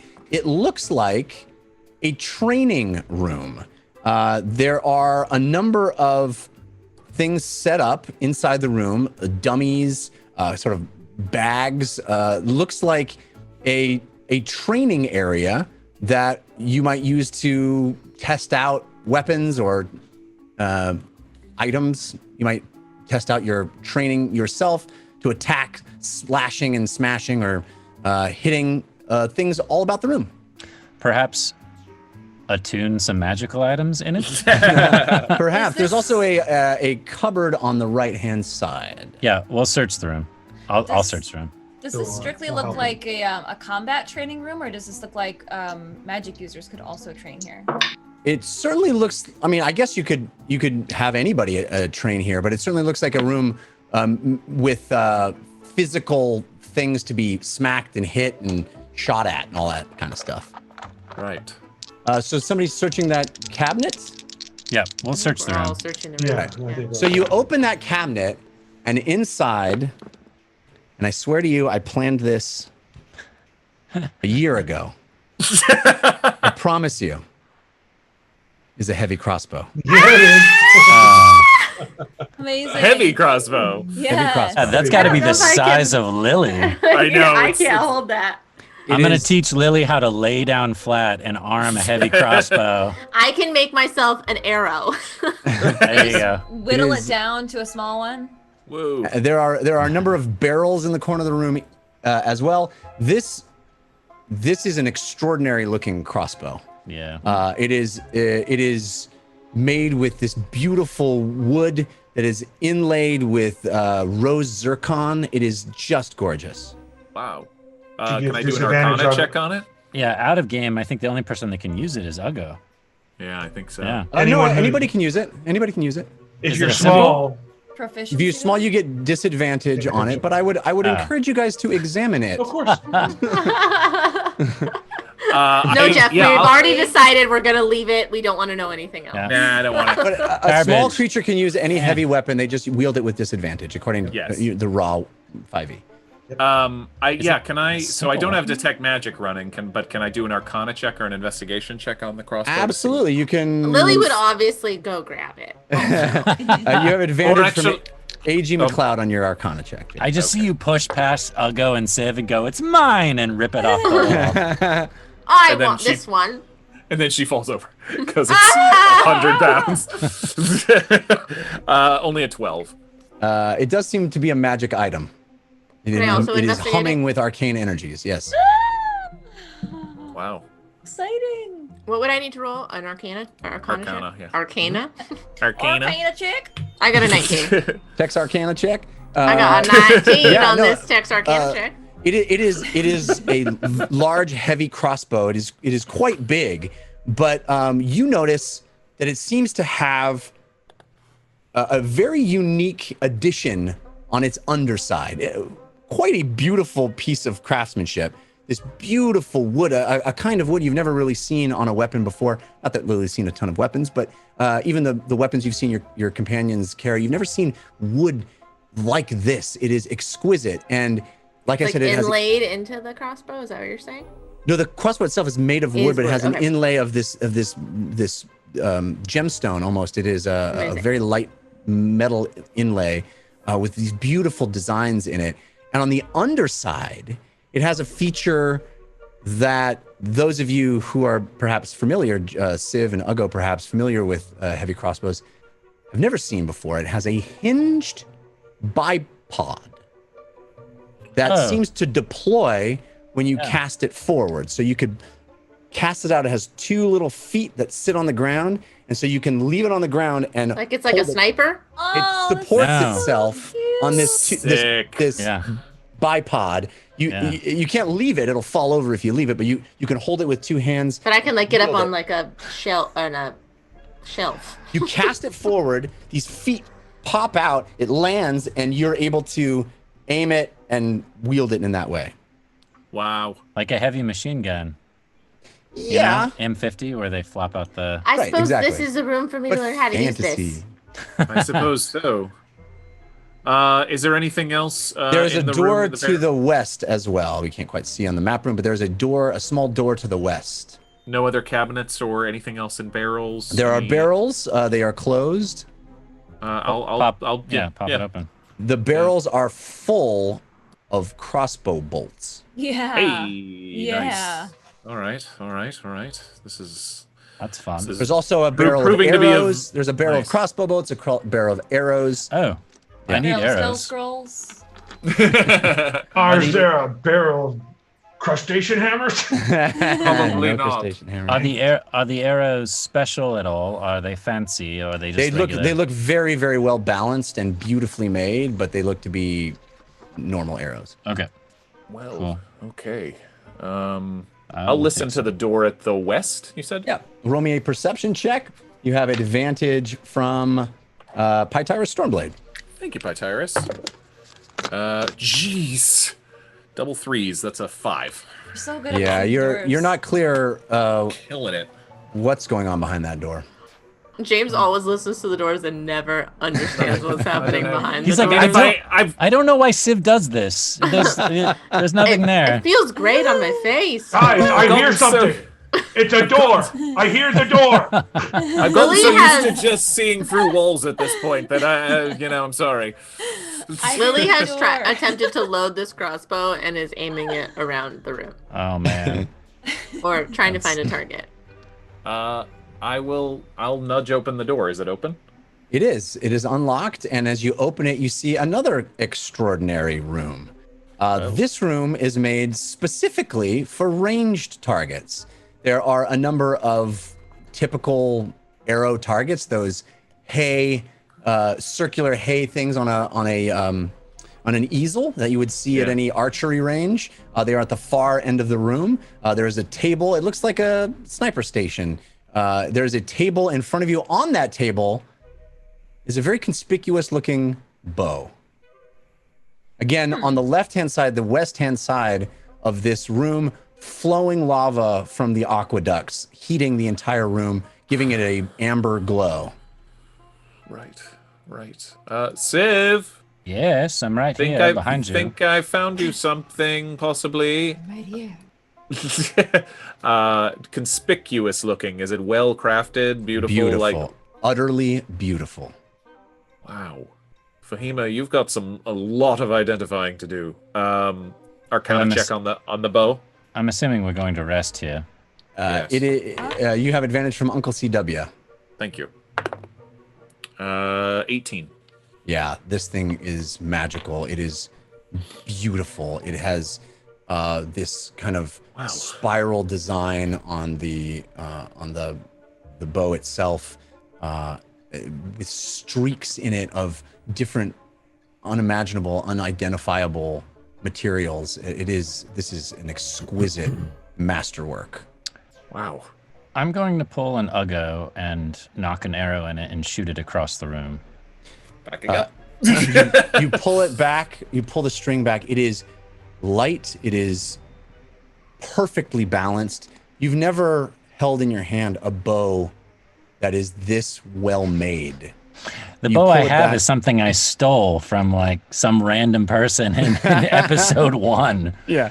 You got it from a kobold in a cave somewhere. Yeah. But I mean, this one is clearly a finely tuned, finely balanced compound. You know, it's just exquisite.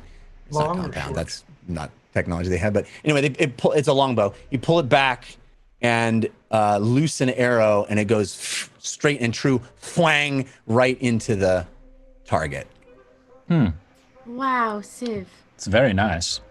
That is the bow you should have. It's going to take me some time to learn how to fire it, I'm afraid. I'm used to this. And I hold up my short bow, and it's probably like half the size of the other bow.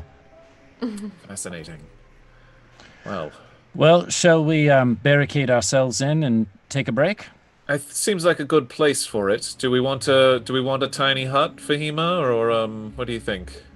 Just to be safe? Forward, you may need to forfeit your fortune. I know, I've been thinking that too, eh? Don't get too attached. Right. Never. We'll see. We can do the hut. The only thing I'm really attached to is all of you. Hopefully we don't have to forfeit that. Ditto. And also this hammer. Right. Well, we have plenty of things to choose from if that ends up being the case. Well, if we're gonna tiny hut, then no one needs to keep watch, and we can all rest. Yes. Yes. Well, Yes, I'm definitely. going to be playing with all of these toys now that we have them. Yes, but Go last in the also line of identifying then. So you can go last in the line of identifying. I'm playing with all of them. The shield, Right. the dagger, The shield, everything. the dagger, the ring we already did, the crossbow, and the longbow. This is probably the most childlike you've ever seen, Civ. He's probably sitting down with all of them in front of him, and I'm going to play with that next, and then that, and then... There is a door behind you as well, just to be clear about that. I don't know if you noticed Oh, that. I didn't know There's a that. door. I said it. I was like, there's a door right there. Go! Let's be Yeah. certain then. Let's Let's make sure we're look in not there in any first. trouble. James, do you want to Okay. listen at the door? You go ahead. Okay. Fahima will quickly... hasn't bitten me yet. All right.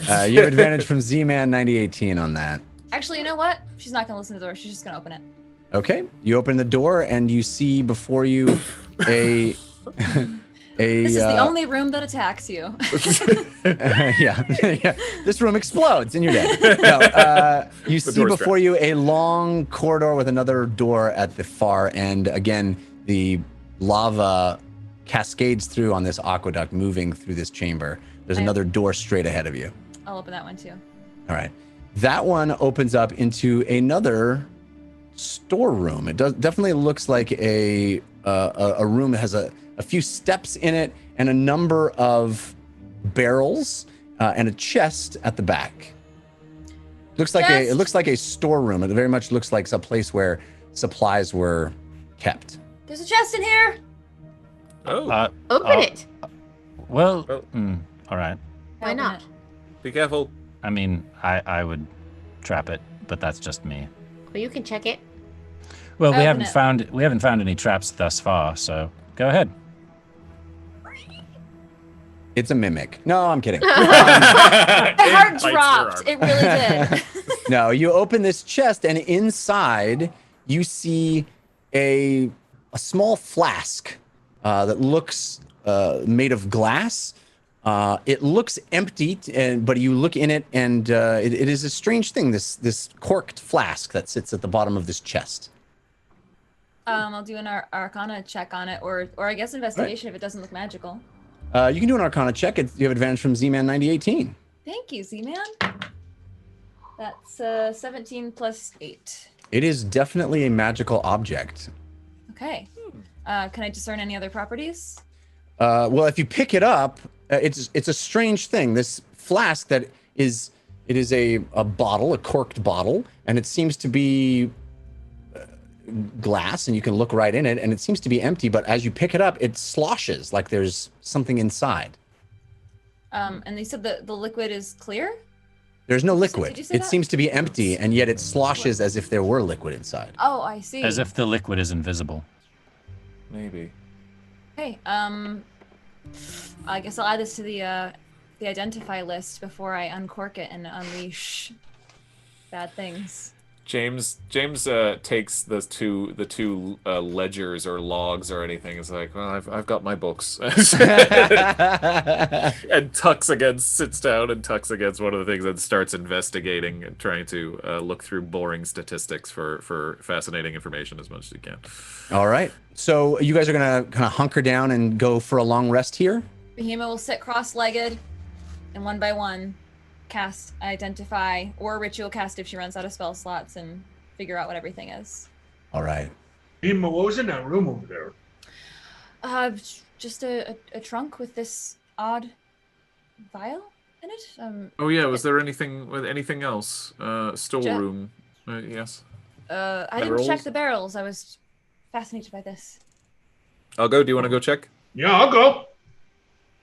I'll go. If you go in and crack any of the barrels, all of them seem to be casks of water. Oh. Huh. But does it look like it's clean water or just very old water? It does look like it's clean water. Yeah, I mean, it does look very old, but it does look like it is. It doesn't will look it's fill particularly my canteen. contaminated. I'll fill my water bag, Okay. my water bladder, or whatever it's called. And there's water in here if you need any. I'll go. It might not Yes. be water. It might not be water. Can you bring one to me, please? Yeah, I'll bring you one. It comes in as he's drinking it. All The right. water. I'll go. It's refreshing. It has a strange taste. You know, it is standing still water that's been there quite a long time. Okay, it is. So it water. feels a little It's a strange little in your mouth. stale. It tastes Yeah. a little stale. But it's refreshing good. and it goes down easy. It's strangely being in a place that is full of lava and heat. It is strangely cool to your palate. It's So important to stay hydrated. Yeah. Especially you when you do guys- as many push-ups as I do. are you doing a tiny hut, FEMA, or is it just identifying? I will do the tiny hut first, and then Okay. it lasts 8 hours. It does. I guess I'll identify first, then just we have the full 8 hours in the hut. All right. Well, when you create the hut around your companions and hunker down here in the dwarven fortress of the four former forges, that is where we're going to end tonight. But first, Oh no. let's identify Oh, yeah, some okay. items. Oh. Yay. Over the course of this restful period, as a new item is handed to Fahima, and she is concentrating on it, connecting with the arcane energies that are infused with it, using her pearl as a material component, it draws forth information, and that information forms like a beautiful mind in front of you, Fahima. You learn about all of these over the course of minutes and hours that pass. The rest of you hunkering down, feeding yourselves, having rations, taking some rest. What you learn, well, why don't you tell me what order you'd like to learn about these? Crossbow. Yep. Oh, Crossbow? actually, yeah. Let's list them. Actually, we have a dagger. a Dagger, crossbow, shield, yeah. shield, Crossbow, longbow, flask. longbow, and a flask. And medical kit. Okay. Did we think that was magical or no? You did not get any particular magical reading from the kit, but it does give you a +2 to a medical check should you need to. All right. Nice. So dragon tooth dagger. All right. So you connect to the dragon tooth dagger and the information that flows from it. You realize it is named Dragon Hunter's Bite. This is a dagger that cool. requires attunement. You gain a +1 bonus to attack rolls and damage rolls you make with this weapon.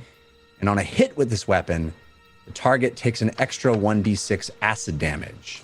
It has a feature. Wow. Yes, acid damage. It has a feature called Draconic Potency.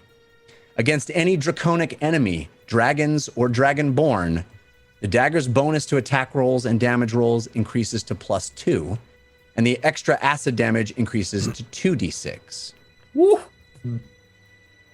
Nasty. That is Dragon's Hunter's Bite. Could have used that another time. Yeah, really. What is the next item you'd like to have identified? Crossbow. Lily's crossbow. The crossbow is heavy and large. Lily hands it to you and you place it in your lap as you sit cross-legged, and you commune with it, looking at the exquisite craftsmanship on this heavy crossbow. It is called, and again, I promise, I made this before I knew that Lily was into crossbows. It is called the surgical crossbow. It requires attunement. It features an ingenious dwarven modification, a bipod, which can extend from the bottom of the crossbow when readied, which allows small creatures to fire it without penalty. Nice. You gain a +1 bonus to attack and damage rolls made with the crossbow. Before shooting the crossbow, you may turn any non-magical bolt, a single non-magical bolt loaded in the weapon, into a healing bolt as a bonus action. You do not use the bolt. If you do not use the bolt within an hour after converting it, it refers back to its normal state. What? When struck with the healing bolt, the target takes damage as usual, as normal, but then heals a number of hit points equal to 4d10 plus 4. Whoa! You cannot shoot another healing bolt from the crossbow until you complete a long rest. Dang. So it serves as a normal heavy crossbow, which deals 1d10 damage, but it has a +1 to damage and attack rolls. Yeah. And it still does that damage when you shoot the healing bolt, but then it heals for 4d10 plus 4. So you could accidentally knock someone out before Yes. you're able to heal them. Yes, you could. Yeah, that is the surgical crossbow. What is the next item you'd like to identify? Shield, please. The shield. Again, this heater, this beautiful shaped shield with dwarven runes imprinted on the front, pressed into the very metal itself. This is the shield of absorption. It requires attunement. While this shield is attuned and wielded, you may activate it as a reaction whenever you take a specific type of damage: acid, cold, fire, force, lightning, necrotic, poison, radiant, or thunder. You have resistance to the damage that activated the shield and all damage of that type until the start of your next turn. In addition, the next attack blocked by the shield causes a discharge, delivering 1d6 damage to the attacker of the triggering damage type. After it is activated, the shield is no longer attuned and becomes non-magical. Okay. Wait, So it becomes a normal shield, and you have to reattune with it to get that feature. Okay. So Pretty good. this, even if you get hit with a ranged attack, this will. As a reaction, that ranged attack, not piercing, not slashing, not bludgeoning. It has to be one of the damage types I just listed, and I'll email you guys all this stuff. Yeah. Oh, great. If you until then your next turn you become resistant to that, and the next time you block an attack that is an attack falls below your AC with the shield, the +2 to the shield, you will then discharge that damage type as 1d6. Amazing. All right, what's next? Longbow. The longbow. You place this gorgeous shield in your gorgeous longbow in your lap. It is unbelievably well balanced. You can feel it. You're not even somebody that uses bows, but you can feel how you can hold it with one finger and it balances. It's extraordinary. The string taut, the features in it so exquisite. The name of this item is Murmur. Ooh. It requires attunement. It's a magical bow that grants +1 bonus to attack and damage rolls. You can aim your bow at any person, and if you are aiming your bow at them, you can communicate telepathically with any willing creature you can see within 30 feet. Cool. While you are hidden or invisible, your attacks with this weapon deal psychic damage instead of any other kind of damage they would deal. Woo! As a bonus action, you can roll a DC 15 concentration check. If you succeed, attacks you make this round do not end your invisibility or reveal your position, if they otherwise would. If you fail, you can choose not to make an attack. Sick. So maintaining. That's very cool. Wow. That's awesome. That's Murmur. Very cool. And just the flask, I think, is the last one. Yep. Yeah. You hold this flask. It's strange. It seems to be empty, and yet it sloshes and has weight like water. This is the decanter of endless water. Huh. You'll find this one in the DM handbook. Yeah. That's, Nice. that's an old school one. Yeah. Yes, it is. It's a stoppered flask that sloshes when shaken as if it contains water, and it weighs 2 pounds. Once per day, you may use an action to remove the stopper and speak one of 3 command words, whereupon an amount of fresh water or salt water, your choice, pours out of the flask. The water stops pouring at the start of your next turn. Choose from the following options. Stream produces 1 gallon of water. Fountain produces 5 gallons of water. Geyser produces 30 gallons of water that gushes forth in a geyser 30 feet long and 1 foot wide. It's a bonus action. While holding the decanter, you can aim the geyser at a creature you see within 30 feet of you. The target must succeed on a DC 13 strength saving throw or take 1d4 bludgeoning damage and fall prone. Instead of a creature, Amazing. you can target an object that isn't being worn or carried and that weighs no more than 200 pounds. The object is either knocked over or pushed up to 15 feet away from you. Wow. So, quick question about that one, game mechanics wise, Jeff. If there's 2 people standing in a line and you geyser them, is it just the first person or is it both people? I think we would deal with that on a case by case, but Okay. I think it generally would be the first person. Okay. Very cool. I'm scared why we need all this stuff. Yeah. So, this is where we No end comment. tonight. This is where we end tonight. The heroes. Does she have time to go look at the ring? Is there anything that special about the ring above and beyond what she already found out the first time she cast Identify? It certainly seems to be a very, very powerful item that perhaps your level of arcane knowledge only scrapes the surface at what it's actually capable of. But to your level, it behaves in the way that I outlined. And the name of it is Ring of Explosion? Exploding Right? ring is what Exploding Ring. Okay. Wow. So here we are at the end of the episode. The Heroes of Bingle have an arsenal, a new arsenal at their disposal. Wow. We are finding more. We have 2 couplets that we've revealed by going to 2 forges. There's lots more in the dwarven fortress of the 4 former forges. So stay tuned next week as we find out what's behind the next doors, what's waiting in this very large, complex building that the dwarves created many hundreds of years ago, and no one has set foot in for 300 years. I want to thank some folks. Oh, we actually got a Force of Good card, so let's do that before Oh my we goodness. leave. A Force One of more. Good card was triggered, so let's episode that keeps take on a look giving. at it. I know, right? This Force of Good card was submitted by Cosmic Lord 09. This is called Together with Our Hellish Hate. When Uggo rages, the effects can be shared with the rest of the party for 1 round, affording them all the Nice. benefits and restrictions of rage. Oh, that's Nice. Oh, Oh, I love that. I just see us raging and then all just wailing on the same poor bastard. That's gonna be the fight we're in with a rat. That's amazing. All right, so that's the end of this episode. I want to thank some folks that gave us love, that unlocked that card and all the cards that we've experienced so far tonight. Tiger Lily, Atheist Dad, Worst Impression, Lord Corwin, Omega, Bubblegummy, EC Miller 309, Nope, It Is Evil, 2O Mask, and others. Thank you all for all the extraordinary love and support that you show us.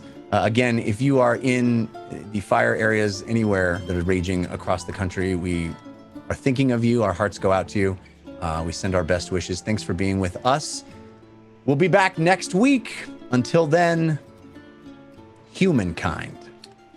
Be both. Be both. Both. All right.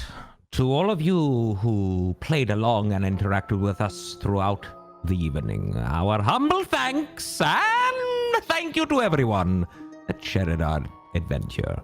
Hashtag the dungeon run. Tell a friend, okay? Just do it. Tell them. Why not, right? What could hurt? Tell a friend. They might love the show. They might like the show or love it more than you do. No, Milo, they won't love it more than you, okay? Why are you not even in bed? It's way past your bedtime. Unbelievable. Oh, and yes, we are keeping the force card progress and carrying it over to the beginning of the next episode. All of your love balloons and potatoes will count, so don't you worry. And be sure to join us live next Wednesday at 6 p.m. Pacific right here at caffeine.tv/The Dungeon Run. As The Dungeon Run continues, and do click the star to follow the channel to get live notifications. Until next week, may the dice roll in your favor.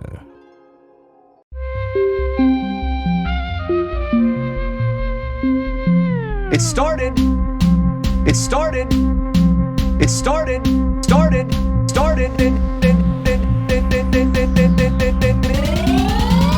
As a simple dungeon run.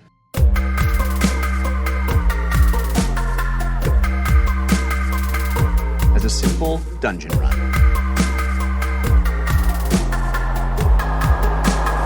Let the dice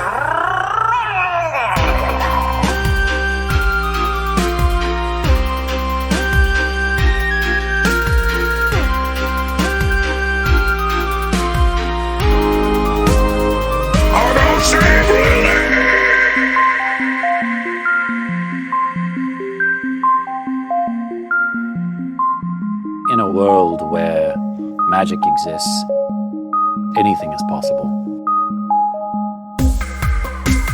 Ah, life is pain.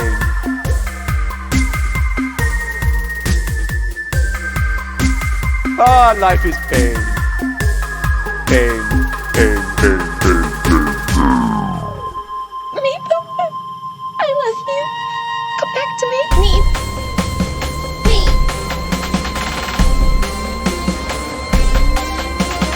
Meep. Meep. Meep. Meep. Meep. Meep. Meep. Meep. Meep. Meep. Meep. Meep. Meep. Meep. Meep.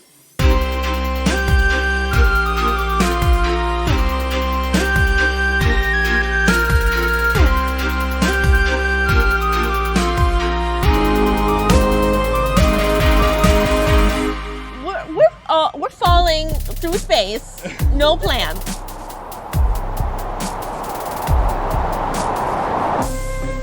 The island of Bingle is safe once again.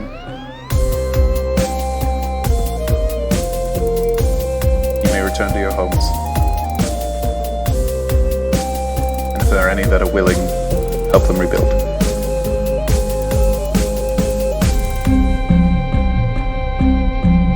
Humankind. Be both.